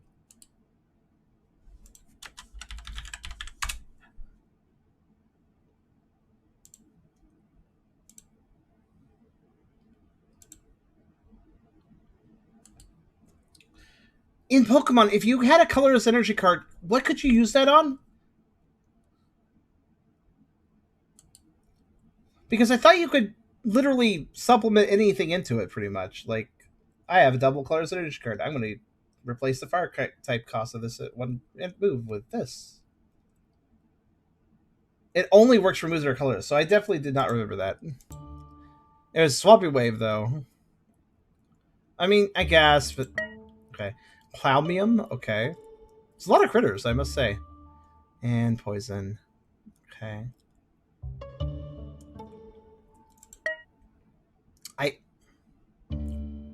Wait, this cat has slightly... No. I just realized this swap is basically, are you a dog person or are you a cat person?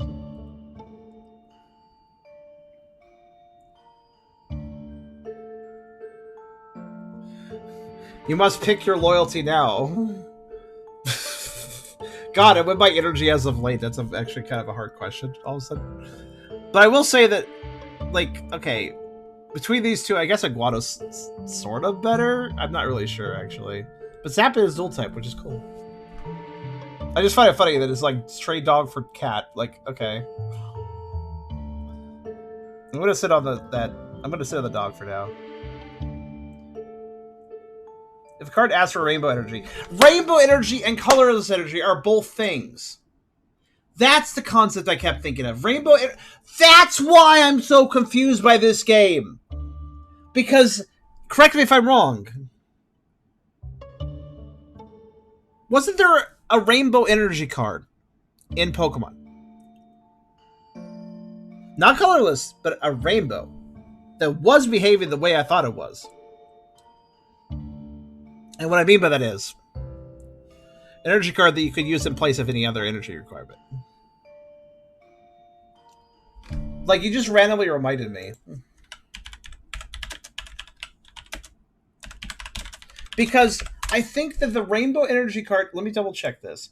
Rainbow energy. Attach rainbow energy to one of your Pokemon. While in play, rainbow energy counts as every type of basic energy, but only provides one energy at a time. Ah! Here it is, guys. Here's the entire reason the energy system was confusing me. Take a look. This fucking card right here. Because here's the thing. This game, IL Swaps, has rainbow energy. But it's not Pokemon rainbow energy. It's Pokemon colorless energy, which can be used to fill any colorless energy requirement. Rainbow energy from Pokemon was a concept, and as you see here, while in play, this card provides every type of energy, but only provides one at a time. In other words, if a Pokemon needed to use a fire move and needed fire energy, you could use rainbow energy for that. If a Pokemon needed a water energy, you could use rainbow energy for that. If the Pokemon needed psychic energy, you could use a rainbow energy for that. If a Pokemon required a colorless energy, you could use a rainbow energy for that. So, this card right here is the entire reason IL Swaps has been confusing my brain. Because this game, IL Swaps, has rainbow energy. But it's not Pokemon rainbow energy, it's Pokemon colorless energy. But Pokemon rainbow energy is a thing, but it's not that. So, this is why I kept thinking the rainbow energy in this would let me use it in place of, like, to replace any type of energy cost. Because that is what rainbow energy does in Pokemon. That's why I was so confused. Because I just inherently was like, yeah, rainbow energy, I can use that on anything. Like, no, not in this game. In Pokemon, yes.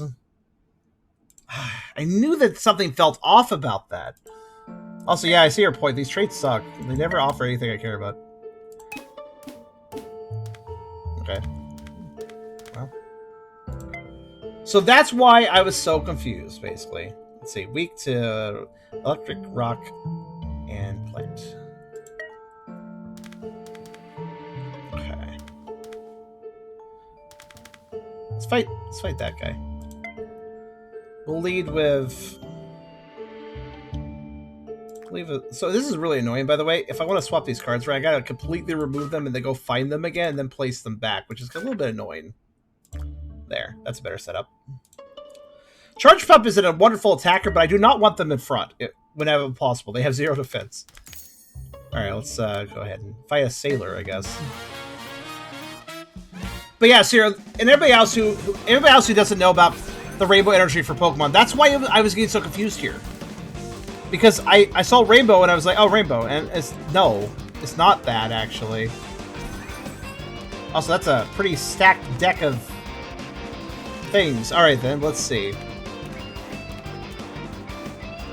Fortunately,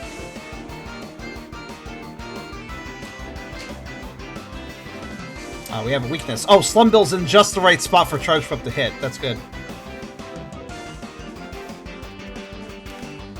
So yeah, I keep having to look at this like, oh, I have Rainbow Energy, but then I have to like go like, no, Charm, you still need to get Electric Energy. It's very annoying.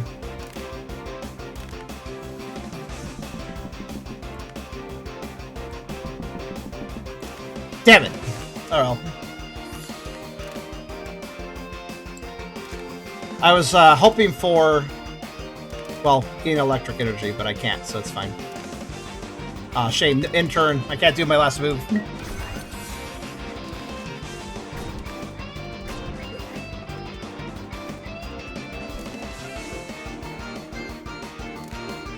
Okay, I have Bloom Hill, so I can use that to my benefit. Let's see.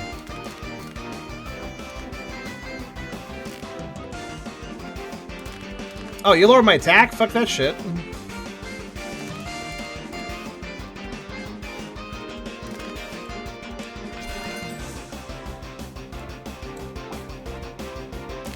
Okay, good.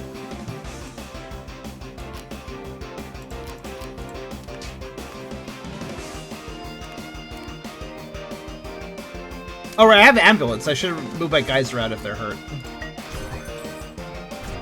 Just remember that. To be fair, the passes are right here. I can't actually look at them. So if anyone gets beat up, I'll start moving them around.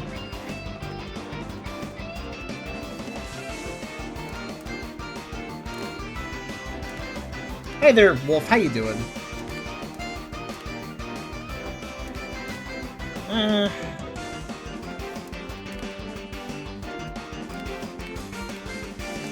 Get a dodge. There you go.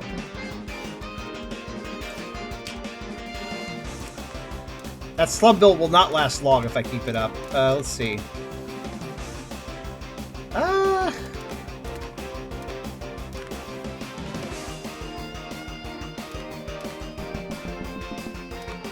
It just occurred to me, Nature Aqua Attack does power damage.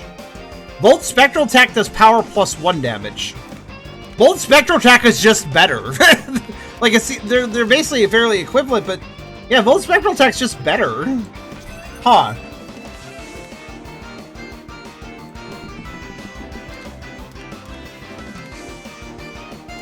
No, I have too much energy. That's actually not the worst problem to have, though.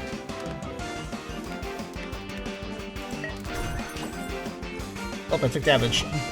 Time to shuffle! Ow. Holy shit.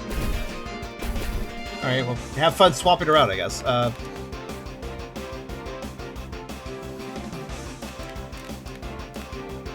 Actually, well, I say time to swap around, but hold on.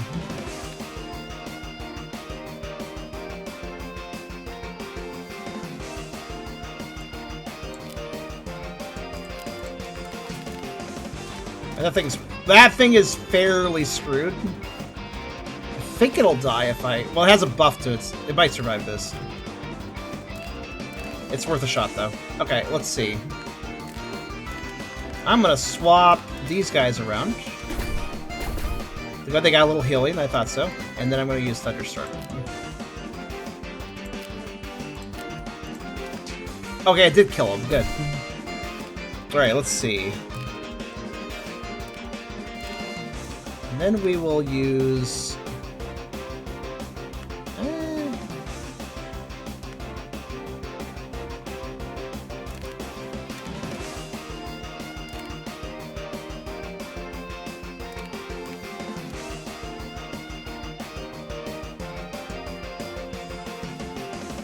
Oh yeah, Soak Shot is really good at Barula because they have high defense, so I can do like a bunch of soak.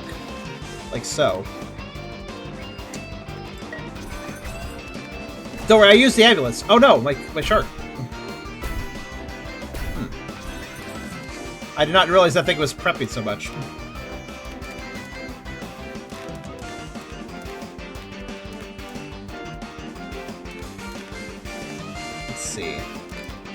That looks like a lot of damage. That looks like a lot of damage. I'm not interested, and then a whole bunch of defense? I'm not really interested in whatever the fuck you're doing, so let's kill you.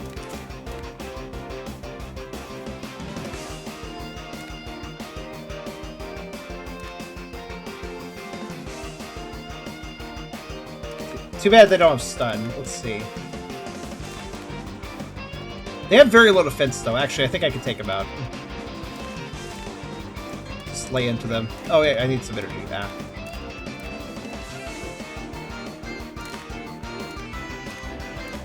Okay. Oh, this is a difficult decision.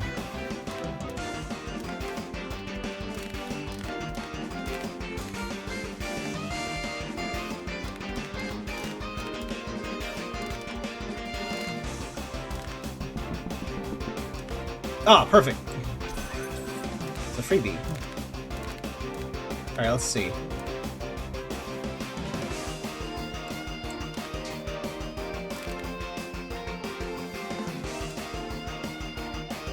It's not enough to kill him, dig it. But, maybe if I...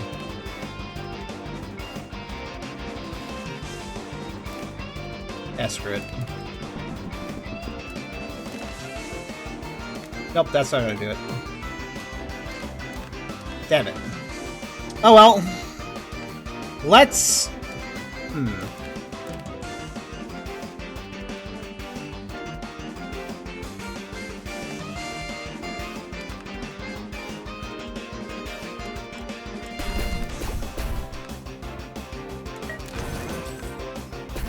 Oh, it died. Why did it die? Why did it die before it did a major attack on me? I don't know why it died before it did a major attack on me, but okay. Oh yeah, dodge. I forgot about that. That's a good point. But why did it die? Oh, the burn. I keep forgetting about burn. I'm not even really implying it intentionally. It's just kind of happening. Okay. Oh, then we're good. We're gonna win this. Fine. Alright, need some fucking energy. And with my shark dead, I can't get fold energy. Okay, that's fine. It's not entirely untrue. I do have that too, but... Oh. Let's... What are you using? Uh-huh.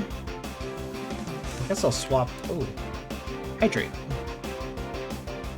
That's a lot of damage you're doing. Okay, let's see.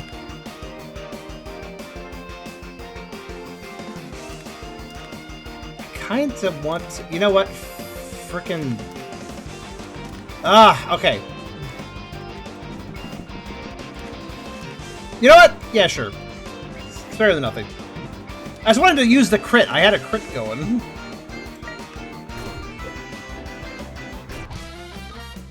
I love when they die on me. That's pretty good. Thorns. Oh, I had a lot of thorns. I didn't even realize that. The battle had gone on long enough to have 6 thorns. My goodness. Yeah, that was a bad thing for them to choose to do. Slum Bill. Another Slum Bill. This one's pure water. Okay.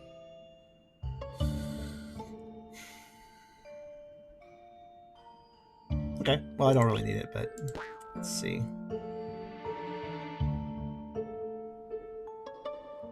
Okay. Again, that's like a lot of shock, though. The game seems to think stun is like an amazing thing that requires high amounts of work to get, but like it's fine, it's good. Removes a move, but random buff. Okay, I don't like random, so no thanks.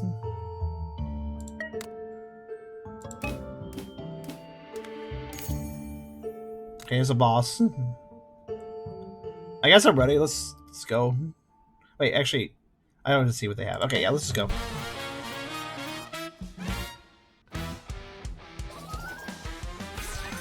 Okay, 2 of your guys are weak to electric. Good to know. And immediately I have a bad setup. Let's see.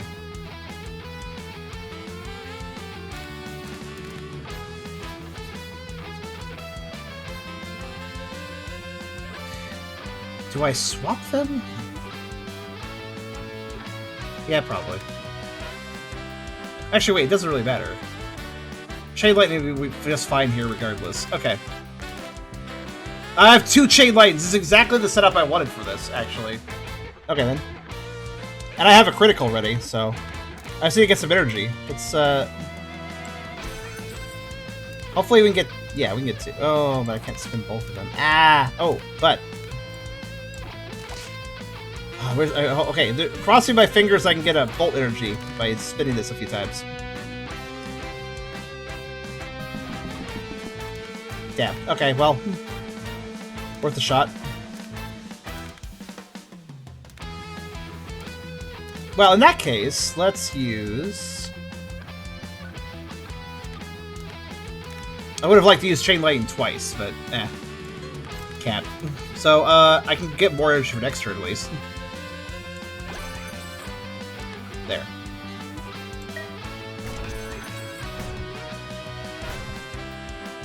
Immunity spot, okay. Oh, high volt energy are a little late, but okay. I mean, it's not useless. I'll make use of that in a minute.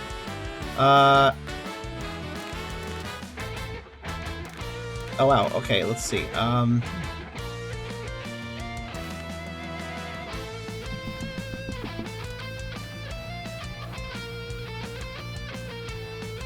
Okay, sure. Actually, wait.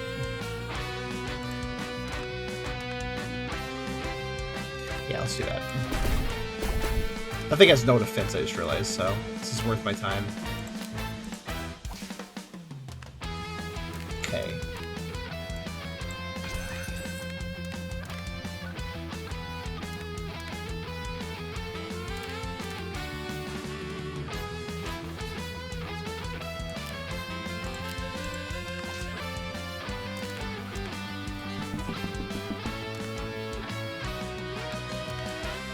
Damn it.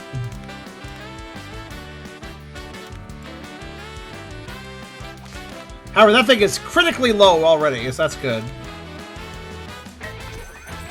Oh, never mind. It's probably screwed now. It's so close to screwed. If it just attacked one more time. Oh, Thundershock. Okay. Do it. Okay.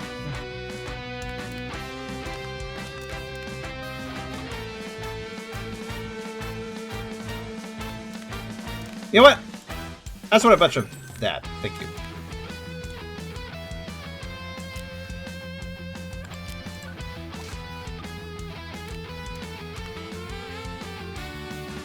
Perfect. Doesn't have stun, but I don't care. Oh, I'm out of moves, right? Oh well, that's fine. Can I get a volt energy? Oh, sweet. Creepy. Would it be great if I used the volt energy and then I discarded again and I got a volt energy again? That'd be pretty sweet. That's exactly what I want to use. Chain lightning over and over again. Yay. And then just... Aw, damn. Okay. Wait, actually, there might be a chance here.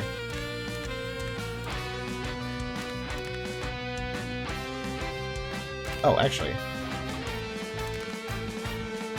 I now have Soak. Alright, hold on.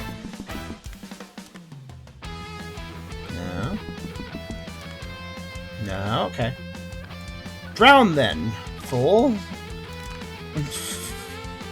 I guess also, just for funsies, let's swap for healing. Yay. Should be doing that more, honestly. Good work, you died. Oh, you didn't die because I dodged. I just got my dodge back. Okay, these buffs are really beneficial. Oh, you don't have shock. How dare you? That's fine. We can fix that.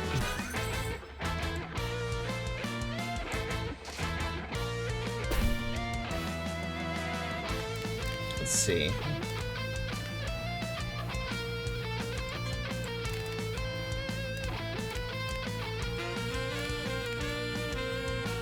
Let's cure a debuff. No, actually, wait, I can't. Let's heal Shrug.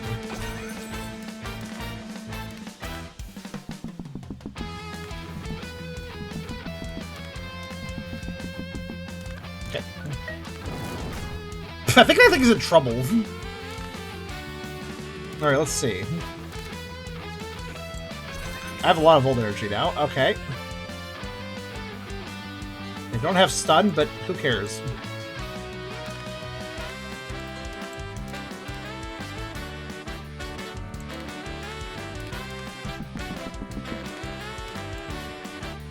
That'll do. It's very Pokemon, isn't it? I didn't even lose a single eye in that round. That's good. That was like the boss, too, so... I see that went pretty well. Oh! Alpaca stack. Okay, so it's an alpaca now. Neat. Zeticus. Interesting. I wonder how many like, critters there are in this. Don't forget to hydrate. Wait, well, hold on. Heal defense. Oh my god! So yeah, I see why our sheep's on this card. They have high defense. So this would do a fuck ton of... Actually, this is an extremely good card. Holy shit, wait a minute. Defense HP? Not a bad heal for sheep. And also Power Plus 5 is really quite good. That's a good card. I want that. I didn't realize that was so good. Second up creator for Power Plus 9 damage. If the user has dodge. Cure dodge. Cure dodge? You mean... It's kind of weird to use the word cure, considering dodge is a good thing. Wait.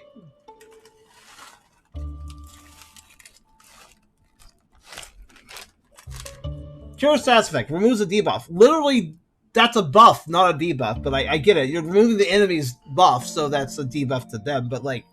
That's really weird. That's really weird terminology for that. Also, it does a ton of damage, but only if they have dodge. I haven't seen a lot of enemies using dodge, though, so...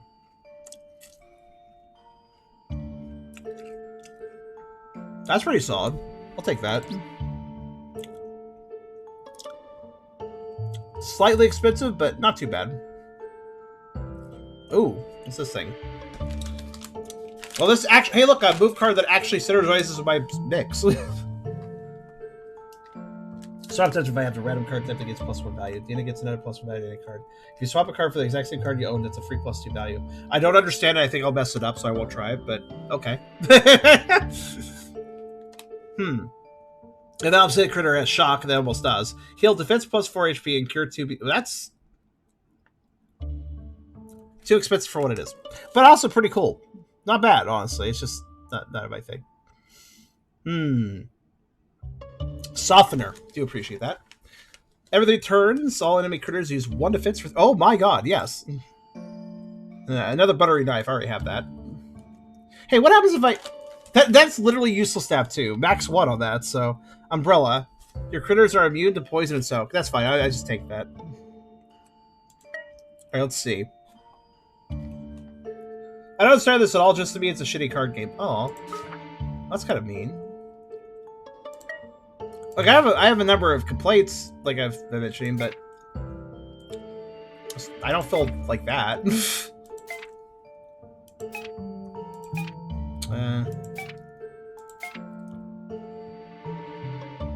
So just there. I think it's got flaws, but I don't think it's bad.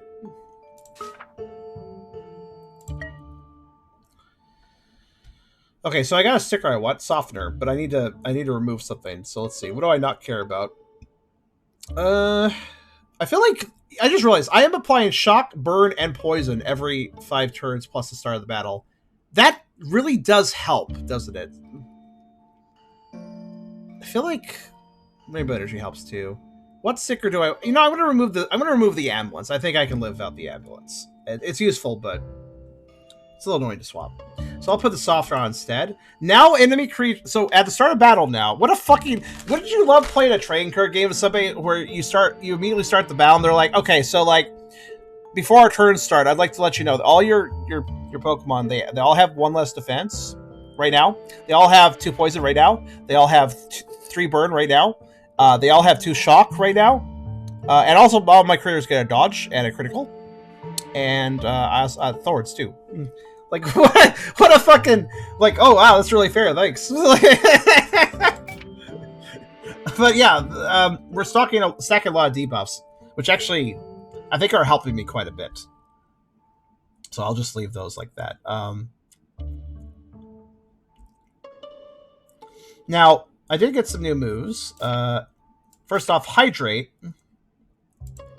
Like, yeah? I'm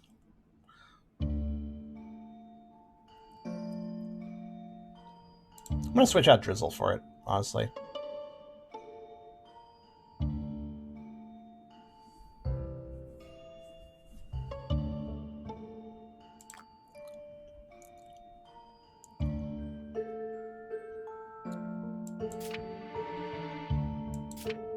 And then, what was the other thing? I got Bob and Weave. That was one of the ones I got. Which again, I think for the price seems pretty fair. I'm thinking about switching out Chain Lightning for it. Or maybe Thunderstorm. Thunderstorm's nice, but I just don't feel like it's quite enough. I'm gonna switch it out for Bob and Weave.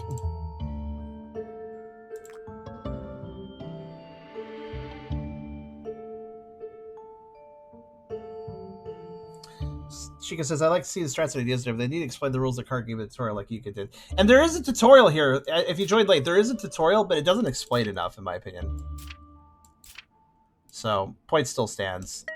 Alright, there we go. That seems pretty good. Let's get out of here. So I beat the second round, now what?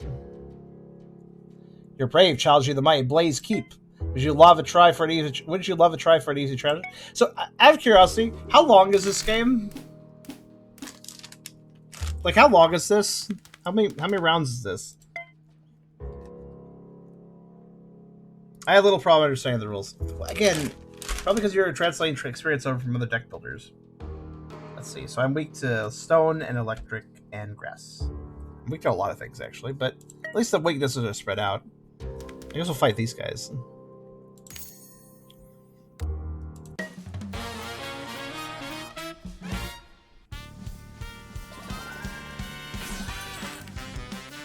Okay, what the fuck, man? Why is... Yeah, by the way, at this point, I'm definitely noticing that what they said about how the enemy cards will get stronger. Bloody hell, these guys have 50 to 60 HP while I'm at 30 to 40. Come on, man. What the hell? Also, those defenses on that pack-a-stack. That pack-a-stack is also stacked with debug stuffs, at least. Sweltering Aura. Oh, good. Sweaty Alpaca.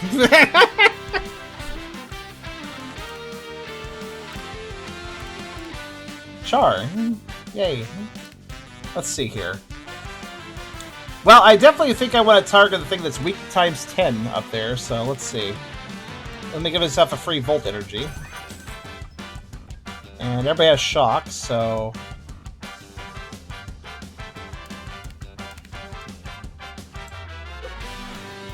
Oh, they had a dodge? Well, now they don't, at least.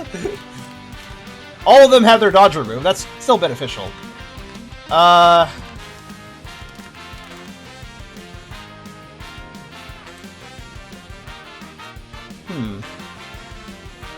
gonna use this. I could. The front guy is weak against water. It wouldn't be a terrible idea.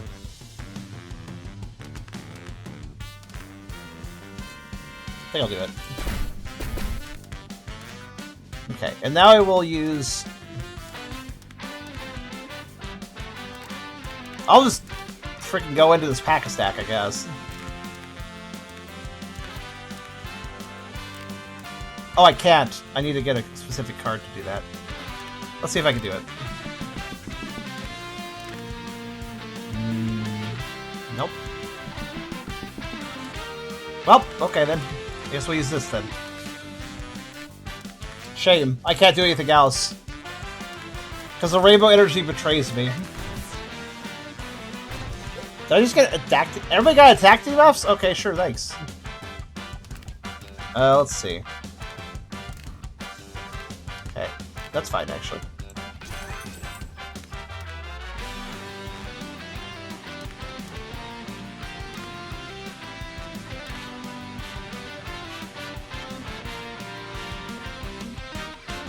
Oh wait, how did they heal so fast? I feed them up a little bit, but it apparently didn't matter much. Work out. Why are there so... This guy has a lot of cards of sweaty Pokemon in their deck. Alright, then. Listen, if you're into that, I mean... I'm not gonna judge, but... let's see. I did not soak them earlier, sadly. Okay.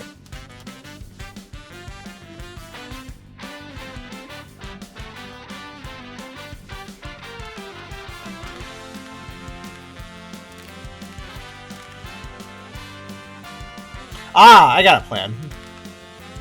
Swap these two. Apply that. Now he has dodge. Again. Apply this. Now he has dodge. And did some damage. Then...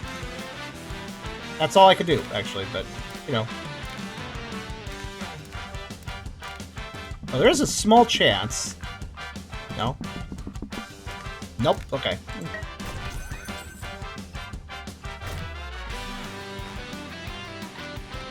Alright. Let's see here.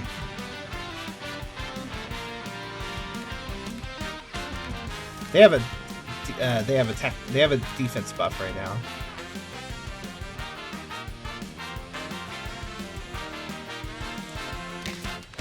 Oh, half of it.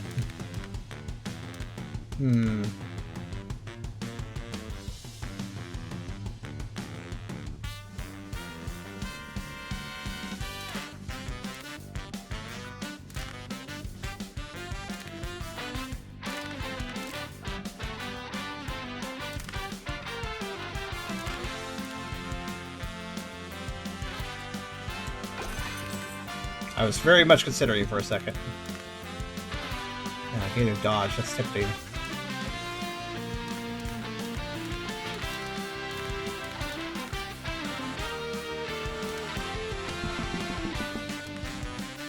There we go. Well, not quite what I did, actually. But...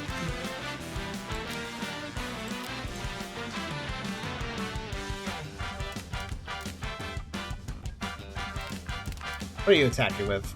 12 damage, 10 damage. Yeah, I'm gonna swap these guys. There we go.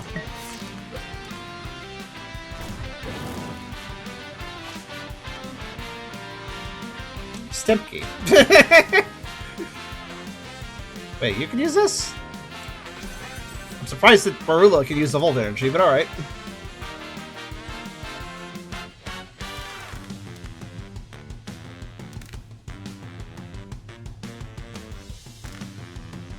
I have a plan. I'd like to remove that debuff if I could. Well, it's fine. It's only one.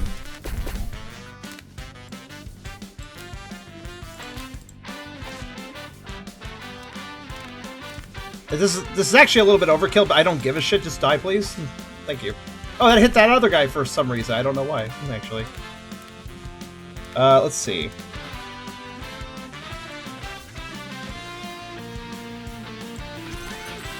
That's good. I'll do that. You got shock. Ah, yeah, shock. See, I'm not good at keeping track. There's a million things going on, right? Okay, this person just wants to smash me over and over again. Okay. Tear and Blaze. Okay. That should be okay.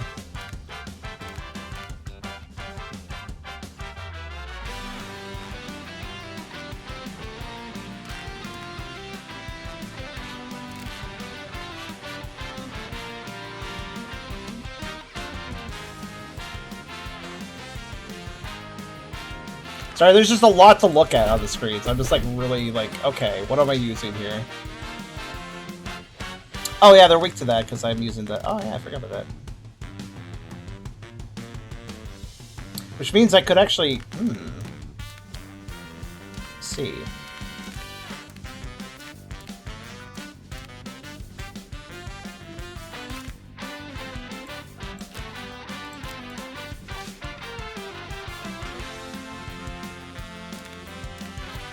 Something I need to remember is always discard, because I might get some free energy. Oh, actually.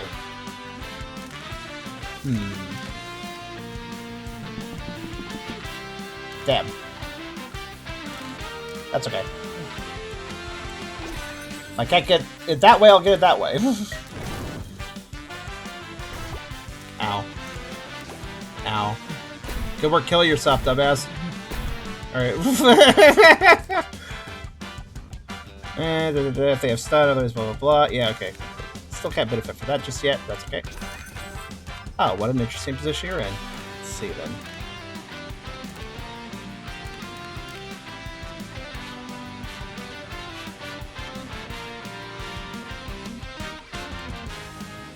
Okay, my attack is maxed here. Good, good. Oh, they have a dodge. I didn't even see that. Oh well. I should have done this first then. Oh well. I'll do it now. It's fine. Let's go ahead and... They resist water. Okay then.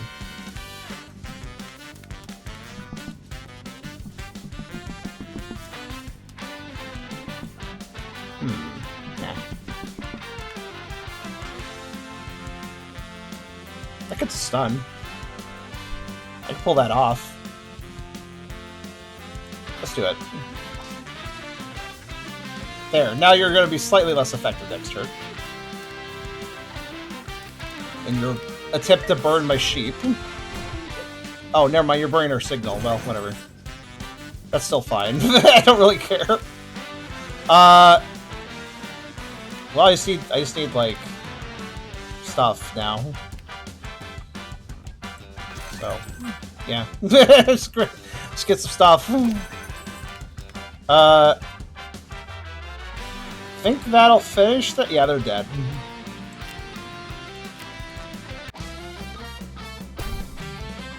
First, I'm gonna have 2 crits to use, but it's also useful. Oh, I didn't even notice they had crits. I can't pay attention to everything in these games. Kind of places nice pause. I like this pattern on it. It's kind of neat. Ram. Attack opposite crit for... Oh, hold on a minute. Hold on a minute. Oh, they lose power. Wait, they lose power plus 2 HP? Hold on a minute. Let me think about this. Okay, wait. Does recoil care about defense, though?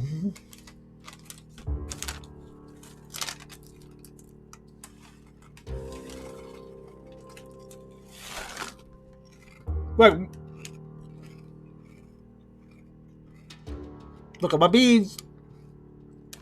Swap for the aqua card? I don't need drown.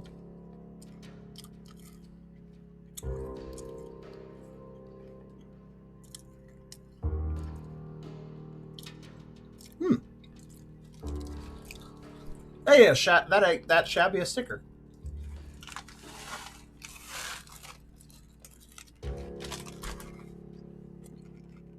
So listen.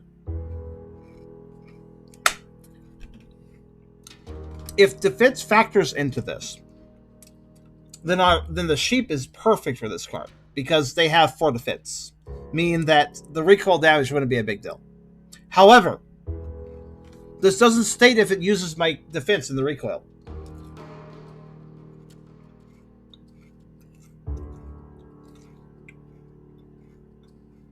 Do you have an extra drown? I have 1 drown, and I've barely been getting any use out of it because every time it comes up, I don't have the enemy soaked.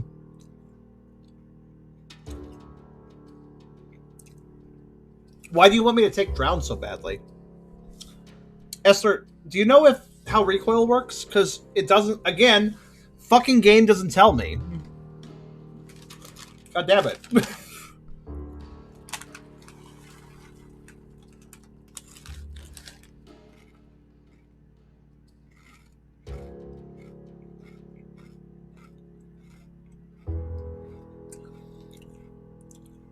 Do I take power plus 2 minus my defense HP, or do I just take power plus 2 defense as a factor HP?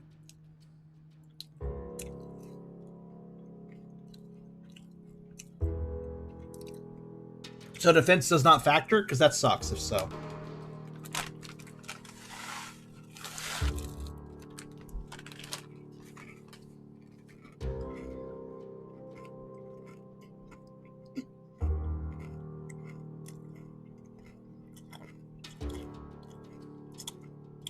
Oh, I see. You're saying that I should trade my drown for a drown because of the swap bonus, but like I don't. I guess I could. Yeah, it goes roguelikes in a nutshell. What does this do? Hey, tell him, fuck you for not knowing. That's how I feel playing a lot of roguelikes. I really feel like attacked by roguelikes a lot of times.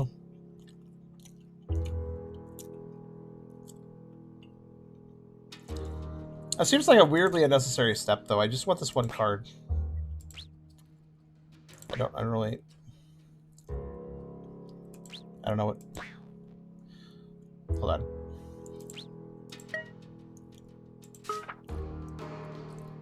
Oh yeah, it's worth 4, so it's just like...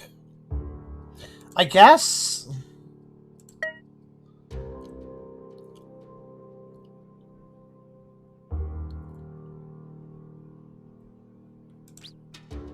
I just want this one, but...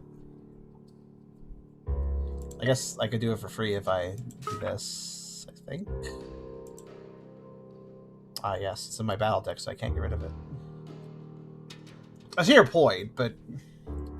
I gotta remove it from my battle deck, do the swap, and then add it back to my battle deck, which... 1 second. But also, I can't leave my battle deck unless I add some other random card. So I have to remove it from my battle deck, replace it with some random-ass card, Drizzle, I guess. Leave. Then I could trade Drown. Swap. Go back to my battle deck. Remove Drizzle. Go back to this. Select Drown. Save. Yeah, that wasted my time, though. Like, it is making money. This isn't money. Wait, what do you mean? What do you mean making money? What the fuck do you mean making money?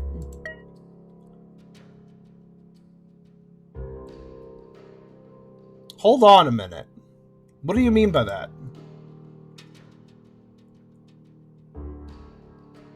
Use cards. I literally have a money system. Okay, hold on. If I swap them a bunch of cards, I like this, do I get money for the excess or something? Oh, okay. Because, like, in this situation, is there some benefit? Like, if I were to do this, for instance, is there some benefit there? Not money. Well, maybe use a different word, because there's literally money in this game.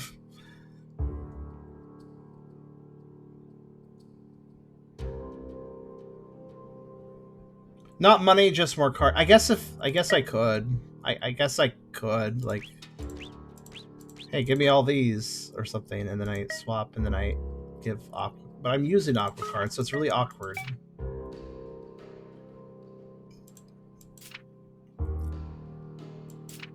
Nah. It's still stupid. It feels like something I would do if I don't want to have fun. Alright, so anyways, moving on. I do get it, like future swaps, I have more cards. I do get it, but like I'm not really running out of cards, so I think I'm good. Unique Battler, tougher fight, prepare swaps. I don't know if I want a tougher fight. That's also, why is that me? I found my clone. Wild Battle, gain a critter and skull. Skill card, rather. Bully. Let's see. They look very silly, but very intimidating at the same time.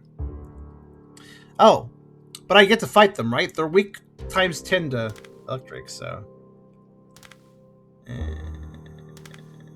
I want to swap with this guy, though. He uses grass. Actually, that's kind of bad for a charge up. Alright, I'll fight this guy. It's a mirror match. I guess it is. How long is this game, by the way? I asked earlier, and nobody answered, I don't think. Like, how long am I playing this if I keep going and don't lose? Because I would have expected to lose by now, but I kind of didn't, so... This is a good enough layout. Okay, let's see here.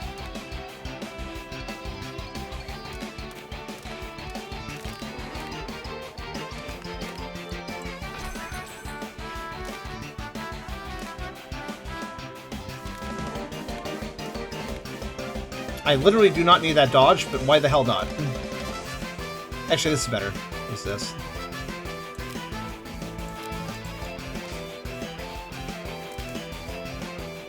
Now I could no escape him, but probably not. No escape's hard to use unless you really set it up in advance. Oh, but you know what, actually? There's a chance I can still use it. Let's find out if I can. I can! Nice. Get fucked. Alright, let's see. You know what? Let's trade this out, too. There's always a chance of another showing up. I like playing them 3 acts, so I'm in the last act now. Okay. I was gonna say, too, like, this feels awful long for a roguelike. As well. Which isn't necessarily a good thing. Roguelikes being long,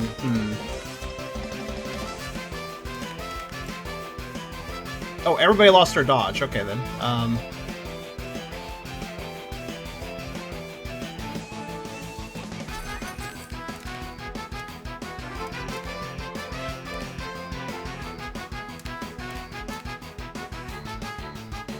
Okay, it's critical ready to go.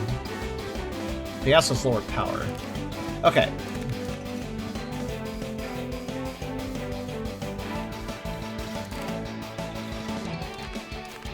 Just thinking about the situation. It's gonna be attacking. Oh, I resist that? Okay, that's fine. It's not too bad.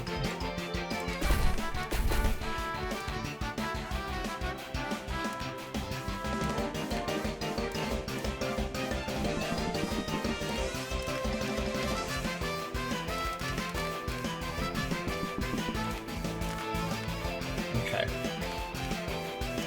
Just see. I was just kind of see what I got.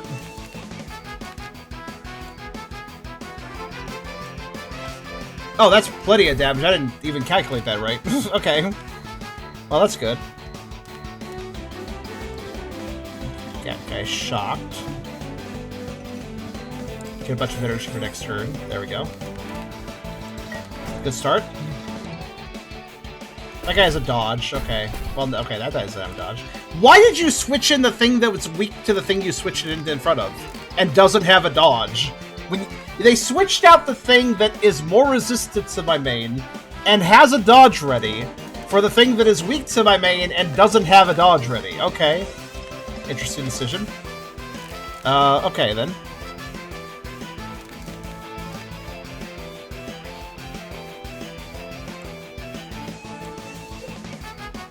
Now that thing doesn't have a dodge either.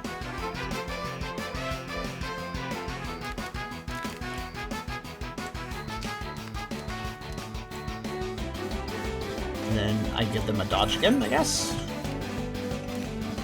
And then I see if I can get a volt energy. Nope. The current attack in terms of type, not the card. I keep forgetting that. It's weird. Oh god, my sheep. Well played. But that's okay, I got this. We're gonna switch out. We're gonna move the sheep out of the harm's way. And then we'll use some attacks. Let's see. That thing has very bad defense right now, so this is a good time to fuck it up, so to speak.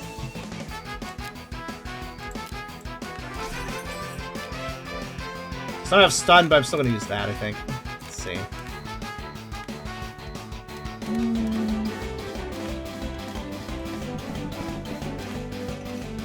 Ooh, hydrate.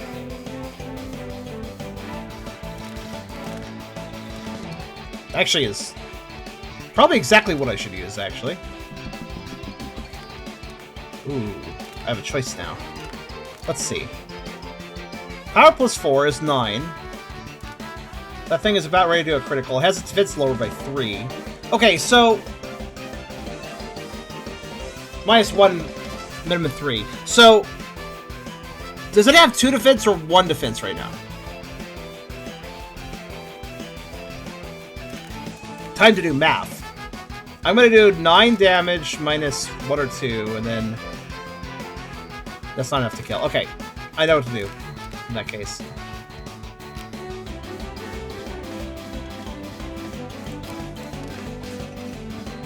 Ooh, that's really close, though. This has a plus 5. Okay. So will this kill? 6 plus 5 is 11. And then 2 defense? So it should be fine, right? That should kill. Yeah, okay, good. Okay, I'm not healing the sheep. Sorry, sheep. That was a more advantageous situation. It's okay, sheep should be a fine for a turn. Let's see. Oh, another Volt Energy. My goodness. Okay. That thing's showing up a lot. Okay, I'll just lay into this however, I suppose.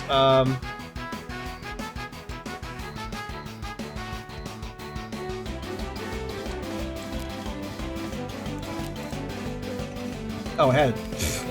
I really should pay attention to when they get a dodge. It just happens randomly. I don't expect it.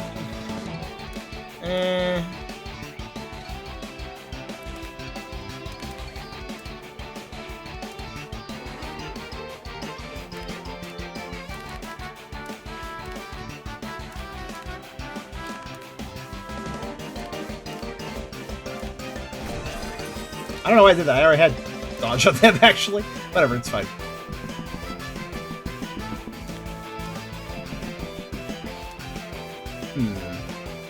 Oh, you are stunned. Let's do it.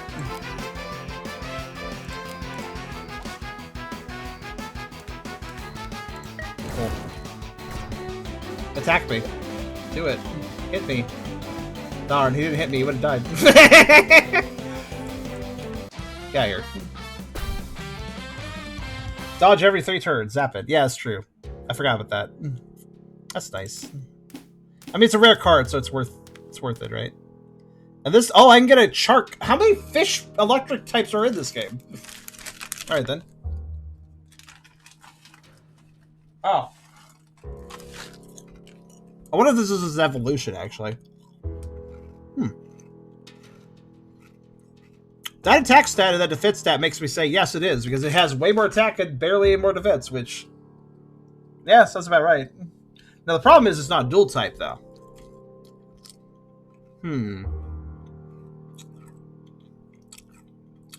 That thing is a force to be reckoned with, though. Holy shit, that damage.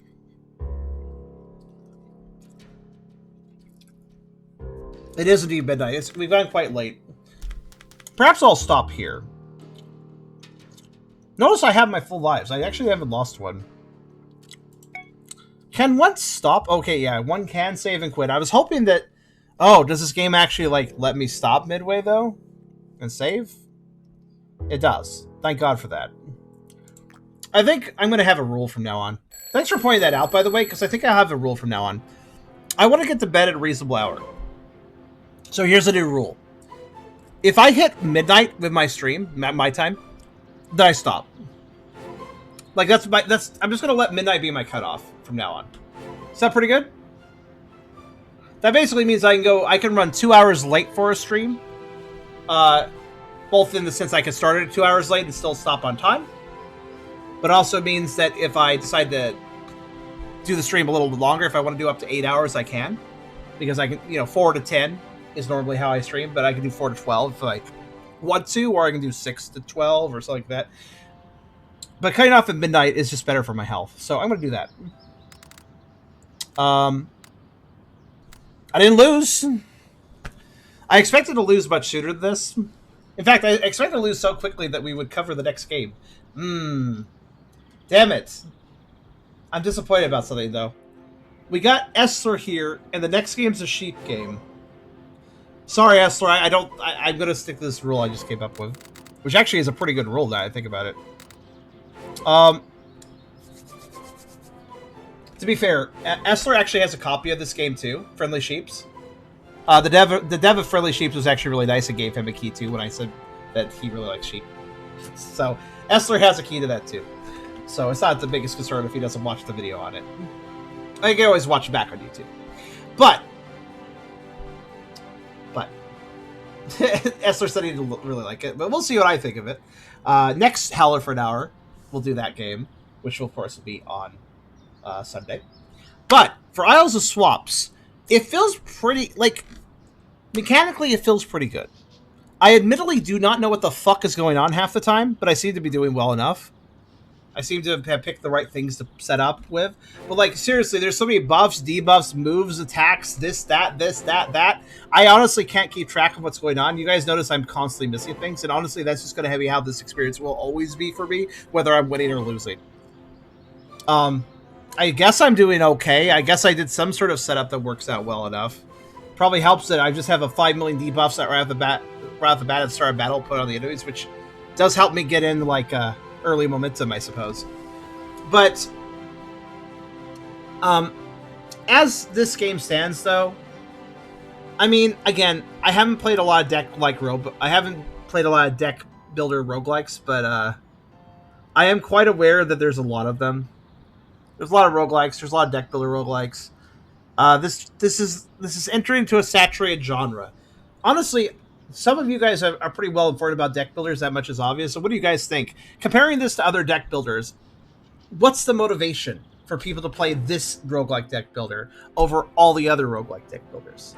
Do you feel like the game does deliver an experience that answers that question and makes you go, well, the reason why you play this one is this? Or does this game fail to keep its head above the rather saturated waters of this genre?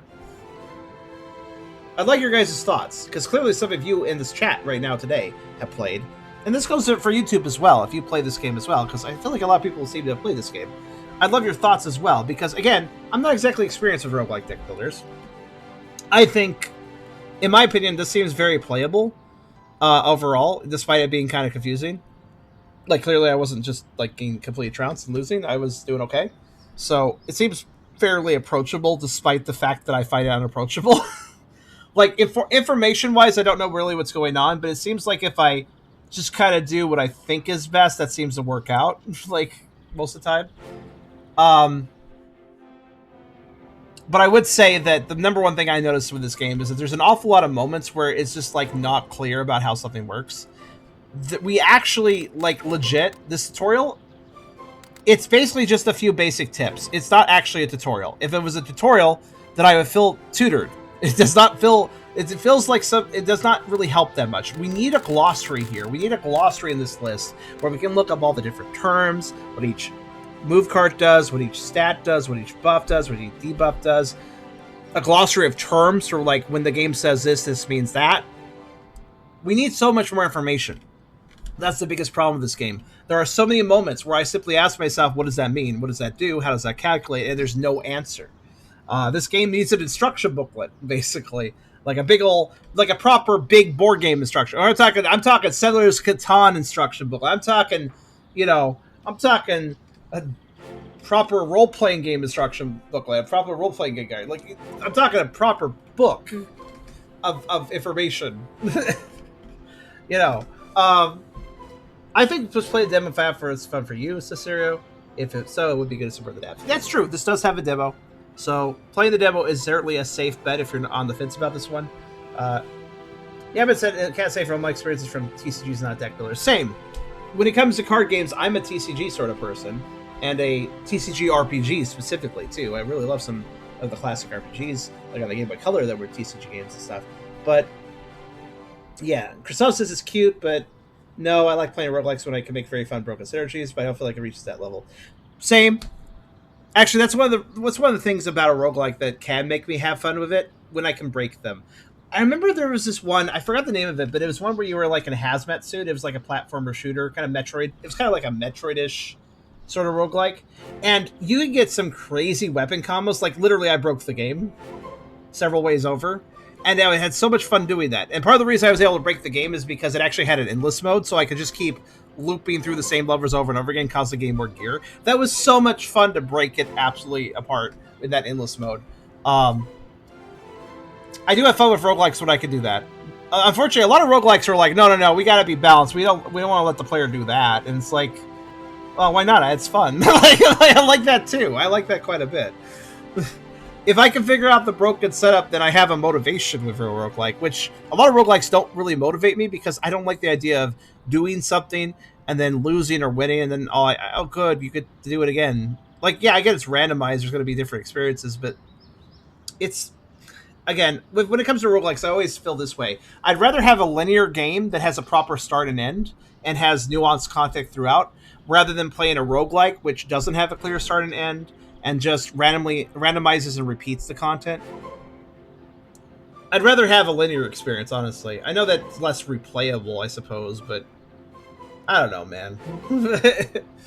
Roguelikes are way too common these days, so I just prefer non-roguelikes because they're kind of almost harder to find sometimes, especially in certain genres.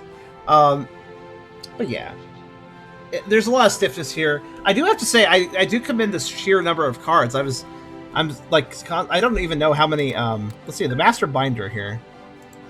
Can I all open this? Okay, apparently not. Achievements. Oh, hello. Complete task during turn new cards. Okay. Did I complete achievements?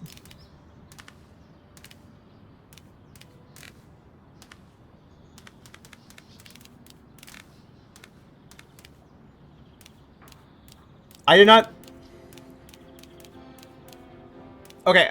I just want to say this. If you're going to tie achievements to in-game rewards, here's a thought. Make some of the achievements sort of easy to achieve, so even a player on their first run can unlock a few things and feel good about that. I played all that much, and I haven't unlocked a single card. So I haven't gotten a single achievement? Like, I don't know, man. I feel like a few gimme achievements are nice to have, just so you can introduce the player to the reward system, which I haven't reached. Swap 300, that's a lot of swaps. So it seems like these achievements are more like in-game stuff once you play the game until you start unlocking these, which, well, if it gives me a card, I'd like there to be some early ones, because then I get some early cards, and that's beneficial, and rar. Oh, these achievements are kind of boring, honestly. I'm looking at this like, one of challenges Dina, one of challenges Finn, one became the career champion as Dina, Dottie as Marshall as Finn. Just beat the game with this character, beat the game as, like, yeah, it's standard enough reward, but like, and then like, what do we have here? One challenge round, one of your character start characters, evolution, it's battle deck. That's not how you punctuate it's not this one. But that, I hate how people use it's. There's always what a challenge with 40 plus money left over. What? Why would you do that? Want a challenge row of 60 plus unique cards in your binder? That just sounds annoying. Raccoon Act 3 doesn't sound too bad. Wait, why are these? Why are these? This achievement has 2 cards associated with it. All right. Fuzz oh, the copycat. Oh, if I fought the copycat earlier, I could have got an achievement. I didn't know that at the time. All right. Fair enough. Defeated Chivo. He's right here. I'll defeat him right now. Yeah, it kind of feels like... it's a little disappointing when all the achievements of a game are, like, all hard to get, so you only earn them once you start, like, really grinding at it. There should be some easier ones. Crimson said, could not make what sits on the screen since it was so cluttered. Yeah, I kind of agree with you. This game was originally supposed to be CC RPG. I still would have preferred that. Same. At the end of the day, that's still my opinion, too. I feel like this game would have... Like, in fact... If you look at the background here, this was from the original demo. This environment was from the original form of this, when this was a TCG RPG, where you could explore, walk around, and you're locked off to areas due to certain fights, stuff. It was, I don't know, man. It was, in my opinion, it just had more personality. That's another thing. I feel like a lot of roguelikes suffer on the personality aspect. Some of them have some real good personalities, stories, characters, but I think once you constrain the player to a looping gameplay loop, at that point, story's a little harder to convey. You know, a good story especially. I think we got some cute characters here, but it's one thing to just randomly fight them in a set of, you know, roguelike battles, but it's another thing entirely to inhabit the same world they're in and see them sitting down or doing this or having a chat or running around and then going to talk to them and maybe having a card battle with them. Like, I don't know, that just makes the characters more interesting, you know? Having them in a diegetic world rather than just these little arena fights. What's really sad, too, is you could still have the arena fights if you made this a TCG RPG. You could still have the roguelike structure of, like... Dude, there's tons of RPGs that have, like, some sort of, like, tournament area. And it's like, oh, do a bunch of consecutive fights, see if you can get to the end. And that's like a mini roguelike mode in itself, you know? So you can still have that. You can still have that like consecutive fights, and can you actually like in consecutive fights, limited card stock that you start with, and then you build up as you go through the tournament or the event, and then see if you can reach the end, and then you get some rewards. I guess that's the number one thing that annoys me about roguelikes. They don't have to be a genre in themselves. You can have a roguelike in another game as just like here's a battle arena, here's this, here's that. Like, you don't have to. Roguelikes don't have to be standalone to exist. You can put roguelikes in other games, without even like doing anything drastic. Like, you literally just take the base game of whatever you're making, like take the base gameplay, and then just have an area that has like a consecutive, see how far you can get kind of vibe to it. You know, you can do this in all sorts of genres: FPS, platformer, RPG, all sorts of genres can have these, see how far you can get in a limited, like, constrained set of consecutive this and that's. Like, that's the thing that I think annoys me most about the roguelike genre. It doesn't need to be a genre. I mean, that's fine if people just want that, sure. But the sad truth is, like, I feel like that limits creativity to some degree when you make everything a roguelike, a standalone dedicated roguelike, when you could actually put things around it, or at least to the side of it, that also accompany that roguelike. Because there's so many roguelikes out there where I'm like, wow, I really like the controls and the gameplay and how this feels. It's just a damn shame it's locked into this, like, repeat loop of randomized gameplay. Because I'd love to see it in something more linear. Something more story-focused or nuanced. And, yeah, I guess that's just my feeling about roguelikes in general. Anyways, that aside, IO swaps needs to explain better. It's really kind of bad at its information. And needs a glossary in this main menu that you can just check. Honestly, any time would be good. Like mid-run, it'd be nice if I could just open the glossary there too, and just like check some terms. Mid-battle, even if I could. You're like, okay, I don't know how the fuck this calculates. I want to look this up before I do my next move. You know, stuff like that. Aside from that, it seems all right, but I don't know. I cannot comment on how well this does to differentiate itself from other deck builder roguelikes because, as I said earlier, I actually get offered a lot of keys for deck builder roguelikes because they're a dime a fucking dozen. Like, they show up all the time. If I accepted every single key I've been offered for Howler for an hour for deck builder roguelikes, I would have literally paid about 20 by now. I'm not even kidding. Like, I would have been just 20 that I was not even looking for. They just got handed to me. Probably more than that, actually. Maybe like 25 to 30. There's so many. But over the years, especially. But yeah, IO Swap seems fine. It's furry. That's cute. I like that it's furry. The game seems fine enough. Like, there's nothing here that's offensive to me. Aside from the fact that I kept getting frustrated by not being getting enough information. And of course, I'm stupid.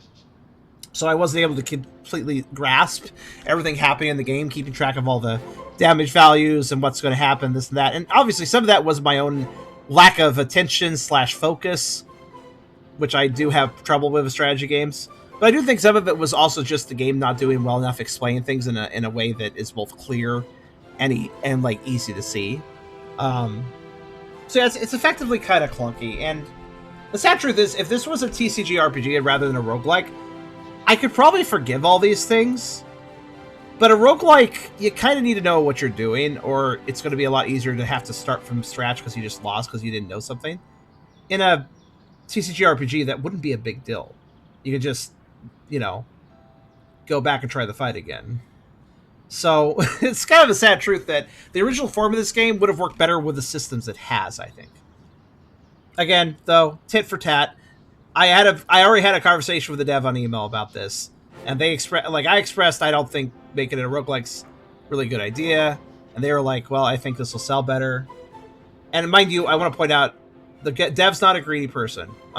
They're not like sacrificing their game for the sake of making money. It's more that they just didn't feel like they would make any money with the TCG RPG. That's the impression I got, at least. That they didn't have a lot of faith in the TCG RPG genre for this game. I think some of that was based on actual feedback as well, like just people not being very interested in that. And to be fair, we don't see people release TCG RPGs anymore really these days. So maybe this genre is really unpopular and people won't buy it. I don't know. I know I would buy it, but I tend to be weirdly a minority in a lot of things, so who knows. But But yeah, that was Isle Swaps. I hope you guys enjoyed. Dev, sorry it took me so long to get to this. So I hope the extended look, because usually this is a Howler for an hour, but I figured I'd go longer for multiple reasons, including just the reason of, yeah, I think I always had the plan to cover this for extra time anyways, so yeah, this makes up for the delay, I'd say. But yeah, go check out Isle Swaps if you're interested. Here's my advice. If it's on, check out the demo. If you like it, wait for a sale, then pick it up. That's what I recommend. I don't think it's a bad experience by any means. But all the same, I hope you guys enjoyed this extended look at Isle Swaps.